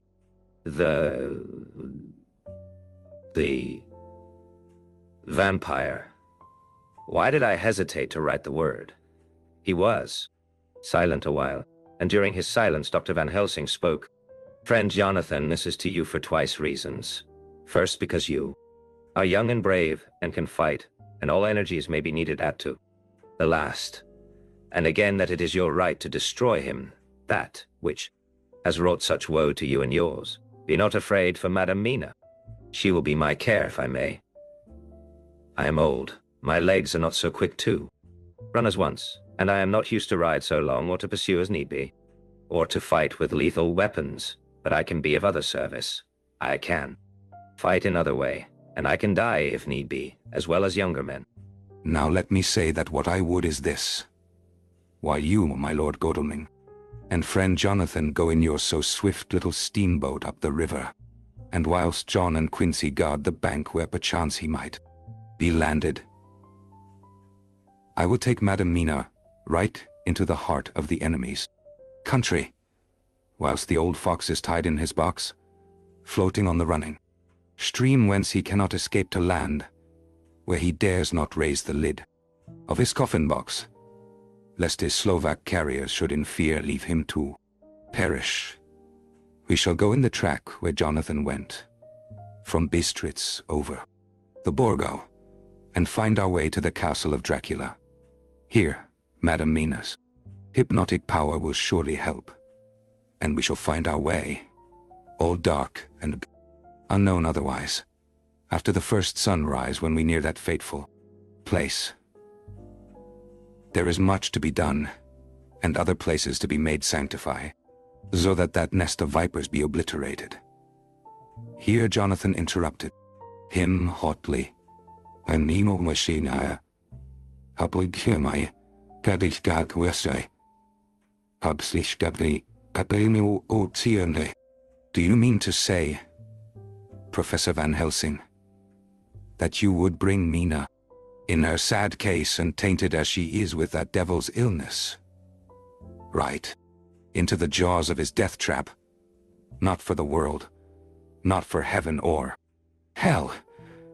He became almost speechless for a minute, and then went on. Do you know what the place is?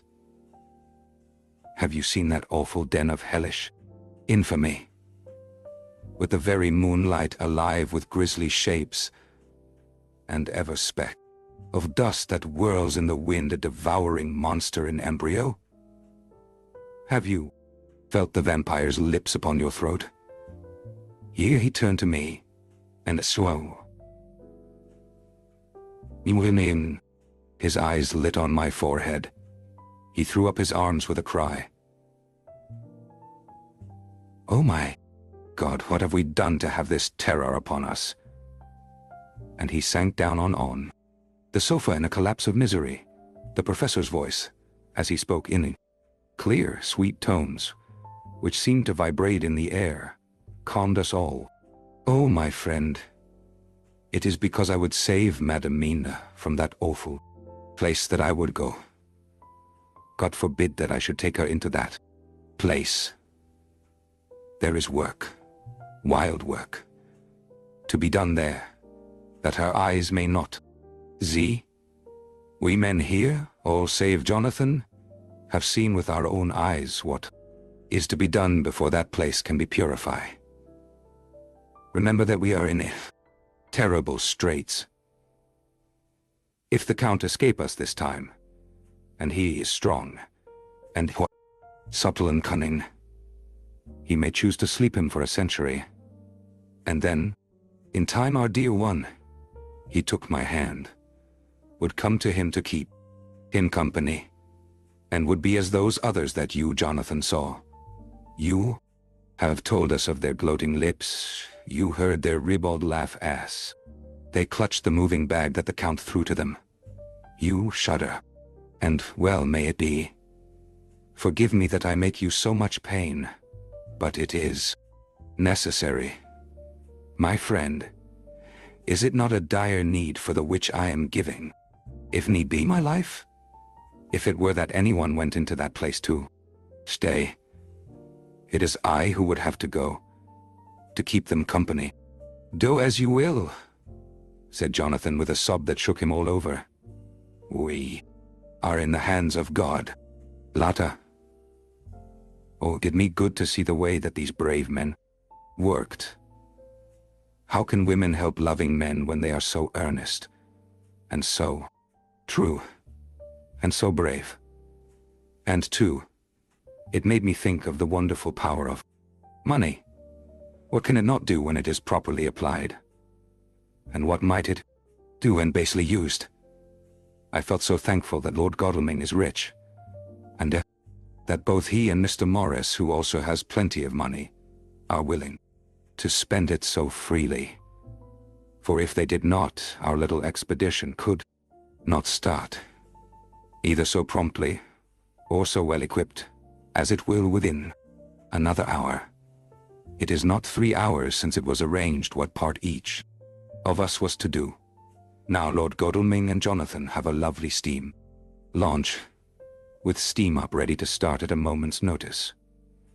Dr. Seward and Mr. Morris have half a dozen beautiful horses, well appointed. We have all the maps and appliances of various kinds that can be had. Professor Van Helsing and I are to leave by the 11.4 train tonight for Veresti, where we are to get a carriage to drive to the Borgo Pass. We are bringing a good deal of ready money, as we are to buy a carriage and horses. We shall drive ourselves, for we have no one whom we can trust in this matter. The professor knows something of a great many languages, so we shall get on all right. We have all got arms, even 4. Me large bore revolver. Jonathan would not be happy unless I was armed, like the rest. Alas, I cannot carry one arm that the rest do. The scar on my forehead forbids that.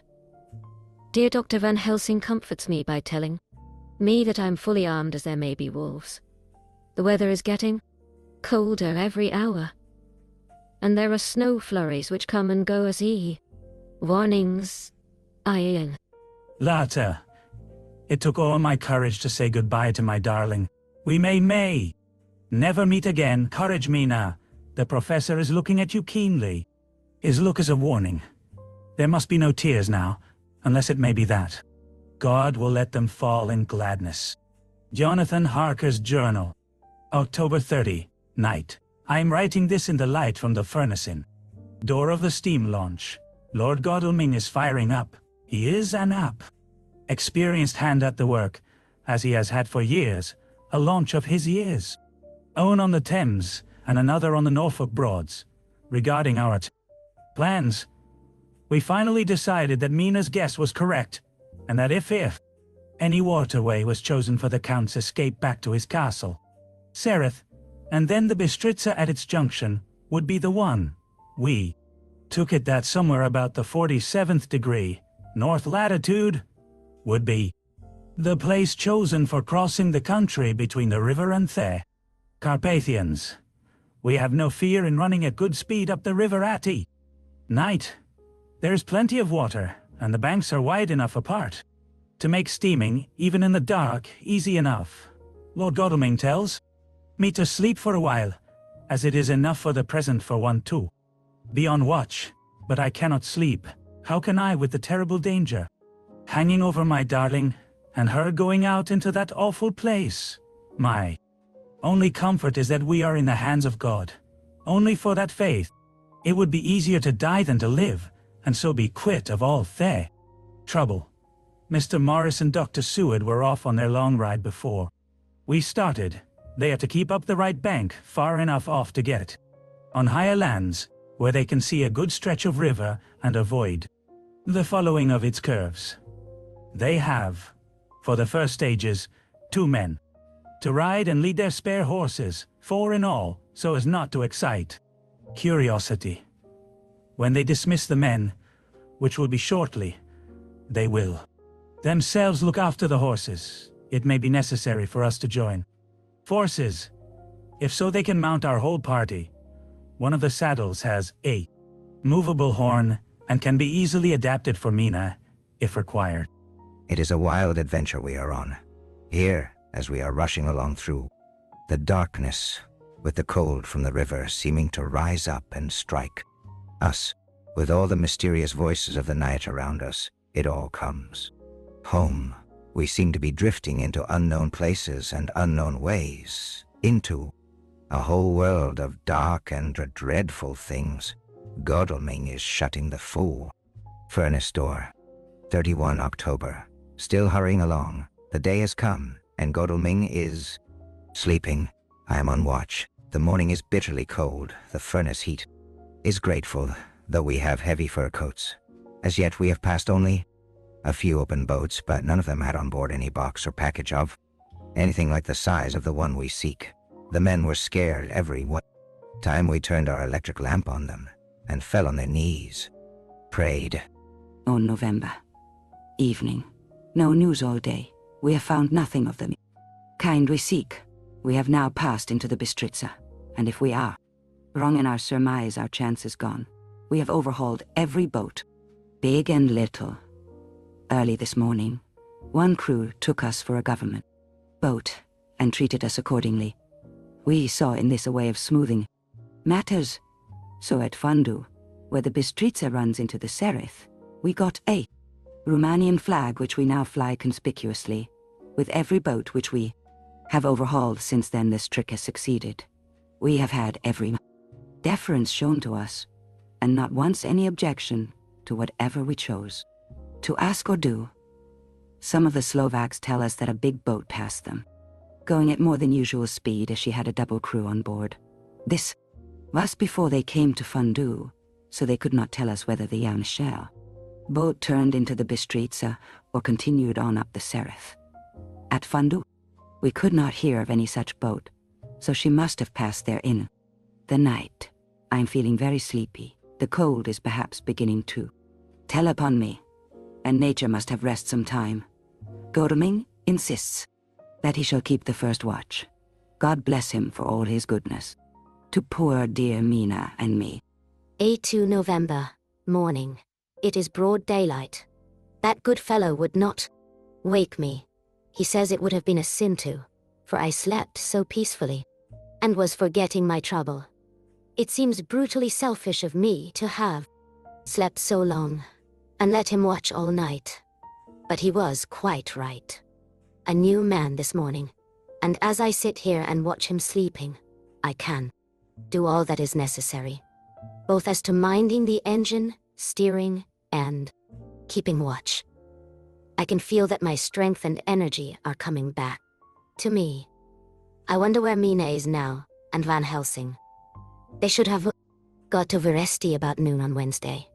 It would take them some time to get the carriage and horses, so if they had started and traveled hard, they would be about now at the Borgo Pass. God guide and help them. I'm afraid to think what may happen. If we could only go faster. But we cannot. The engines are throbbing and doing their utmost. I wonder how Dr. Seward and Mr. Morris are getting on. There seem to be endless streams running down from the mountains into this river, but as none of them are very large, at present, at all events, though they are terrible, doubtless in winter, and when the snow melts, the horsemen may not have met much obstruction. I hope that before we get to Strasbourg we may see them, for if by that time we have not overtaken the Count, it may be necessary to take counsel together what to do next. Dr. Seward's diary. Now at 2 November, 3 days on the road, no news and no time to write it. If there had been, for every moment is precious. We have had only the rest needful for the horses, but we are both bearing it wonderfully. Those adventurous days of ours are turning up useful. We must push on. We shall never feel happy till we get the launch in sight again. 3 November. We heard at Fundu that the launch had gone up the Bistrița. I wish it wasn't so cold. There are signs of snow coming, and if it falls heavy it will stop us. In such case we must get a sledge up and go on Russian fashion. 4 November. Today we heard of the launch having been detained by Anne. Accident when trying to force a way up the rapid. The Slovak boats get up all right, by aid of a rope, and steering with knowledge. Some went up only a few hours before. Godalming is an amateur fitter himself, and evidently it was he who put the launch in trim again. Finally they got up the rapids all right with local help and are off on the chase. Fresh. I fear that the boat is not any better for the accident. The peasantry tell us that after she got upon the smooth water again, she kept stopping every now and again so long as she was in sight. We must push on harder than ever. Our help may be wanted soon. Mina Harka's journal. 31 October. Arrived at Veresti at noon. The professor tells me that this morning at dawn he could hardly hypnotize me at all, and that hour I could say was dark and quiet. He is off now buying a carriage and horses. He says that he will later on try to buy additional horses, so that we may be able to change them on the way. We have something more than 70 miles before us. The country is lovely and most interesting. If only it were under different conditions, how delightful it would be to see it all. If Jonathan and I were driving through it alone, what a pleasure it would be to stop and see people and learn something of their life, and to fill our minds and memories with all the color and picturesqueness of the whole wild, beautiful country, and the quaint People, but alas, later, Dr. Van Helsing has returned. He has got the carriage and Alf. Horses. We are to have some dinner and to start in an hour. Landlady's putting us up a huge basket of provisions. It seems enough for a company of soldiers. The professor encourages her and whispers to me that it may be a week before we can get any good food again. He has thus been shopping too, and has sent home such a wonderful lot of fur coats and wraps and all sorts of warm things. There will not be any chance of our being cold.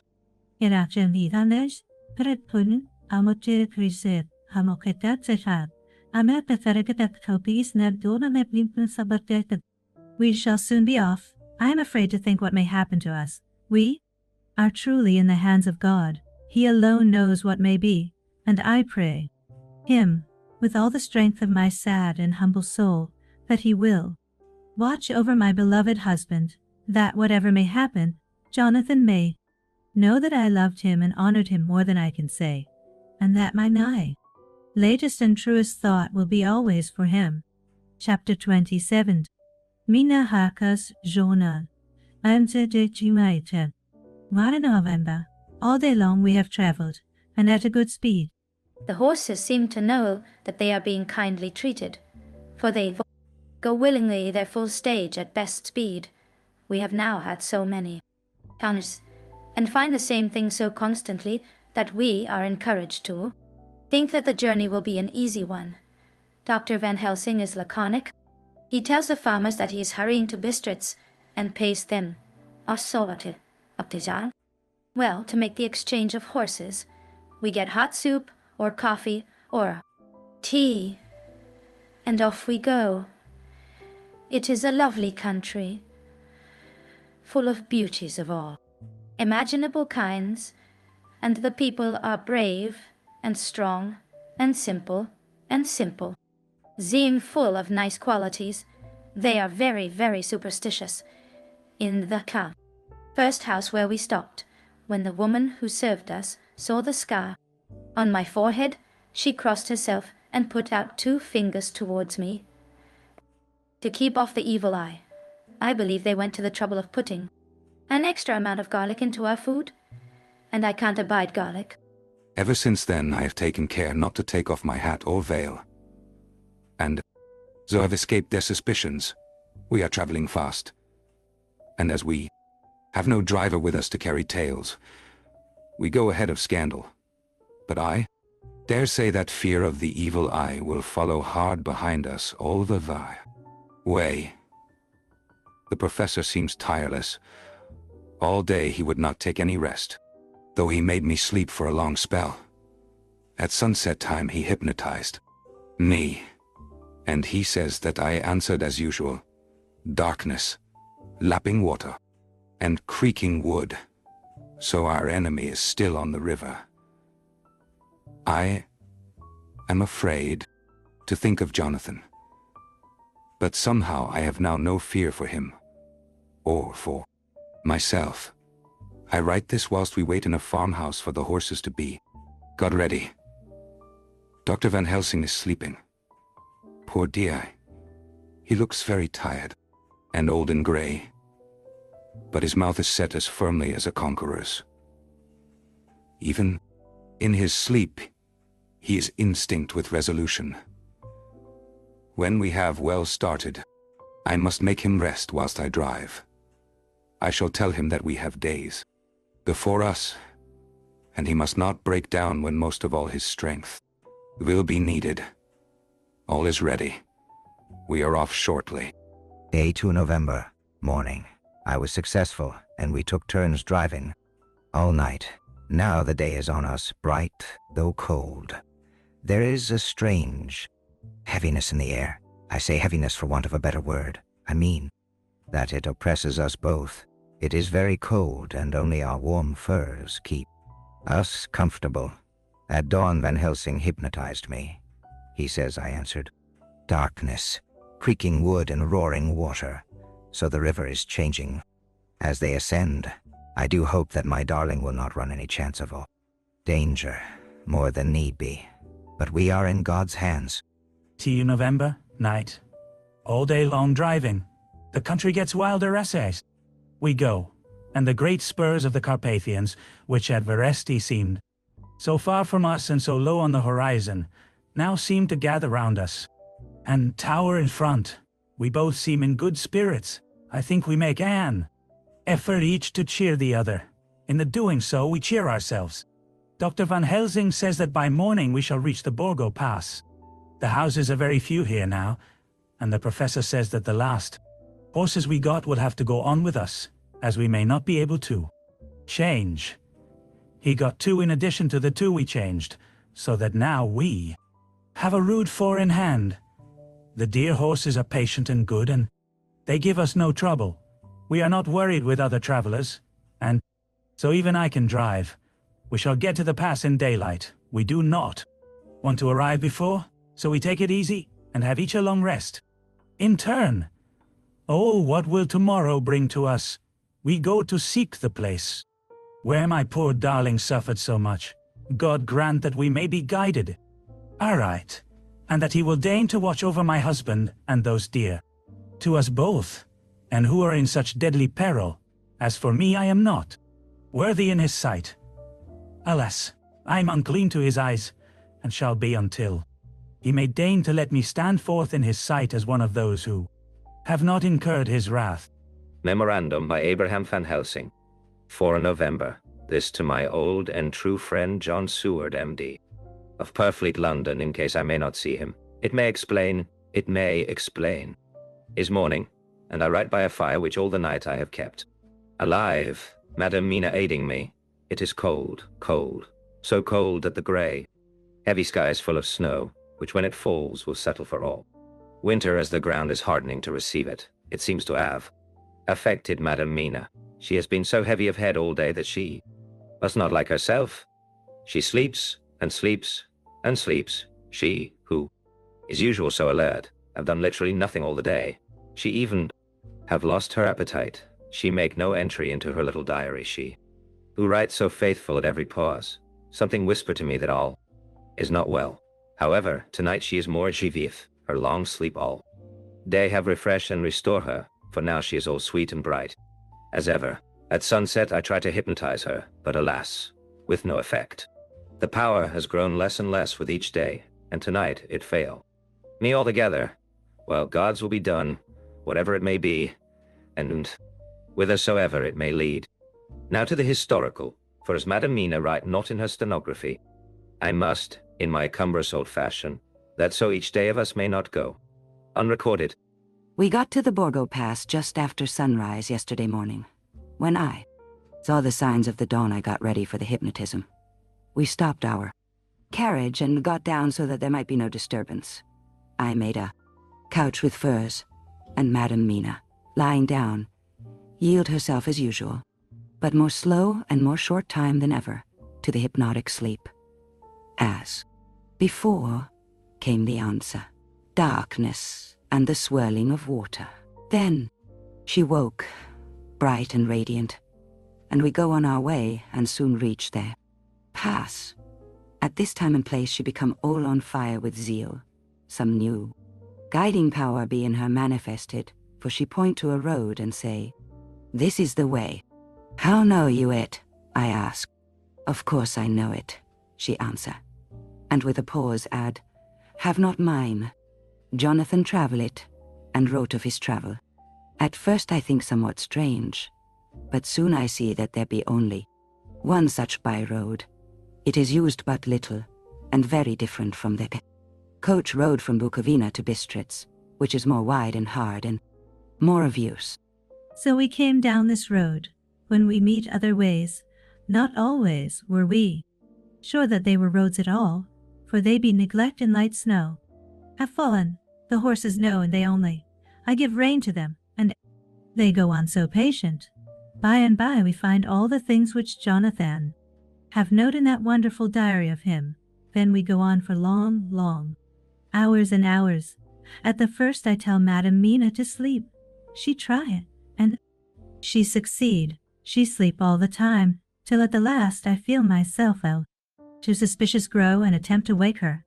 But she sleep on, and I may not wake her though I try. I do not wish to try too hard lest I come here for I know that she have suffered much, and sleep at times be all to her. I think I drowse myself, for all of sudden I feel guilt, as though I have done something. I find myself bolt up, with the reins in my hand, and the good horses go along jog, just as ever. I look down, find Madam Mina still asleep. It is now not far off. Sunset time, and over the snow, the light of the sun flow in big yellow flood, so that we throw great long shadow on where the mountain rise so steep. For we are going up, and all is oh, so wild and rocky, as though it were the end of the world. Then I arouse Madam Mina.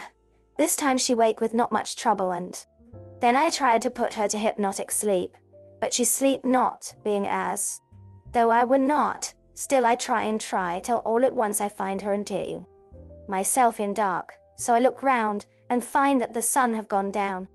Madam Mina laugh, and I turn and look at her. She is now quite awake, and look so well as I never saw her since that night at Carfax when we first enter the Count's house. I'm amazed, and not at ease then.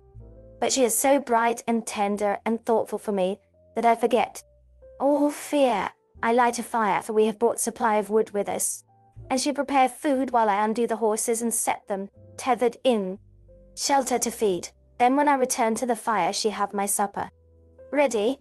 I go to help her, but she smile and tell me that she have eat already, that she was so hungry that she would not wait.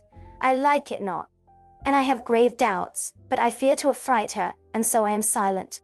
All it, she help me, and I eat alone, and then we wrap in fur and lie beside the fire, and I tell her to sleep while I watch. But presently, I forget all of watching, and when I suddenly remember that I watch, I find her lying quiet, but awake, and looking at me with so bright eyes. Once, twice more the same occur, and I get much sleep till before morning. When I wake, I try to hypnotize her, but alas, though she shut her eyes obedient, she may not sleep. The sun rise up, and up, and up, and then sleep come to her too late, but so heavy that she will not wake. I have to lift her up and place her sleeping in the carriage when I have harnessed the horses and made all ready. Madam still sleep, and she look in her sleep more healthy and more redder than nar before, and I like it not, and I am afraid. I am afraid of all things, even to think, but I must go on my way. The state we play for is life and death, or more than these, and we must not. 5 November, morning. Let me be accurate in everything, for though you and I have seen some strange things together, you may at the first think that I, Van Helsing, am mad, that the many horrors and the long strain on nerves has at the last turned my brain. All yesterday we travel, ever getting closer to the mountains, moving into a more and more wild and desert land. There are great, frowning precipices, and much falling water, and nature seemed to have held sometime her carnival. Madam Mina still sleep, and though I did have hunger and appeased it, I could not waken her for food. I began to fear that the fatal spell of the place was upon her, tainted as she is with that vampire baptism. Well, said I to myself, if it be that she sleep all the day, it shall also be that I do not sleep at night, as we travel on the rough road, for a road of east, an ancient and imperfect kind. I held down my head and slept. Again I waked with a sense of guilt, and of time past, and found Madam Mina still sleeping, and the sun low down. But all was indeed changed. The frowning mountains seemed further away, and we were near the top of a steep rising hill, on summit of which was such a castle as A's Jonathan tell of in his diary. At once I exulted and feared, for now, for good or ill, the end was near. I woke Madam Mina, and again tried to hypnotize her, but alas, unavailing till too late. Then Eartha, great dark came upon us, for even after down sun the heavens reflected the gone sun on the snow, and all was for a time in a great twilight, I took out the horses and fed them in what shelter I could. Then I make a fire, and near it I made Madam Mina, now awake and more charming than ever, sit comfortable amid her rugs. I got ready food, but she would not eat, simply saying that she had not hunger. I did not press her, knowing her unavailingness. But I myself eat, for I must needs now be strong for all. Then, with the fear on me of what might be, I drew a ring so big for her comfort round where Madam Mina sat, and over the ring I passed some of the wafer, and I broke it fine so that all was as well guarded. She sat still all the time, so still as one dead, and she grew whiter and ever whiter, till the snow was not more pale. And no word she said, but when I drew near, she clung to me, and I could know that the poor soul shook her from head to feet with a tremor it was pain to feel. I said to her presently, when she had grown more quiet, "Will you not come over to the fire?" For I wished to make a test of Anillo, what she could. She rose obedient, but when she had made a step, she stopped and stood as one stricken. I knew that. Why not go on? I asked. She shook her head and, coming back, sat down in her place. Then, looking at me with open eyes, as of one waked from sleep, she said simply, "I cannot," and remained silent. I rejoiced, for I knew that what she could not, none of those that we dreaded could. Though there might be danger to her body, yet her soul was safe. Presently the horses began to scream, and tore at their tethers till I came to them and quieted them. When they did feel my hands on them, they whinnied low as in joy, and licked at my hands and were quiet. For a time, many times through the night did I come to them, till it arrived to the cold hour when all nature is at lowest, and every time my coming was with quiet of them. In the cold hour the fire began to and I was about stepping forth to replenish it, for now the snow came in flying sweeps, and with it a chill mist.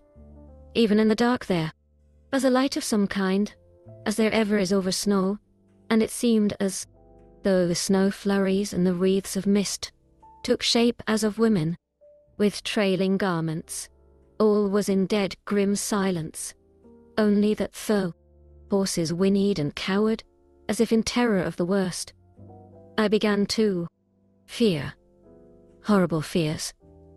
But then came to me the sense of safety in that ring wherein I stood. I began too to think that my imaginings were of the night, and the gloom and the unrest that I have gone through, and all the terrible anxiety.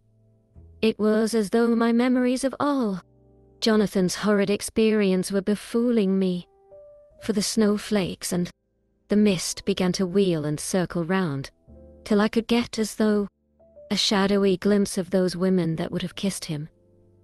And then the horses cowered lower and lower, and moaned in terror as men do in pain. Even the madness of fright was not to them, so that they could break away. I feared for my dear Madam Mina when these weird figures drew near and circled round. I looked at her, but she sat calm, and smiled at me.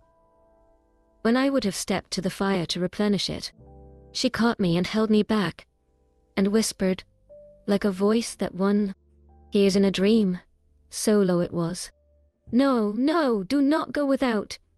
Here you are safe." I turned to her, and Lito, looking in her eyes, said, "But you? It is for you that I fear." Whereat she laughed, a laugh low and unreal, and said, "Fear for me? Why fear for me? None safer in all the world from them than I am." And as I wondered at the meaning of her words, a puff of wind made the flame leap up, and I see the red scar on her forehead. Then alas, I knew. Did I not? I would soon have learned, for the Wheeling figures of mist and snow came closer, but keeping ever without the holy circle. Then they began to materialize till, if God have not take away my reason, for I saw it through my eyes, there were before me in actual flesh the same 3 women that Jonathan saw in the room when they would have kissed his throat. I knew the swaying round forms, the bright hard eyes, the white teeth, the ruddy color, the voluptuous lips. They smiled ever at poor dear Madam Mina, and as their laugh came through the silence of the night, they twined their arms and pointed to hair, and said in those so sweet tingling tones that Jonathan said were of the intolerable sweetness of the water glasses, "Come, sister, come to us, come, come." In fear I turned to my poor Madam Mina, and my heart with gladness leapt like flame. For oh, the terror in her sweet eyes, the repulsion, the horror, told a story to my heart that was all of hope. God be thanked she was not yet of them. I seized some of the firewood which was by me, and holding out some of the wafer, advanced on them towards the fire. They drew back before me, and laughed their low, horrid laugh. I fed the fire, and feared them not, for I knew that we were safe within our protections. They could not approach me, whilst so armed, nor Madam Mina, whilst she remained within the ring, which she could not leave no more than they could enter. The horses had ceased to moan, and lay still on the ground. Snow fell on them softly, and they grew whiter. I knew that there was, for the poor beasts, no more of terror. And so we remained till the red of the dawn began to fall through the snow gloom. I was desolate and afraid, and full of woe and terror. But when that beautiful sun began to climb the horizon, life was to me. Again, at the first coming of the dawn, the horrid figures melted in thick, whirling mist and snow. The wreaths of transparent gloom moved away towards the castle and were lost. Instinctively, with the dawn coming, I turned to Madam Mina, intending to hypnotize her, but she lay in a deep and sudden sleep from which I could not wake her. I tried to hypnotize through her sleep, but she made no response, none at all, and the day broke. I fear yet to stir. Have made my fire and have seen the horses. They are all dead. Today I have much to do here, and I keep waiting till the sun is up high. There may be places where I must go, where that sunlight, though snow and mist obscure it, will be to me a safety. I will strengthen me with breakfast, and then I will to my terrible work. Madam Mina still sleeps, and God be thanked she is calm in her sleep. Jonathan Harker's journal. 4 November evening. The accident to the launch has been a terrible thing for us. Only for it we should have overtaken the boat long ago. And by now my dear Mina would have been free. I fear to think of her. Off on the wolds near that horrid place. We've got horses, and we follow on the track. I note this whilst Godalming is getting ready. Have our arms. This Ascani must look out if they mean to fight. Oh, if only Morris and Seward were with us. We must only hope, if I write no more. Goodbye, Mina. God bless and keep you. Da. Seward's diary. 5 November. With the dawn, we saw the body of Scani before us. Dashing away from the river with their litter wagon, they surrounded it in a cluster, and hurried along as though beset. The snow is falling lightly, and there is a strange excitement in the air. It may be our own excited feelings, but the depression is strange. Far off I hear the howling of wolves. The snow brings them down from the mountains, and there are dangers to all of us, and from all sides. The horses are nearly ready, and we are soon off. We ride to death of someone. God alone knows who, or where, or what, or when, or how it may be. Dr. Van Helsing's memorandum. 5 November, afternoon. I'm at least sane. Thank God for that. Mercy at all events, though the proving it has been dreadful. Left Madam Mina sleeping within the holy circle, I took my way to the castle. The blacksmith hammer, which I took in the carriage from Viesti, was useful. Though the doors were all open, I broke them off the rusty hinges, lest some ill intent or ill chance should close them, so that, being entered, I might not get out. Jonathan's bitter experience served me here. By memory of his diary, I found my way to the old chapel, for I knew that here my work lay. The air was oppressive. It seemed as if there was some sulphurous fume which at times made me dizzy. There was a roaring in my ears, or I heard afar off the howl of wolves. Then I bethought me of my dear Madam Mina, and I was in terrible plight. The dilemma had me between his horns. Her I had not dared to take into this place, but left safe from the vampire in that holy circle. And yet even there would be the wolf.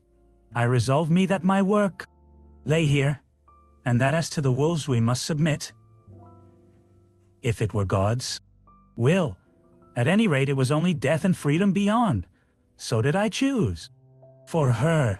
Had it but been for myself, the choice had been easy.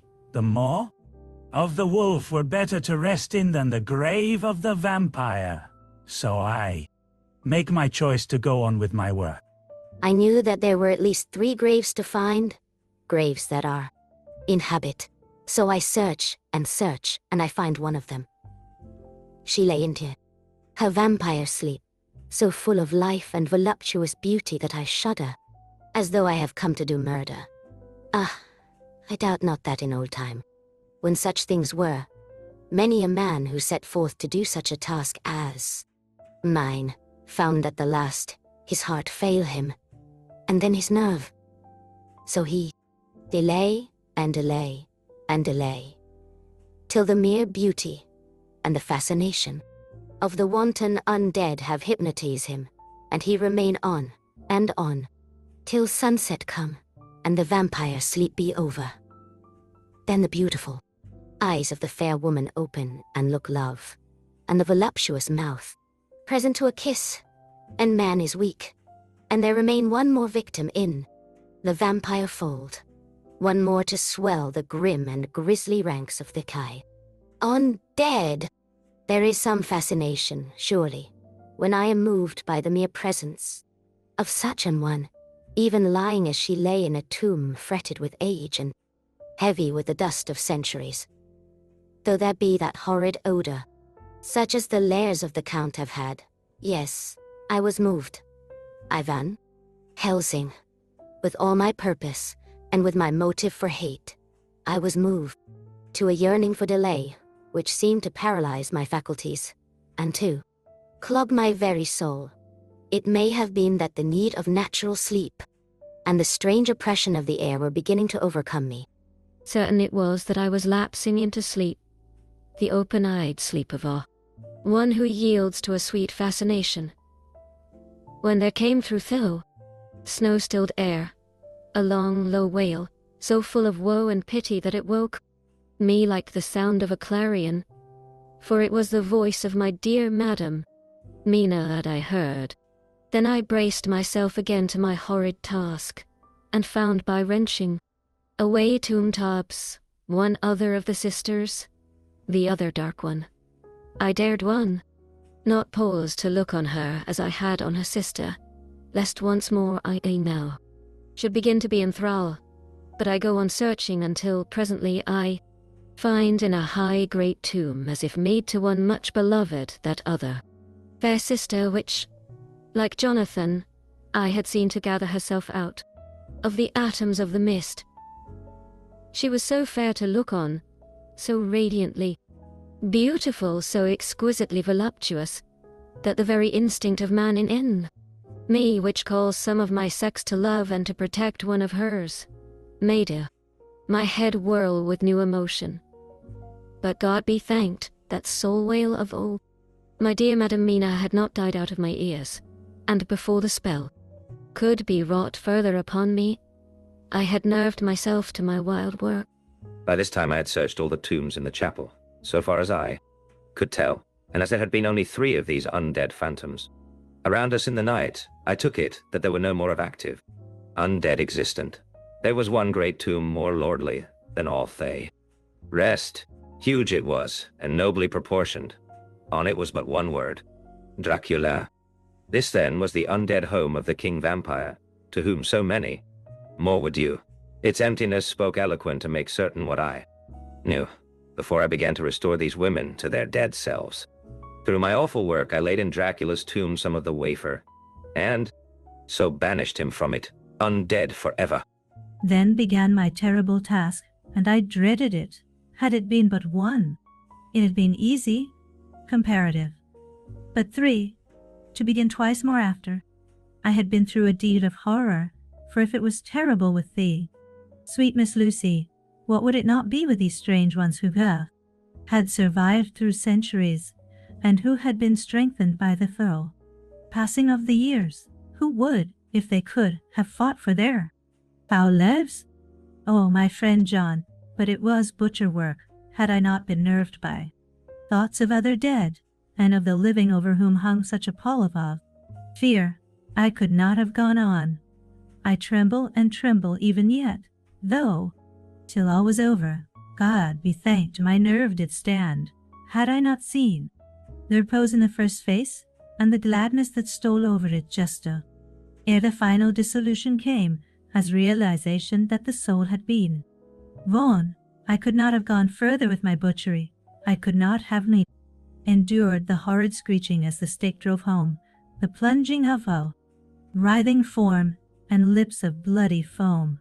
I should have fled in terror, and left my work undone, but it is over, and the poor souls I can pity them now and weep, as I think of them placid, each in her full sleep of foul death, for a short moment ere fading, for friend John hardly had made her knife severed the head of each, before the whole body began to melt away and crumble into its native dust, as though the death that should have come centuries ago had at last assert himself, and say at once and loud, I am here. Before I left the castle I so fixed its entrances that never more can the Count enter there undead. When I stepped into the circle where Madame Mina slept, she woke from her sleep, and seeing me, cried out in pain that I had endured too much. Come, she said, come away from this awful place. Let us go to meet my husband, who is, I know, coming towards us. She was looking thin and pale and weak, but her eyes were pure and glowed with fervor. I was glad to see her paleness and her illness, for my mind was full of the fresh horror of that ruddy vampire's sleep. Lisa, and so with trust and hope, and yet full of fear, we go eastward to meet our friends, and whom Madame Mina tell me that are coming to meet us. Mina Harker's journal. 6 November. It was late in the afternoon when the professor and I took our way towards the east, whence I knew Jonathan was coming. We did not go fast, though the way was steeply downhill, for we had to take heavy rugs and wraps with us. We dared not face the possibility of being left without warmth in the cold and the snow. We had to take some of our provisions too, for we were in a perfect desolation, and, so far as we could see through the snowfall, there was not even the sign of a habitation. When we had gone about a mile, I was tired with the heavy walking and sat down to rest. Then we looked back and saw where the clear line of Dracula's castle cut the sky, for we were so deep under the hill whereon it was set, that the angle of perspective of the Carpathian Mountains was far below it. We saw it in all its grandeur, perched 1,000 feet on the summit of a sheer precipice, and with seemingly a great gap between it and the steep of the adjacent mountain. On any side, there was something wild and uncanny about the place. Could hear the distant howling of wolves. They were far off, but the sound, even though coming muffled through the deadening snowfall, was full of terror. I knew from the way Dr. Van Helsing was searching about that he was trying to seek some strategic point where we would be less exposed in case of attack. The rough roadway still led downwards. We could trace it through the drifted snow. In a little while the professor signaled to me, so I got up and joined him. He had found a wonderful spot, a sort of natural hollow in a rock, with an entrance like a doorway between two boulders. He took me by the hand and drew me in. "See," he said, "here you will be in it. Shelter, and if the wolves do come, I can meet them one by one." Brought in our furs, and made a snug nest for me, and got out some provisions and forced them upon me. But I could not eat. To even try to do so was repulsive to me. And, much as I would have liked to please him, I could not bring myself to the attempt. He looked very sad, but did not reproach me. Taking his field glasses from the case, he stood on the top of the rock and began to search the horizon. Suddenly he called out, "Look! Madam Mina, look! Look!" I sprang up and stood beside him on the rock. He handed me his glasses and pointed. The snow was now falling, more heavily, and swirled about fiercely, for a high wind was beginning to blow. However, there were times when there were pauses between thick snow flurries, and I could see a long way round. From the height where we were, it was possible to see a great distance, and far off, beyond the white waste of snow, I could see the river lying like a black ribbon in kinks and curls as it wound its way. Straight in front of us, and not far off, in fact so near that I wondered we had not noticed before, came a group of mounted men hurrying along. In the midst of them was a cart, a long leader wagon, which swept from side to side, like a dog's tail wagging, with each stern inequality of the road. Outlined against the snow as they were, I could see from the men's clothes that they were peasants or gypsies of some kind. Near that landis a water terrace kindly Ochoa. On the cart was a great square chest. My heart leaped as I saw it, for it. I felt that the end was coming. The evening was now drawing close, and, well, I knew that at sunset the thing, which was till then imprisoned there, would take new freedom, and could in any of many forms elude all pursuit. In fear I turned to the professor. To my consternation, however, he was not there. An instant later I saw him below me. Round the rock he had drawn a circle, such as we had found shelter in last night. When he had completed it, he stood beside me again, saying, "At least you shall be safe here from him." He took the glasses from me, and at the next lull of the snow swept the whole space below us. "See," he said. "They come quickly. They are flogging the horses and galloping as hard as they can." He paused and went on in a hollow voice. "They are racing for the sunset. We may be too late. God's will be done." Down came another blinding rush of driving snow, and the whole landscape was blotted out. It soon passed, however, and once more his glasses were fixed on the plain. Then came a sudden cry. "Look, look, look! See 2 horsemen follow fast, coming up from there, south. It must be Quincy and John. Take the glass. Look, before the year. Snow blots it all out. I took it and looked. The 2 men might be Dr. Zeward and Mr. Morris. I knew at all events that neither of them was Jonathan. At the same time I knew that Jonathan was not far off. Looking around, I saw on the north side of the coming party 2 other men, riding at breakneck speed. One of them I knew was Jonathan, and the other I took, of course, to be Lord Godalming. They, too, were pursuing the party with the cart. When I told the professor, he shouted in glee like a schoolboy, and, after looking intently till 8 Snowfall made sight impossible. He laid his Winchester rifle ready for use against the boulder at the opening of our shelter. "They are all converging," he said. "When the time comes, we shall have the gypsies on all sides." I got up my revolver ready to hand, for whilst we were speaking, the howling of wolves came louder and closer. When the snowstorm abated a moment, we looked again.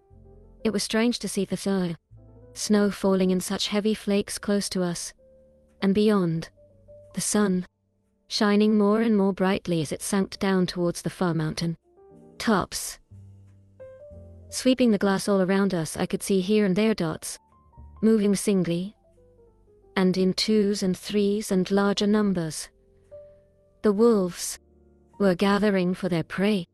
Every instant seemed an age whilst we waited. The wind came now and in fierce bursts, and the snow was driven with fury as it swept upon us, encircling eddies. At times we could not see an arm's length before us, but at others, as the hollow-sounding wind swept by us, it seemed to clear the airspace around us so that we could see afar off. We had a fire. Late been so accustomed to watch for sunrise and sunset that we knew with fair accuracy when it would be, and we knew that before long the sun would set. It was hard to believe that by our watches it was less than an hour that we waited in that rocky shelter before the various bodies began to converge close upon us. The wind came now with fiercer and more bitter sweeps, and more steadily from the north. It seemingly had driven the snow clouds from us, for, with only occasional bursts, the snow fell. We could distinguish clearly the individuals of each party, pursued and the pursuers. Strangely enough, those pursued did not seem to realize, or at least to care, that they were pursued. However, to hasten with redoubled speed as the sun dropped lower on the mountain tops. Closer and closer they drew. The professor and I crouched down behind our rock and held our weapons ready. I could see that he was determined that they should not pass. One and all were quite unaware of our presence. All at once, two voices shouted out to halt. One was my Jonathan's, raised in a high key of passion. The other Mr. Morris's strong, resolute tone of quiet command. The gypsies may not have known the language, but there was no mistaking the tone, in whatever tongue the words were spoken. Instinctively they reined in, and at the instant Lord Godalming and Jonathan dashed up at one side, and Dr. Seward and Mr. Morris on the whole other. The leader of the gypsies, a splendid-looking fellow who sat, his horse like a centaur, waved them back, and in a fierce voice gave to his companions some word to proceed. They lashed the horses, sprang forward, but the four men raised their Winchester rifles, and in an unmistakable way commanded them to stop. At the same moment, Dr. Van Helsing and I rose behind the rock and pointed our weapons at them. Saying that they were surrounded, the men tightened their reins and drew up. The leader turned to them and gave a word at which every man of the gypsy party drew what weapon he carried, knife or pistol, and held himself in readiness to attack. Issue was joined in an instant. The leader, with a quick movement of his rein, threw his horse out in front, and pointing first to the sun, now close down on the heated hilltops, and then to the castle, said something which I did not understand. For answer, all four men of our party threw themselves from their horses and dashed towards the cart. I should have felt terrible fear at seeing Jonathan in such danger, but that the ardor of their battle must have been upon me as well as the rest of them. I felt no fear, but only a wild, surging desire to do something. Seeing a quick movement of our parties, the leader of the gypsies gave a command. His men instantly formed round the cart in a sort of undisciplined endeavor, each one shouldering and pushing the other in his eagerness to carry out the order. In the midst of this I could see that Jonathan on one side of the ring of men and Quincy on the other were forcing a way to the cart. It was evident that they were bent on finishing their task before the sun should set.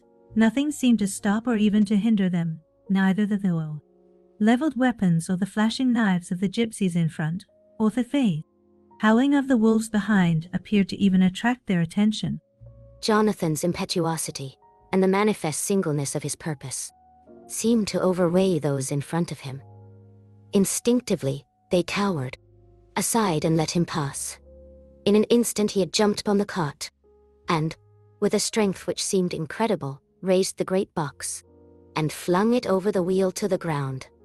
In the meantime, Mr. Morris had had to use force to pass through his side of the ring of Usgany. All the time I had been breathlessly watching Jonathan, I had, with the tail of my eye, seen him pressing desperately forward, and had seen the knives of the gypsies flash as he won away through them, and they'd cut at him. He had parried with his great bowie knife, and at first I thought that he too had come through in safety, but as he sprang beside Jonathan, who had by now jumped from the cart, I could see that with art. His left hand he was clutching at his side, and that the blood was spurting through his fingers. He did not delay notwithstanding this, for as Jonathan, with desperate energy, attacked one end of the chest, attempting to prise off the lid with his great kukri knife, he attacked the other frantically with his bowie. Under the efforts of both men, the lid began to yield. The nails drew with a quick screeching sound. The top of the box was thrown back. By this time, the gypsies, seeing themselves covered by the Winchesters, and at the mercy of Lord Godalming and Dr. Seward, had given in and made no further resistance. The sun was almost down on the mountain tops, and the shadows of the whole group fell long upon the snow. Saw the Count lying within the box upon the earth, some of which the rude falling from the cart had scattered over him. He was deathly pale, just like a waxen image, and the red eyes glared with the horrible, vindictive look which I knew too well. As I looked, the eyes saw the sinking sun, and the look of hate in them turned to triumph. But, on the instant, came the sweep and flash of Jonathan's great knife. I shrieked as I saw it shear through the throat, whilst at the same moment Mr. Morris' bowie knife plunged in the heart. It was like a miracle, but before our very eyes and almost in the muttering drawing of a breath, the whole body crumbled into dust and passed from past our sight. I shall be glad as long as I live, that even in that moment of final dissolution there was in the face a look of peace, such as I never could have imagined might have rested there. The castle of Dracula now stood out against the red sky, and every stone of its broken battlements was articulated against the light of all. The setting sun. The gypsies, taking us as in some way the cause of the extraordinary disappearance of the dead man, turned, without a word, and rode away, as if for their lives. Those who were unmounted jumped upon the car, light a wagon, and shouted to the horsemen not to desert them. Wolves, which had withdrawn to a safe distance, followed in their wake, leaving us alone. Mr. Morris, who had sunk to the ground, leaned on his elbow, holding his hand pressed to his side. The blood still gushed through his fingers. I flew to him, for the holy circle did not now keep me back. So did the two doctors. Jonathan knelt behind him, and the wounded man laid back his head on his shoulder. With a sigh he took, with a feeble effort, my hand in that of his own, which was unstained. He must have seen the anguish of my heart in my face, for he smiled at me and said, "I am only too happy to have been of any service. Oh God," he cried, suddenly, struggling up to a sitting posture and pointing to me, "was worth this to die. Look, look." The sun was now right down upon the mountain top, and the red gleams fell upon my face so that it was bathed in rosy light. With one impulse the men sank on their knees, and a deep and earnest amen broke from all as their eyes followed the pointing of his finger, as they seemed as dying man spoke. "Now God be thanked that all has not been in vain. See, the snow is not more stainless than her forehead. The curse has passed away." And, to our bitter grief, with a smile and in silence, he died. Gallant gentleman. Note: 7 years ago, we all went through the flames, and the happiness of some of us since then is, we think, well worth the pain we endured. Is an added joy to Mina, and to me that our boy's birthday is the same day as that on which Quincy Morris died. His mother holds, I know, the secret belief that some of our brave friend's spirit has passed into him. His bundle of names links all our little band of men together, but we call him Quincy. In the summer of this year, we made a journey to Transylvania and went over the old ground which was and is to us so full of vivid and terrible memories. It was almost impossible to believe that the things which we had seen with our own eyes and heard with our own ears were living truths. Every trace of all that had been was blotted out. The castle stood as before, reared high above a waste of desolation.